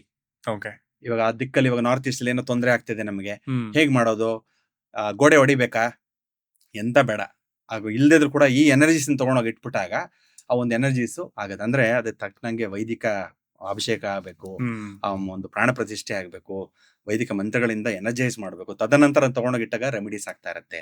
ಇದು ಈಶಾನ್ಯ. ಇದು ಪೂರ್ವದಲ್ಲಿ ಯಾರು ಬರ್ತಾರೆ, ಬೆಳಗ್ಗೆ ಸೂರ್ಯ. ಹಾಗೆ ಸೂರ್ಯನೇ ಅಧಿಪತಿ ಮಾಡ್ಬಿಟ್ಟಿದ್ದಾರೆ, ನೀನೇ ಹೆಡ್ ಆಗಪ್ಪ ನೋಡ್ಕೋ ಅಂತ. ಅವಂದು ಗ್ರಹಗಳಿಗೆ, ದೇವತೆಗಳಿಗೆ ಇಂದ್ರನ್ ಕೊಟ್ಟಿರ್ತಾರೆ. ಇಂದ್ರನ ಆಯುಧ ಯಾವುದು, ವಜ್ರಾಯುಧ. ಹಾಗಾಗಿ ಅವನಿಗೆ ವಜ್ರ ಆಯುಧ, ವಜ್ರವನ್ನ ಆಯುಧವಾಗಿ ಕೊಟ್ಟಿರ್ತಾರೆ. ಓಕೆ. ಅದನ್ನ ಅಲ್ಲಿ ಪ್ರತಿಷ್ಠಾಪನೆ ಮಾಡೋದು. ಗೋಡೆ ಎಲ್ಲ ಹಾಕ್ಬೋದು ನಾವು, ಇಲ್ಲಾಂದ್ರೆ ಭೂಮಿಯಲ್ಲಿ ಫೌಂಡೇಶನ್ ಮಾಡ್ತಾರಲ್ಲ ಅಲ್ಲಿ ಹಾಕಿ ಮಾಡುವಂಥದ್ದು. ಇದು ನಿಮ್ಗೆ ತೊಂದರೆ ಆದಾಗ್ಲೇ ಮಾಡ್ಬೇಕು ಅಂತಲ್ಲ, ಮನೆ ಕೊಟ್ಟಲ್ಲಿ ಇದು ಸ್ಟೆಪ್ ಬೈ ಸ್ಟೆಪ್ ಆಗದೆ ಇರ್ಲಿ ಅಂತ ಮಾಡ್ಕೊಂಡು ಹೋಗ್ಬಿಟ್ರೆ prevention is better than cure. ಅದು ಎಲ್ಲರೂ ಒಪ್ಕೋತಾರೆ ಪ್ರಪಂಚದಲ್ಲಿ ಅಲ್ವಾ. ಪ್ರಿವೆನ್ಷನ್ ಬರೋಕ್ಕಿಂತ ಮುಂಚೆನೆ ನಾವು ಬರದೇ ಇದ್ದಂಗೆ ಎಚ್ಚರಿಕೆ ತಗೊಂಡು ಒಳ್ಳೆಯದು. ತಿರ್ಗಿ ಅಗ್ನಿ ಮೂಲೆಗೆ ಬಂದಾಗ ಅಗ್ನಿದೇವ ಗ್ರಹ ಬಂದ್ಬಿಟ್ಟು ಶುಕ್ರ ಆಗ್ತಾನೆ. ಸೊ ಇನ್ ಆಯುಧ ಬಂತು ಏನಾಗುತ್ತೆ ಅಂತಾರೆ ಶಕ್ತಿ ಅಂತ ಕರಿತೀವಿ. ಶಕ್ತಿ ಅಂತಂದ್ರೆ ಅದು ಒಂಥರ ಶಾರ್ಪ್ ಆಗಿರುತ್ತೆ, ಅಂದ್ರೆ ಒಂದು ಚೂಪಾಗಿರುವಂತದ್ದು ಆಯುಧ, ಅದು ಶಕ್ತಿ ಅಂತ ಕರಿತೀವಿ. ನೆಕ್ಸ್ಟ್ ದಕ್ಷಿಣಕ್ಕೆ ಅಧಿಪತಿ ಯಾರು? ಯಮ. ಅದಕ್ಕೆ ನಾವು ಯಾವಾಗ್ಲೂ ಅಷ್ಟೇ ಮನೆ ಬಾಗ್ಲನ್ನ ದಕ್ಷಿಣಕ್ಕೆ ಇಡ್ಬೇಕಾದ್ರೆ ಸೆಂಟರ್ಗೆ ಇಡಬಾರ್ದು. ದಕ್ಷಿಣಕ್ಕೆ ಇಡ್ಕೋಬಹುದು, ಬಾಗ್ಲು ಇಡ್ಬೋದು, ಏನ್ ತೊಂದರೆ ಇಲ್ಲ. ಸಹಜವಾಗಿ ದಕ್ಷಿಣಕ್ಕೆ ಬಾಗ್ಲು ತುಂಬಾ ಕಮ್ಮಿ ಇಡ್ತಾರಲ್ಲ, ಅವ್ರಿಗೆ ಅದೇ ರಾಶಿ ನಕ್ಷತ್ರ ಪ್ರಕಾರ ನೋಡ್ಕೊಂಡು ಅವ್ರಿಗೆ ಆಗ್ ಬರುತ್ತಲ್ಲ ಅಂತ ಚೆಕ್ ಮಾಡಿ ಇಡುವಂಥದ್ದು. ನೇರವಾಗಿ ಮನೆ ಸೆಂಟ್ರಲ್ ಮಾಡಿ ದಕ್ಷಿಣಕ್ಕೆ ಇಟ್ಬಿಟ್ಟಾಗ ಆಗ ತೊಂದರೆ. ಏನಕ್ಕೆ ಅಂದ್ರೆ ಯಮದಿಕ್ಕು, ಅದಕ್ಕೆ ಯಮದಿಕ್ಕು ಅಂತಾರೆ. ಯಮದಿಕ್ಕು ಅಂದ್ರೆ ಭಯ ಬೀಳ್ತಾರೆ ಜನ, ಅಯ್ಯೋ ಬೇಡ ಅಂತ, ಯಾಕಂದ್ರೆ ಯಮ ಇರ್ತಾನೆ. ಅದಕ್ಕೆ ಗ್ರಹ ಅಧಿಪತಿ ಯಾರು ಅಂತಂದ್ರೆ ಮಂಗಳ ಗ್ರಹ. ಅದಕ್ಕೆ ಅಧಿಪತಿ ಅಂದ್ರೆ ನಾವು ಸುಬ್ರಹ್ಮಣ್ಯ ಅಂತೀವಿ, ಅದಕ್ಕೆ ದಂಡಪಾಣಿ ಅಂತ ಹೇಳ್ತೀವಿ. ಅದಕ್ಕೆ ಈ ಯಮನಿಗೆ ಯಾವಾಗ್ಲೂ ಒಂದು ದಂಡ ಕೊಟ್ಟಿರ್ತಾರೆ, ಧರ್ಮದಂಡ ಅಂತ. ಅದಕ್ಕೆ ನೋಡಿ ಇದು ದಂಡ ಅಂದ್ರೆ ಕೋಲು, ಮಂತ್ರದಂಡ ತರ ಧರ್ಮದಂಡ ಅಂತ ಕೊಟ್ಟಿರುತ್ತೆ. ಇದು ಆಯುಧ. ಇದನ್ನ ನೋಡಿದ್ರೆ ಒಂದು ಎನರ್ಜಿ ಬರುತ್ತೆ, ಇಲ್ಲಪ್ಪ ನಾನು ಪ್ರಪಂಚನ ಗೆಲ್ಲೋ ಅಂತ ಶಕ್ತಿ ಬರುತ್ತೆ. ಯಾರ ಮನೆಯಲ್ಲಿ ದಕ್ಷಿಣ ಚೆನ್ನಾಗಿ ಇಟ್ಕೋಬೇಕು, ದಕ್ಷಿಣ ಇಟ್ಕೊಂಡ್ರೆ ನೇಮ್ ಫೇಮ್ ಬರುತ್ತೆ. ಓಕೆ, ನೀವೆಲ್ಲ ಕಡೆ ಮಾಡ್ತೇವೆ ನೋಡಿ, ಸೋಷಿಯಲ್ ಮೀಡಿಯಲ್ಲೆಲ್ಲ ಮಾಡ್ತಾ ಇರ್ತೀರಾ. ಮನೋಜ್ ಸರ್ ಅಂದ್ರೆ ಫೇಮಸ್. ಹಾಗಾಗಿ ನಿಮ್ಗೆ ಇನ್ನ ಹೆಚ್ಚಿಗೆ ಒಂದು ಇಂಟರ್ನ್ಯಾಷನಲ್ ಲೆವೆಲ್ ಅಲ್ಲಿ ನೀವು ಇದು ಮಾಡ್ಬೇಕು ಅಂತಂದ್ರೆ ದಕ್ಷಿಣ, ನೀವು ಎಲ್ಲಿರ್ತೀರ ಆಫೀಸ್ ಆಗ್ಲಿ ನಿಮ್ಮ ಮನೆ ಆಗ್ಲಿ ದಕ್ಷಿಣ ದಿಕ್ಕನ್ನ ಚೆನ್ನಾಗಿ ನೋಡ್ಕೋಬೇಕು. ಓಕೆ, ಹಾಗೆ ಬರುತ್ತೆ. ನೆಕ್ಸ್ಟ್ ನೈಋತ್ಯ ರಾಕ್ಷಸ ಮೂಲೆ. ಜನರಲ್ ಆಗಿ ಜನಗಳು ಒಂದು ಕುಬೇರ ಮೂಲೆ ಅಂತ ಕರೀತಾರಲ್ಲ, ಜನರಲ್ ಕರೆಯುವಂತದ್ದು ಕುಬೇರ ಮೂಲೆ, ಅದನ್ನ ನೈಋತ್ಯ ಅಂತ ಕರಿತೀವಿ. ಅದು ನೈಋತ್ಯ ರಾಕ್ಷಸಿ. ಇದು ನೈಋತ್ಯ ರಾಕ್ಷಸಿ ಇರುತ್ತೆ. ರಾಕ್ಷಸ ಹತ್ರ ಏನಿರುತ್ತೆ? ಖಡ್ಗಳು, ಶಾರ್ಪ ಖಡ್ಗಳು, ಭಾರವಾದಂತ ಖಡ್ಗಳಿರುತ್ತೆ. ಆಗ ಇದು ಒಂದನ್ನು ಇಟ್ಕೊಂಡ್ರು ಸಾಕು ನಾವು ಇಲ್ಲಿ ಆ ರಾಕ್ಷಸ ಮೂಲೆಯಲ್ಲಿ. ಜಸ್ಟ್ ಅದು ಎಲ್ಲ ಒಂದ್ ಕಡೆ ಒಂದು ಟೇಪ್ ಹಾಕಿ ಅದನ್ನ ಅಂಟಿಸ್ಬಿಟ್ರು ಸಾಕು. ಅವಾಗ ಎನರ್ಜೀಸ್, ನಾನು ಹೇಳಿದ್ನಲ್ಲ, ನಮಗೆ ಕಣ್ಣಿಗೆ ಕಾಣಿಸದೇ ಇದ್ರು ಕೂಡ ಇದು ಒಂದು ವಸ್ತು ಇದ್ದಾಗ ಏನಾಗುತ್ತೆ, ನಮ್ಮ ಬಾಡಿ ಅದನ್ನ ಅಬ್ಸರ್ವೇಷನ್ಸ್ ಅಟ್ರಾಕ್ಟ್ ಮಾಡ್ತಾ ಇರುತ್ತೆ. ಆ ಎನರ್ಜೀಸ್, ಲೀಡರ್ಶಿಪ್ ಕ್ವಾಲಿಟೀಸು ನಮ್ಮಲ್ಲಿ ಬರುತ್ತೆ. ಪಶ್ಚಿಮಕ್ಕೆ ಬಂದಾಗ ವರುಣದೇವರು. ವರುಣನ್ಗೆ ಯಾವ್ದು ಆಯುಧ ಅಂತಂದ್ರೆ ಪಾಶ, ಪಾಶಾಂಕುಶ ಅಂತ ಹೇಳ್ತೀವಿ. ಈ ಯಮಧರ್ಮನ್ಗೆ ವಿಷ್ಣು ಅಲರ್ಟ್ ಮಾಡಿರ್ತಾರೆ, ಈ ಸತ್ತವ್ರನ್ನೆಲ್ಲ ಇಲ್ಲಿ ಮಾಡ್ಬಿಟ್ಟು ನ್ಯಾಯ ಒಂದು ಮಾಡಿ ಅವ್ರಿಗೆ ಏನ್ ಶಿಕ್ಷೆ ಕೊಡ್ಬೇಕು ನೋಡ್ಕೊಳ್ಳೋ ಜವಾಬ್ದಾರಿ ನಿಂದು ಅಂತ. ಯಾಕಂದ್ರೆ ಅದರಲ್ಲಿ ಯಾವುದೇ ಇದು ಮಾಡಬಾರ್ದು, ಯಾಕಂದ್ರೆ ಅವನು ಧರ್ಮರಾಯ. ಯಾರು? ಯಮ. ಅದಕ್ಕೆ ಅವನು ಯಮ ಧರ್ಮರಾಯ ಅಂತ ಕರೆಯುವಂತ ಅಷ್ಟು ಶಕ್ತಿ ಇರುತ್ತೆ. ಆ ಯಮ ಬರಕ್ಕಿಂತ ಮುಂಚೆ ಆ ಪೋರ್ಟ್ಫೋಲಿಯೋಗೆ ಮುಂಚೆ ವರುಣದೇವ ಪೋರ್ಟ್ಫೋಲಿಯೋಲಿ ಇದ್ರು. ಅದಕ್ಕೆ ಅವ್ರ ಜೊತೆ ಪಾಶ ಅಂತಂದ್ರೆ ಹಗ್ಗ, ನಾವು ಆತ್ಮಗಳಿಗೆ ಹಗ್ಗ ಕೇಳ್ಕೊಂಡು ಹೋಗುವಂಥದ್ದು ಫಿಲಮ್ ಅಲ್ಲಿ ನೋಡಿದೀವಿ. ಅದಕ್ಕೆ ಪಾಶ ಅಂತ ಕರಿತೀವಿ. ಅದಕ್ಕೆ ಪಾಶ, ಇನ್ನೊಂದು ನಾಗಪಾಶ ಅಂತ ಕೂಡ ಕರಿತೀವಿ ಅದಕ್ಕೆ ಆಯುಧ. ಓಕೆನಾ? ಸೊ ಹಾಗಾಗಿ ಅದಕ್ಕೆ ಪಶ್ಚಿಮಕ್ಕೆ ಆಯ್ತು. ಈಗ ವಾಯುವ್ಯಕ್ಕೆ ಬಂತು ಅಂದ್ರೆ ವಾಯುವ್ಯಕ್ಕೆ ಅಧಿಪತಿ ಯಾರು? ವಾಯುದೇವ. ಗ್ರಹ ಬಂತು ಅಂದ್ರೆ ಚಂದ್ರ. ವಾಯುದೇವಕ್ಕೆ ಏನಿದು ಅಂತಂದ್ರೆ ಅಲ್ಲಿ ನವಗ್ರಹ ಇದ್ರ ಮಂಡಲದಲ್ಲಿ ಕೇತುಗೆ ಕೊಡ್ತೀವಿ ನಾವು, ಕೇತು ಧ್ವಜ ಅಂತ ಹೇಳ್ತೀವಿ. ಹಾಗಾಗಿ ಎಲ್ಲಿ ನೋಡ್ತು ಅಂದ್ರೆ ಅದಕ್ಕೆ ಧ್ವಜಾನೇ ಅದಕ್ಕೆ ಆಯುಧ ಅಂತ ಹೇಳ್ತೀವಿ. ಯಾವ್ದಕ್ಕೆ? ವಾಯುವ್ಯಕ್ಕೆ. ಇನ್ನೊಂದು ಬಂತಂದ್ರೆ ಲಾಸ್ಟ್ ಅಲ್ಲಿ ಉತ್ತರಕ್ಕೆ ನಾನು ಅವಾಗಲೇ ಹೇಳ್ದಂಗೆ ಸುಮಾರು ಸತಿ ಡಿಸ್ಕಸ್ ಮಾಡಿದೀವಿ. ಕುಬೇರ ಅಂತ. ಉತ್ತರಕ್ಕೆ ನೋಡಿ ಅಧಿಪತಿ ಇವನೇ ಕುಬೇರ. ಕುಬೇರನ ಒಂದು ಆಯುಧ ಯಾವ್ದು ಅಂದ್ರೆ ಗದೆ. ನೋಡಿ ಗದೆ ಇರುತ್ತೆ. ಸೊ ಹಾಗಾಗಿ ಈ ಒಂದು 2 ಯಂತ್ರಗಳನ್ನ ಇಲ್ಲ ಈಗ ನಮ್ಗೆ ಆಗಲ್ಲ ಅಂತಾರು ಅಟ್ಲೀಸ್ಟ್ ಒಂದು ಯಾವ್ದು ಆಯುಧ ಇರುತ್ತೆ. ಇದು ದೇವರ ಸಮೇತ ಇದೆ, ದೇವರ ಸಮೇತ ಕೂಡ ಆಯುಧ ಇರುತ್ತೆ. ಇಲ್ಲ ಆಯುಧನ ಅಟ್ಲೀಸ್ಟ್ ಆ ಗೋಡೆಗಳನ್ನ ಕೆರೆದು ಒಳಗಡೆ ಹಾಕಿ ಪ್ಲಾಸ್ಟಿಂಗ್ ಮಾಡುವಂಥದ್ದು. ಇಲ್ಲಾಂದ್ರೆ ನೀವು ಫೌಂಡೇಶನ್ ಮಾಡೋ ಟೈಮಲ್ಲಿ ಪೂಜೆ ಮಾಡ್ತಿರಲ್ಲ, ಆ ಪೂಜೆ ಮಾಡಿ ಆ ಫೌಂಡೇಶನ್ ಒಳಗಡೆ ಅಲ್ಲಲ್ಲಿ ಸೇರ್ಸ್ಕೊಂಡ್ ಬಂದ್ರು ಕೂಡ ಆ ದಿಕ್ಕುಗಳಲ್ಲಿ ಕರೆಕ್ಟ್ ಆಗಿ, ದಿಕ್ಕು ಅಂದ್ರೆ ಸುಮ್ನೆ ಸೂರ್ಯ ಹುಟ್ಟದಾನೆ ಪೂರ್ವ ದಿಕ್ಕು ಅಂತ ಅಲ್ಲ, ಅದನ್ನ ಕರೆಕ್ಟ್ ಆಗಿ ಕಾಂಪಸ್ ಅಲ್ಲಿ ಚೆಕ್ ಮಾಡ್ಬೇಕು. ಚೆಕ್ ಮಾಡಿ ಕರೆಕ್ಟ್ ಆಗಿ ಅದನ್ನ ವೇರಿಯೇಷನ್ ನೋಡ್ಕೊಂಡು ಆ ದಿಕ್ಕುಗಳಲ್ಲಿ ಇದನ್ನ ಪ್ರತಿಷ್ಠಾಪನೆ ಮಾಡಬೇಕು. ಇಲ್ಲಾಂದ್ರೆ ನಿಮ್ಮ ಮನೇಲಿ ನಾನ್ ಬಂದು ಕುತ್ಕೊಂಡಂಗೆ ನಮ್ಮ ಮನೇಲಿ ನೀವು ಕುತ್ಕೊಂಡಂಗೆ ಕಂಫರ್ಟಬಲ್ ಆಗ್ತೀವಾ? ಆಗೋದಿಲ್ಲ. ವಾಸ್ತು ಅನ್ನೋದೇ ಕಂಫರ್ಟ್ ಅಂತ ಹೇಳ್ತಾ ಇದೀವಿ ಅಷ್ಟೇ. Underline word simple. ವಾಸ್ತು ಅಂದ್ರೆ ಕಂಫರ್ಟ್. ಆ ಕಂಫರ್ಟ್ ಇಲ್ಲ ಅಂತಂದ್ರೆ ನೀವು ಮಾಡಿದ್ದು ಪ್ರಯೋಜನ ಆಗಲ್ಲ. ಹಾಗಾಗಿ ಇದನ್ನ ಕರೆಕ್ಟ್ ಆಗಿ ಯಾರು ಅದ್ರ ಬಗ್ಗೆ ವಿಷಯ ತಿಳ್ಕೊಂಡಿರ್ತಾರೋ, ಇಲ್ಲ ವಿಡಿಯೋ ನೋಡ್ತಾ ಇರ್ತಾರೆ ಎಷ್ಟೊಂದ್ ಜನ, ನೀಟಾಗಿ ಅರ್ಥ ಮಾಡ್ಕೊಂಡು ಅಲ್ಲಿ ಪ್ರತಿಷ್ಠಾಪನೆಯನ್ನ ಮಾಡುವಂತದ್ದು. ಇದು ಅಷ್ಟ ದಿಕ್ಪಾಲಕರು. ಸುಮಾರು ಜನಕ್ಕೆ ಇವತ್ತಿನ ದಿನ ಇರುವಂತಹ ಮೇಜರ್ ಕನ್ಫ್ಯೂಷನ್ ಅಂದ್ರೆ ನನಗೆ ಯಾವ ದಿಕ್ಕಿನ ಬಾಗ್ಲು ಆಗ್ಬರುತ್ತೆ ಅಂತ. ಮಹಾದ್ವಾರ, ಮನೆಯ ಮುಖ್ಯ ಬಾಗ್ಲು ತುಂಬಾನೇ ಇಂಪಾರ್ಟೆಂಟ್. ಕೆಲವ್ರು ಹೇಳ್ತಾರೆ ನಂದಿ ಬಾಗ್ಲು ಚೆನ್ನಾಗಿ ಆಗ್ಬರುತ್ತೆ ಅಂತಾರೆ, ಕೆಲವರು ಪೂರ್ವ ಕಡೆಗಿರ್ಲಿ ಸೂರ್ಯ ಹುಟ್ಟೋ ಬಾಗ್ಲು ಅಂತ ಹೇಳ್ತಾರೆ, ಕೆಲವರು ಪಶ್ಚಿಮಕ್ಕೆ, ಕೆಲವರು ನೀವು ಆಗ್ಲೇ ಹೇಳಿದಾಗೆ ದಕ್ಷಿಣಕ್ಕೆ. ಬಟ್ ನಮಗೆ ಯಾವ ಬಾಗ್ಲು ಆಗ್ಬರುತ್ತೆ ಅಂತ ಕಂಡಿಡ್ಕೊಳ್ಳೋದು ಹೇಗೆ? ನೋಡಿ, ಇದು ಜನ್ಮರಾಶಿ ಆಧಾರಿತ ಹ್ಮ್ ಒಂದು. ಇನ್ನೊಂದು ಯೂಶುವಲ್ ಆಗಿ ಇನ್ನೊಂದು ಮೆಥಡ್ ಅಲ್ಲಿ ಏನು ಅಂತಂದ್ರೆ ನಾಮ ನಕ್ಷತ್ರ. ಎರಡು ಬರುತ್ತೆ, ಒಂದು ಜನ್ಮ ನಕ್ಷತ್ರ, ಇನ್ನೊಂದು ನಾಮ ನಕ್ಷತ್ರ. ಹ್ಮ್ ಜನ್ಮ ನಕ್ಷತ್ರ ಹೇಗೆ ಕಂಡುಹಿಡಿಯೋದು?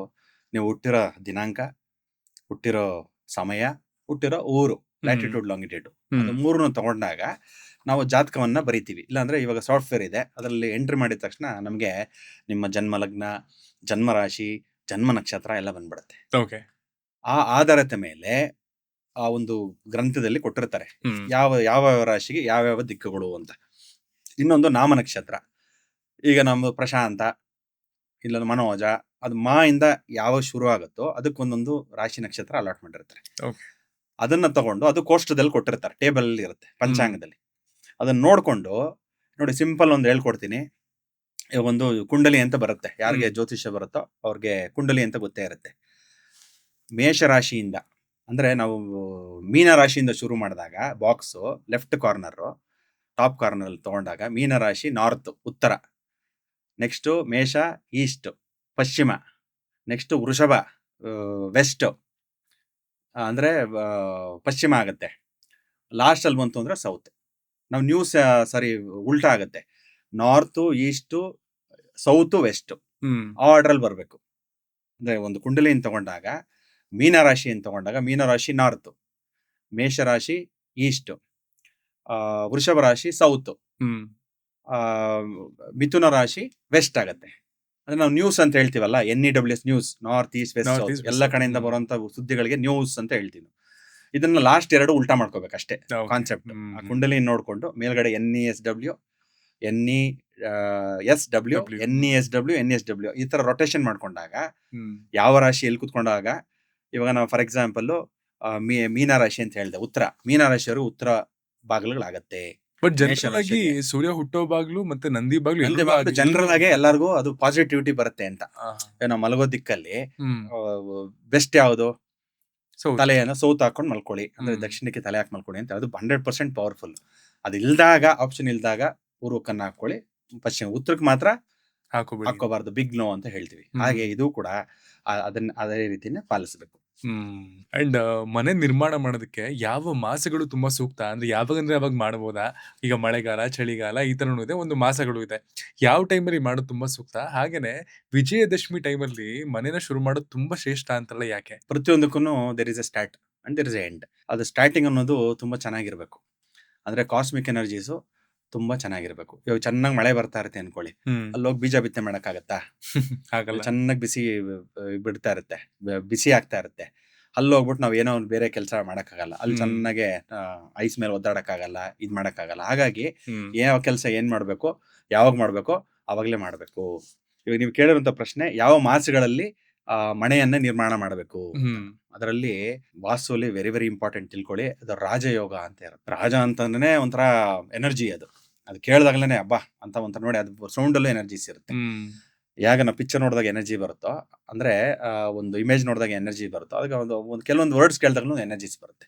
ರಾಜ ಯೋಗ ಯೋಗ ಅಂತಂದ್ರೆ ಏನು? ಕಾಂಬಿನೇಷನ್ ಅಂತ. ಅಂದ್ರೆ ನೀವು ಯೋಗ ಅಂದ್ರೆ ಏನೋ ಒಂದು ಲಾಟ್ರಿ ಹೊಡೆಯೋದು ಅಂತಲ್ಲ. ಯೋಗ ಅಂದ್ರೆ it is combination. What combination?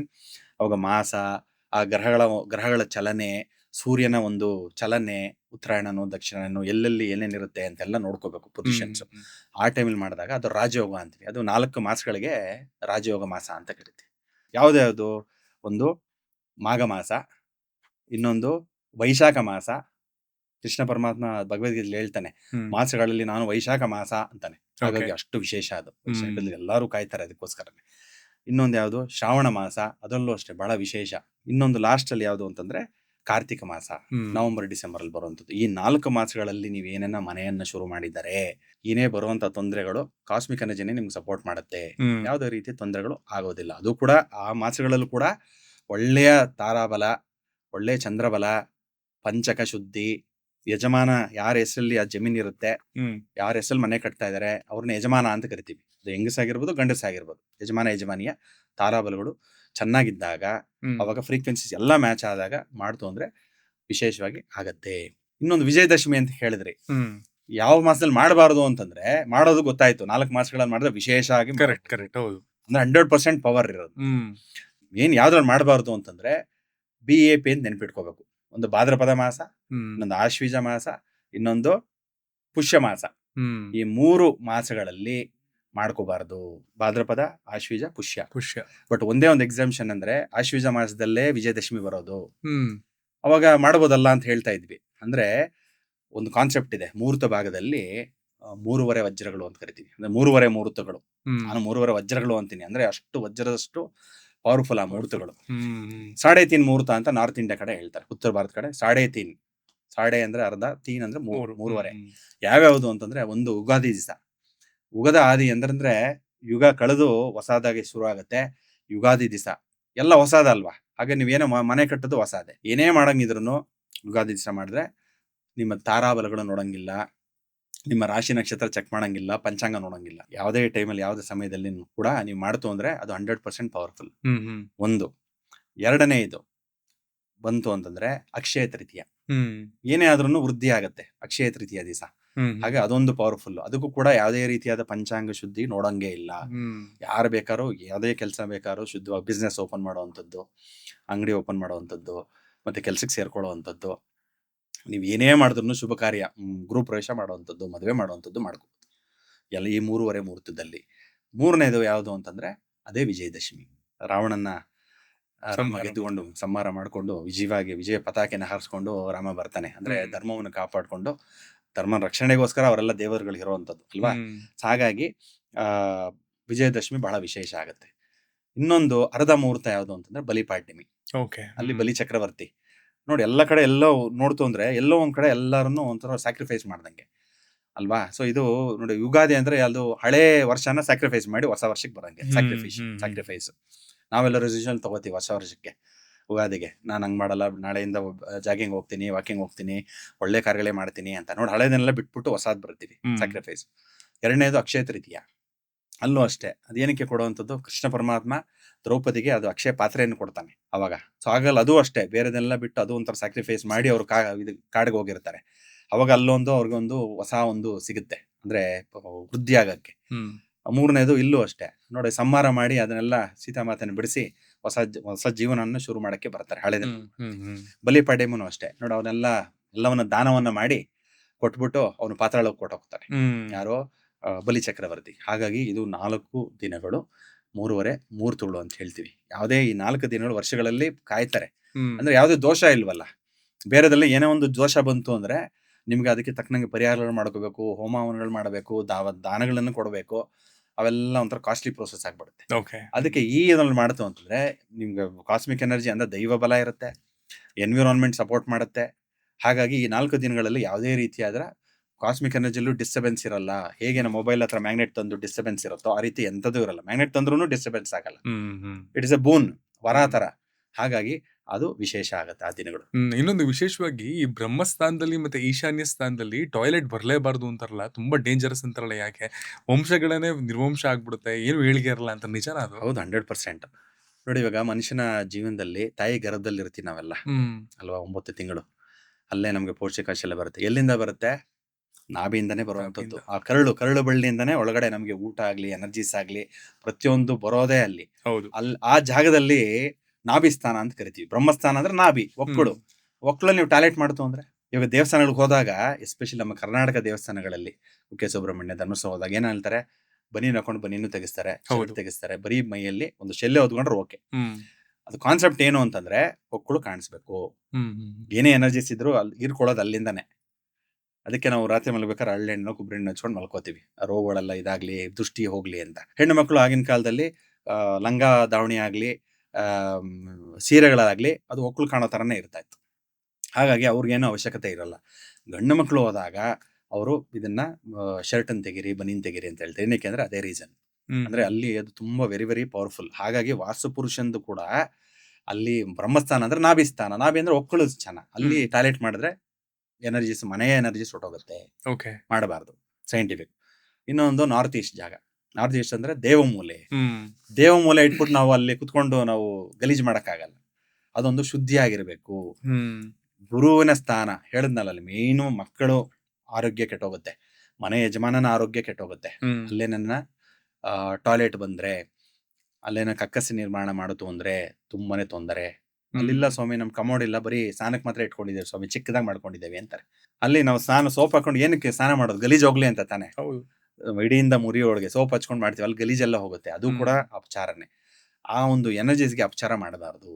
ಯಾವತ್ತೂ ಅದನ್ನು ಶುದ್ಧವಾಗಿ ಇಟ್ಕೋಬೇಕು, ನೀಟಾಗಿ ಇಟ್ಕೋಬೇಕು. ದೇವ್ರು ಕುತ್ಕೊಂಡಿದ್ದಾನೆ ಮನೆಯಲ್ಲಿ, ಆ ಜಾಗದಲ್ಲಿ ಆ ಭಾವನೆಯಲ್ಲೇ ನಾವು ಮಾಡ್ಕೋಬೇಕು. ವಾಸ್ತು ಪ್ರಕಾರನು ಆ ಒಂದು ದೇವರ ಮನೆ ನಿರ್ಮಾಣ ಮಾಡಕ್ಕೆ ಅದೇ ಜಾಗನೇ ಸೂಕ್ತ. ಅದು ವೆರಿ ವೆರಿ ಇಂಪಾರ್ಟೆಂಟ್. ಯಾಕಂದ್ರೆ ನಾಭಿ ಅನ್ನೋದು ಬಹಳ ವಿಶೇಷ. ಹೇಳ್ದಂಗೆ ಗರ್ಭ ಸಂಸ್ಕಾರ, ಆ ಒಂದು ಕಳಶ ಸ್ಥಾಪನೆ, ಮತ್ತೆ ಒಂದು ನಾಭಿ ಕಲ್ಲು ಅಂತಾನೆ ಹೇಳ್ತಾರೆ, ನಾಭಿ ಕೋಲು ಅಂತಾನು ಕೂಡ ಹೇಳ್ತಾರೆ ಅದಕ್ಕೆ. ಅದನ್ನೆಲ್ಲ ಮಾಡುವಂಥದ್ದು ಆ ಒಕ್ಕಲಲ್ಲಿ ಏನಕ್ಕೆ ಮಾಡ್ತಾರೆ ಅಂದ್ರೆ ಎನರ್ಜೀಸ್ ಅಲ್ಲೇ ಬರುವಂಥದ್ದು. ರಾತ್ರಿ ಆಗ್ಲಿ ಅದು ಒಂದು ಭೂಮಿಯಿಂದ ಜಿಯೋಪಾಥಿಕ್ ಸ್ಟ್ರೆಸ್ ಅಂತ ಹೇಳಿದೆ, ಅದೆಲ್ಲ ಬಂದಾಗ ಹೀರ್ಕೊಳ್ಳುವಂತ ಶಕ್ತಿ ಇರುತ್ತೆ. ಅದಕ್ಕೆ ಅದನ್ನ ಪರ್ಟಿಕ್ಯುಲರ್ ಮೆಟೀರಿಯಲ್ ಅಲ್ಲೇ ಮಾಡಬೇಕು. ಸುಮ್ಮನೆ ಅಲ್ಲಿ ಪ್ಲಾಸ್ಟಿಕ್ಸ್ ಇತ್ತು ನೋಡಿ, ಪ್ಲಾಸ್ಟಿಕ್ ಮಾಡೋದು ಈಸಿ, ಒಂದು ಮೋಲ್ಡ್ ಮಾಡಿ ರೆಡಿ ಮಾಡಿ ಮಾಡ್ಕೊಂಡ್ಬಿಟ್ರೆ 2 ನಿಮಿಷಕ್ಕೆ ಬಂದ್ಬಿಡುತ್ತೆ ಅದು. ಬಟ್ ಪ್ಲಾಸ್ಟಿಕ್ ಹಾಕ್ಬಾರ್ದು. ಯಾವುದು ಗರ್ಭದಲ್ಲಿ ಪ್ಲಾಸ್ಟಿಕ್ ಹಾಕ್ತು ಅಂದ್ರೆ ಆಲ್ವೇಸ್ ತೊಂದರೆ ಆಗ್ಬಿಡುತ್ತೆ ಮನೆಗೆ. ಅದು ಪರ್ಟಿಕ್ಯುಲರ್ ಮೆಟೀರಿಯಲ್ನೇ ಹಾಕಬೇಕು. ಏನಕ್ಕೆ ಅಂದ್ರೆ ಬ್ರಹ್ಮಸ್ಥಾನ ಅಷ್ಟು ಇಂಪಾರ್ಟೆಂಟ್. ಆ ಕಳಶವನ್ನು ಕೂಡಿಸ್ತೀವಿ. ಇವಾಗ ಭೂಮಿ ಇದ್ದಾಗ ಅದ್ಬಿಟ್ಟು ಕೂಡಿಸ್ಬೋದು, ಅದು ಒಂದು ಹಳ್ಳವನ್ನು ತೋಡಿ. ನಾನು ಫ್ಲಾಟ್ ಅಲ್ಲಿ ಇದ್ದೀನಿ ಸ್ವಾಮಿ, ಇವಾಗ ಇದ್ರದ್ದು ಫಸ್ಟ್ ಫ್ಲೋರ್ ಸೆಕೆಂಡ್ ಫ್ಲೋರ್, ಇಲ್ಲಿ ಹೆಂಗ್ ಕೂಡಿಸ್ತೀರಾ? ಇದು ಬೇರೆಯವ್ರ ಮನೆ ಅಲ್ವಾ ಫ್ಲಾಟ್ ಅಂದ್ರೆ, ಹೆಂಗ್ ಕೂಡಿಸೋದು? ಅದಕ್ಕೆ ಏನ್ ಮಾಡ್ತಾರೆ, ಈ ಹೇಗೆ ನಾವು ಅದು ತಾಮ್ರದ ಕಳಶ, ಇದು ತಾಮ್ರ ಅಲ್ಲ, ಇದು ಹಿತ್ತಾಳೆ, ಬಟ್ ತಾಮ್ರದ ಕಳಶವನ್ನೇ ಕೂಡಿಸ್ಬೇಕು. ಈ ತಾಮ್ರನ ಕೂಡ್ಸಕ್ಕೆ ಅವಕಾಶ ಇರಲ್ಲ. ಈ ಚಿಕ್ಕದು ಕೂಡಿಸೋಣ, ಬರೋದೇ ಮೋಲ್ಡಿಂಗ್ ಬರೋದೇ ಇಷ್ಟಿಷ್ಟು. ಏನ್ ಮಾಡ್ಬೇಕು ಅಂತಂದ್ರೆ ಅದಕ್ಕೊಂದು ಸೊಲ್ಯೂಷನ್ ಏನು ಅಂತಂದ್ರೆ ನೋಡಿ, ಅದಕ್ಕೆ ಇದು ಸಂಸ್ಕೃತದಲ್ಲಿ ಏನಂತ ಕರೀತಾರೆ ಇದಕ್ಕೆ, ಪೆಟ್ಟಿಗೆನ ಮಂಜೂಷ ಅಂತ ಕರಿತೀವಿ. ಇವಾಗ ನೋಡಿ ಎಲ್ಲ ಕಡೆ ಟ್ರೆಂಡ್ ಆಗ್ತಾ ಇದೆ ಮಂಜೂಷ ಅಂತ. ಎಲ್ಲ ಬಾಕ್ಸ್ ತರ ಮಾಡ್ತಾರೆ, ಅದ್ರೆಲ್ಲ ಒಳಗಡೆ ಏನೇನ್ ಬರುತ್ತೋ ಆ ಶಾಸ್ತ್ರದಲ್ಲಿ ಕೊಟ್ಟಿರ್ತಾರೆ. ವಿಶ್ವಕರ್ಮ ಪ್ರಕಾಶನ ಇದ್ರಲ್ಲಿ ಕೊಟ್ಟಿರ್ತಾರೆ ಏನೇನ್ ಮಾಡ್ಬೇಕು ಅಂತ. ಇವೆಲ್ಲ ದಾರ ಇದಿರುತ್ತೆ ನೋಡಿ, ಎಲ್ಲ ಯಂತ್ರಗಳು, ನಾನು ಏನ್ ತೋರಿಸ್ತಿನಲ್ಲ ಯಂತ್ರಗಳು, ಅದು ಕೂಡ ಹಾಕೋಬಹುದು ಪ್ರತಿಯೊಂದನ್ನು. ಇದು ಚಕ್ರವ್ಯೂಹ ಅಂತ ಇರುತ್ತೆ, ಇದು ಬಾಗಿಲ ಕೆಳಗಡೆ ಹಾಕುವಂಥದ್ದು. ಇದು ವಾಸ್ತು ಪುರುಷನ ಒಂದಿದು, ಇದು ಕೂಡ ಬಾಗಿಲ ಕೆಳಗಡೆ ಹಾಕುವಂಥದ್ದು. ಆಮೇಲೆ ಇವೆಲ್ಲ ನವರತ್ನಗಳು, ಇದೆಲ್ಲ ಇಮಿಟೇಷನ್ ಸಿಮ್ಯುಲೆಂಟ್ಸ್ ಇದು. ಬಟ್ ಏನು ಅಂತಾರೆ, ಒರಿಜಿನಲ್ ಹಾಕ್ಬೇಕು. ನಾನು ಜಸ್ಟ್ ತೋರ್ಸೋಕೋಸ್ಕರ ತಂದೀನಿ ಅಷ್ಟೇ. ಬಟ್ ಇದ್ರಲ್ಲಿ ಏನ್ ಮಾಡ್ಬೇಕು, ಇದ್ರಲ್ಲಿ ಹೇಳಿದ್ನಲ್ಲ ಎಲ್ಲ 5 ನದಿಯ ನೀರುಗಳನ್ನು ಹಾಕ್ಬೇಕು. ಮತ್ತೆ ಪಂಚರತ್ನ, ಪಂಚಗವ್ಯ, ಪಂಚ ಪಲ್ಲವಗಳನ್ನು ಇದು ಎಲೆಗಳಾಗತ್ತೆ. ಮತ್ತೆ 8 ಜಾಗದಿಂದ ತಂದಿರೋ ಮುತ್ತಿಗೆಯಿಂದ ಮಣ್ಣು, ಕುದುರೆ ತುಳಿದಿರೋ ಮಣ್ಣು, ಆನೆ ತುಳಿದಿರುವಂತ ಮಣ್ಣು, ದೇವಸ್ಥಾನದಲ್ಲಿರೋ ಮಣ್ಣು, ಹುತ್ತದ ಮಣ್ಣು, ಆಮೇಲೆ ನದಿ ಸಂಗಮ ಅಲ್ಲಿ ಸಿಗುವಂತ ಮಣ್ಣು, ಈ ರೀತಿ ವಾಸ್ತುಶಾಸ್ತ್ರದಲ್ಲಿ ಕೊಟ್ಟಿರ್ತಾರೆ. ಅದನ್ನ ಏನ್ ಬರುತ್ತೋ ಅದು ಕರೆಕ್ಟ್ ಲಿಸ್ಟ್ ತಗೊಂಡು ಕರೆಕ್ಟಾಗಿ ಹಾಕ್ಬೇಕು. ಹಾಕ್ಬಿಟ್ಟು ತದನಂತರ ಮುಚ್ಚಿ ಇದನ್ನ ತೆಗೆದು ಇದನ್ನ ಬಂಧನ ಅಂತ ಮಾಡ್ತಾರೆ. ದಿಗ್ಬಂಧನ ಮಾಡ್ಬೇಕು ಇದಕ್ಕೆ ಕರೆಕ್ಟಾಗಿ. ಲಿಂಗವನ್ನ ನೋಡಿ, ಈಗ ಈ ಕಲರ್ಸ್ 5 ಕಲರ್ ಇರುತ್ತೆ, 8 ಕಲರ್ ಇರುತ್ತೆ, ಒಂದೊಂದು ದಾರಕ್ಕೂ ಒಂದೊಂದು ಮೀನಿಂಗ್ ಇರುತ್ತೆ. ಹಾಗಾಗಿ ಎಲ್ಲ ಮಾಡಿ ಇದನ್ನ ತೆಗೆದು ಅದು ಭೂಮಿ ಒಳಗಡೆ ಹೇಗೆ ಕಳಶ ಕೂಡಿಸ್ತೀವೋ ಇದನ್ನು ಹಾಗೆ ಇಟ್ಬಿಟ್ಟು ಅದನ್ನು ಪೂಜೆ ಮಾಡಿ ಮಾಡುವಂಥದ್ದು. ಇದು ಹೆಂಗೆ, ಇಷ್ಟು ದೊಡ್ಡದು ಬೇಡ, ಇನ್ನ ಚಿಕ್ಕದು ಬರುತ್ತೆ ಬಾಕ್ಸ್, ಇಷ್ಟೇ ಬರುತ್ತೆ, ತೆಳ್ಳಗೆ ಬರುತ್ತೆ. ನೀವು ಜಸ್ಟ್ ಒಂದು 4 ಇಂಚ್ ಓಪನ್ ಮಾಡಿದ್ರೆ ಸಾಕು, ಒಳಗಡೆ ಕೂಡಿಸ್ಬಿಟ್ಟು ಹಂಗೆ ಅದ್ರ ಮೇಲೆ ಟೈಲ್ಸ್ ಹಾಕೋಬಹುದು. ಹಾಗಾಗಿ ಪ್ರತಿಯೊಂದಕ್ಕೂ ಸೊಲ್ಯೂಷನ್ಸ್ ಇದೆ. ಅದನ್ನ ಮಂಜೂಷ ಅಂತ ಕರೀತೀವಿ. ಅದು ಕೂಡ ಗರ್ಭದಲ್ಲಿ ಕೂಡಿಸುವಂಥದ್ದು ಗರ್ಭ ಸಂಸ್ಕಾರ ಸೊಲ್ಯೂಷನ್ಸ್ ಹೇಳಿದ್ನಲ್ಲ. ಇವಾಗ ಬೆಂಗಳೂರಲ್ಲಾಗ್ಲಿ ಬೇರೆ ಒಂದು ಸಿಟಿಗಳಲ್ಲಾಗ್ಲಿ ಮನೆಗಳು ವಾಸ್ತುಗಳು ಇರಲ್ಲ. ಏನೋ ಒಂದು ಎನರ್ಜಿ ಬಿಲ್ಡಪ್ ಮಾಡ್ಬೇಕು, ಒಂದು ಡಿಸಿಪ್ಲಿನ್ ಬರ್ಬೇಕು ಮನೆಯಲ್ಲಿ. ಅದು ಒಂದಿದ್ದಾಗ ಏನಾಗುತ್ತೆ, ದೈವ ಇದೆ ಮನೆಯಲ್ಲಿ ಅಂತ ಇರುತ್ತೆ ನಮ್ಗೆ. ಹಾಗಾಗಿ ಪ್ರತಿಯೊಂದನ್ನು ನಾವು ಎಲ್ಲರೂ ಶಿಸ್ತಲ್ಲಿ ಇರ್ತಾರೆ, ಮಕ್ಕಳಾಗ್ಲಿ ದೊಡ್ಡವರಾಗ್ಲಿ, ಒಂದು ಶಿಸ್ತಿನ ಒಂದು ಭಾವ ಬರುತ್ತೆ. ಹಾಗಾಗಿ ಆ ಒಂದು ವಾಸ್ತುಶಾಸ್ತ್ರ ಕೂಡ ನಮ್ಮ ಮನುಷ್ಯನ ಒಂದು ಜೀವನಕ್ಕೆ ಆಧಾರವಾಗ್ಬಿಡುತ್ತೆ ಇವೆಲ್ಲ ಮಾಡಿದ್ರೆ. ಕೊನೆ ಪ್ರಶ್ನೆ, ಒಬ್ಬ ಮಿಡಲ್ ಕ್ಲಾಸ್ ವ್ಯಕ್ತಿಗೆ ಅಥವಾ ಲೋಯರ್ ಮಿಡಲ್ ಕ್ಲಾಸ್ ವ್ಯಕ್ತಿಯ ಅವನ ಜೀವನದ ಅತ್ಯಂತ ದೊಡ್ಡ ಕನಸು ಒಂದು ಮನೆ ಕಟ್ಟಬೇಕು ಅನ್ನೋದು. ಸೊ ಆ ಮನೆ ಕಟ್ಟಬೇಕು ಅನ್ನೋದಕ್ಕೆ ಅವ್ನು ಸೇವಿಂಗ್ಸ್ ಮಾಡಿರ್ತಾನೆ, ಸುಮಾರು ಸಾಲ ಸೋಲುಗಳನ್ನ ಮಾಡಿರ್ತಾನೆ. ಅದು ನನ್ನ ಕನಸು, ಅದನ್ನ ನಾನು ಬಿಟ್ಟು ಹೋಗ್ಬೇಕು ಮಕ್ಕಳಿಗೆ ಅಂತೆಲ್ಲ ಆಸೆ ಇಟ್ಕೊಂಡಿರ್ತಾನೆ. ಈ ತರ ಮನೆ ಕಟ್ಟಬೇಕು ಅಂತ ಅನ್ಕೊಳ್ಳೋರು ಒಂದು ಟಾಪ್ 3 ಗೋಲ್ಡನ್ ರೂಲ್ಸ್ ಅನ್ನ ಫಾಲೋ ಮಾಡ್ಬೇಕು ವಾಸ್ತು ಬಗ್ಗೆ. ಏನು ಗೊತ್ತಿಲ್ಲಪ್ಪ ನನ್ಗೆ, ಅಟ್ಲೀಸ್ಟ್ ಇಷ್ಟನ್ನಾರು ಫಾಲೋ ಮಾಡಿದ್ರೆ ಸಾಕು ಅನ್ನೋ ತರ ಆದ್ರೆ ಯಾವ್ದು? ಮೇಯ್ನು ಅವರು ಎಲ್ಲಿ ಜಾಗ ತಗೋತಾರಲ್ಲ ಅದು ತುಂಬಾ ಇಂಪಾರ್ಟೆಂಟ್ ಆಗಿರ್ಬೇಕು. Very very very important. ಆ ಜಾಗ ಸ್ಮಶಾನದ ಹತ್ರ ಇರಬಾರ್ದು, ಮತ್ತೆ ದೇವಸ್ಥಾನಗಳ ಹತ್ರ ಇರಬಾರ್ದು, ಸ್ಕೂಲ್ಗಳ ಹತ್ರ ಇರಬಾರ್ದು, ಮತ್ತೆ ಜಾತ್ರೆಗಳಾಗತ್ತೆ ಅಲ್ಲಿರಬಾರ್ದು, ಮಾರ್ಕೆಟ್ ಹತ್ರ. ಇವಾಗ ಹತ್ರ ಮನೆ ಮಾಡ್ಕೊಂಡು ಇರಕ್ಕಾಗತ್ತಾ? ಬರೀ ಅವ್ರು ಇರ್ತಾರೆ, ಬಿಸ್ನೆಸ್, ಅವ್ರು ದುಡ್ಡು ಬರುತ್ತೆ ಇರ್ತಾರೆ. ನಮ್ಮಂತವ್ರೆಲ್ಲ ಹೋಗಲ್ಲಿ ಜೀವನ ಮಾಡಕ್ಕಾಗಲ್ಲ. ಅಂದ್ರೆ ಜಾಗ ಎಲ್ಲಿ ತಗೋತಾರ ಅವರು, ಆಲ್ರೆಡಿ ಇತ್ತು ಅಂದ್ರೆ ಏನ್ ಮಾಡಕ್ಕಾಗಲ್ಲ, ಕಟ್ಕೋಬೇಕಾಗತ್ತೆ. ಬಟ್ ಅದು ವಾಸ್ತು ನೋಡ್ಕೊಂಡು, ಅದು ಯಾರನ್ನ ಜಮೀನ್ ತಗೊಳ್ತೀರಿ, ಜಾಗ ಸೈಟ್ ತಗೋತೀರಿ ಅಂತಂದ್ರೆ ಆ ಜಾಗ ಎಲ್ಲಿದೆ ವೆರಿ ವೆರಿ ಇಂಪಾರ್ಟೆಂಟ್, ಅದನ್ನ ನೋಡ್ಕೋಬೇಕು. ಆ ಸುತ್ತಮುತ್ತ ವಾತಾವರಣ ಚೆನ್ನಾಗಿರ್ಬೇಕು. ಅದನ್ನ ನೋಡ್ಕೊ, ಅದು ವೆರಿ ವೆರಿ ವೆರಿ ಇಂಪಾರ್ಟೆಂಟ್. ಅದು ಮೇಯ್ನು ಆರೋಗ್ಯ ಇದ್ದಂಗೆ. ಇಲ್ಲಾಂದ್ರೆ ನಮ್ ತಗೊಂಡೋಗಿ ಮೋರಲ್ಲಿ ಕುಡಿಸ್ದಂಗೆ.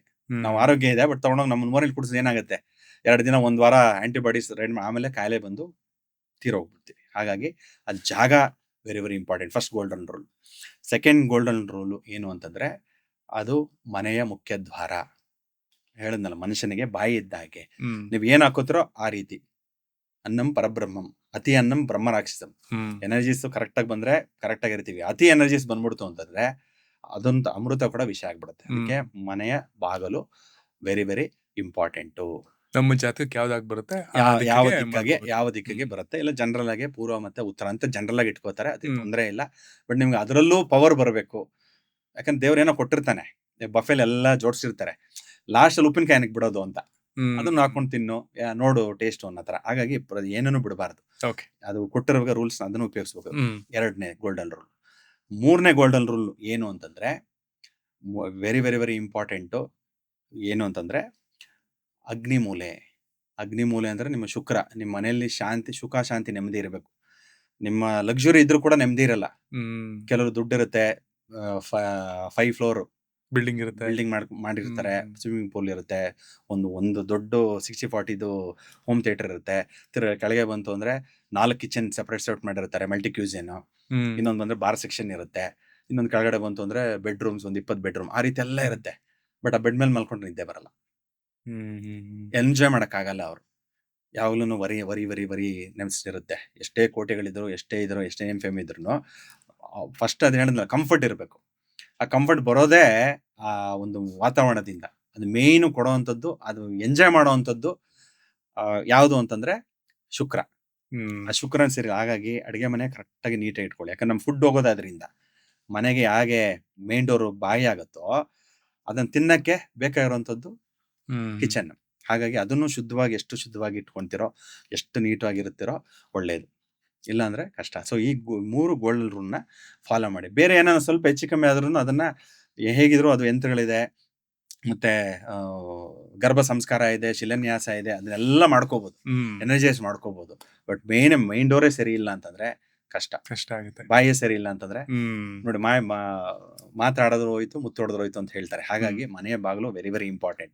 ಬರೀ ಯಜಮಾನನ್ಗಲ್ಲ, ಪ್ರತಿಯೊಬ್ಬರು ಯಾರು ವಾಸ ಮಾಡ್ತಾರೋ ಅವ್ರಿಗೆಲ್ಲ ಇಂಪಾರ್ಟೆಂಟ್ ಆಗುತ್ತೆ. ಹಾಗೆ ಅಡಿಗೆ ಮನೆ ಕೂಡ ಅಷ್ಟೇ. ಒಬ್ರಿಗೆ ಅಲ್ವಲ್ಲ ಅಡಿಗೆ ಮಾಡೋದು, ಮನೆಯವ್ರಿಗೆಲ್ಲ ಅಡಿಗೆ ಮಾಡ್ತೀವಿ. ಹಾಗಾಗಿ ಅನ್ನ ಆಗ್ಬಾರದು, ಅದು ಬರೀ ಊಟ ಆಗ್ಬಾರದು, ಪ್ರಸಾದ ಆಗ್ಬೇಕು. ಶಕ್ತಿಯನ್ನು ಕೊಡಬೇಕು, ಬರೀ ಶಕ್ತಿ ಅಲ್ಲ, ಸಂಸ್ಕಾರವನ್ನು ಕೊಡಬೇಕು.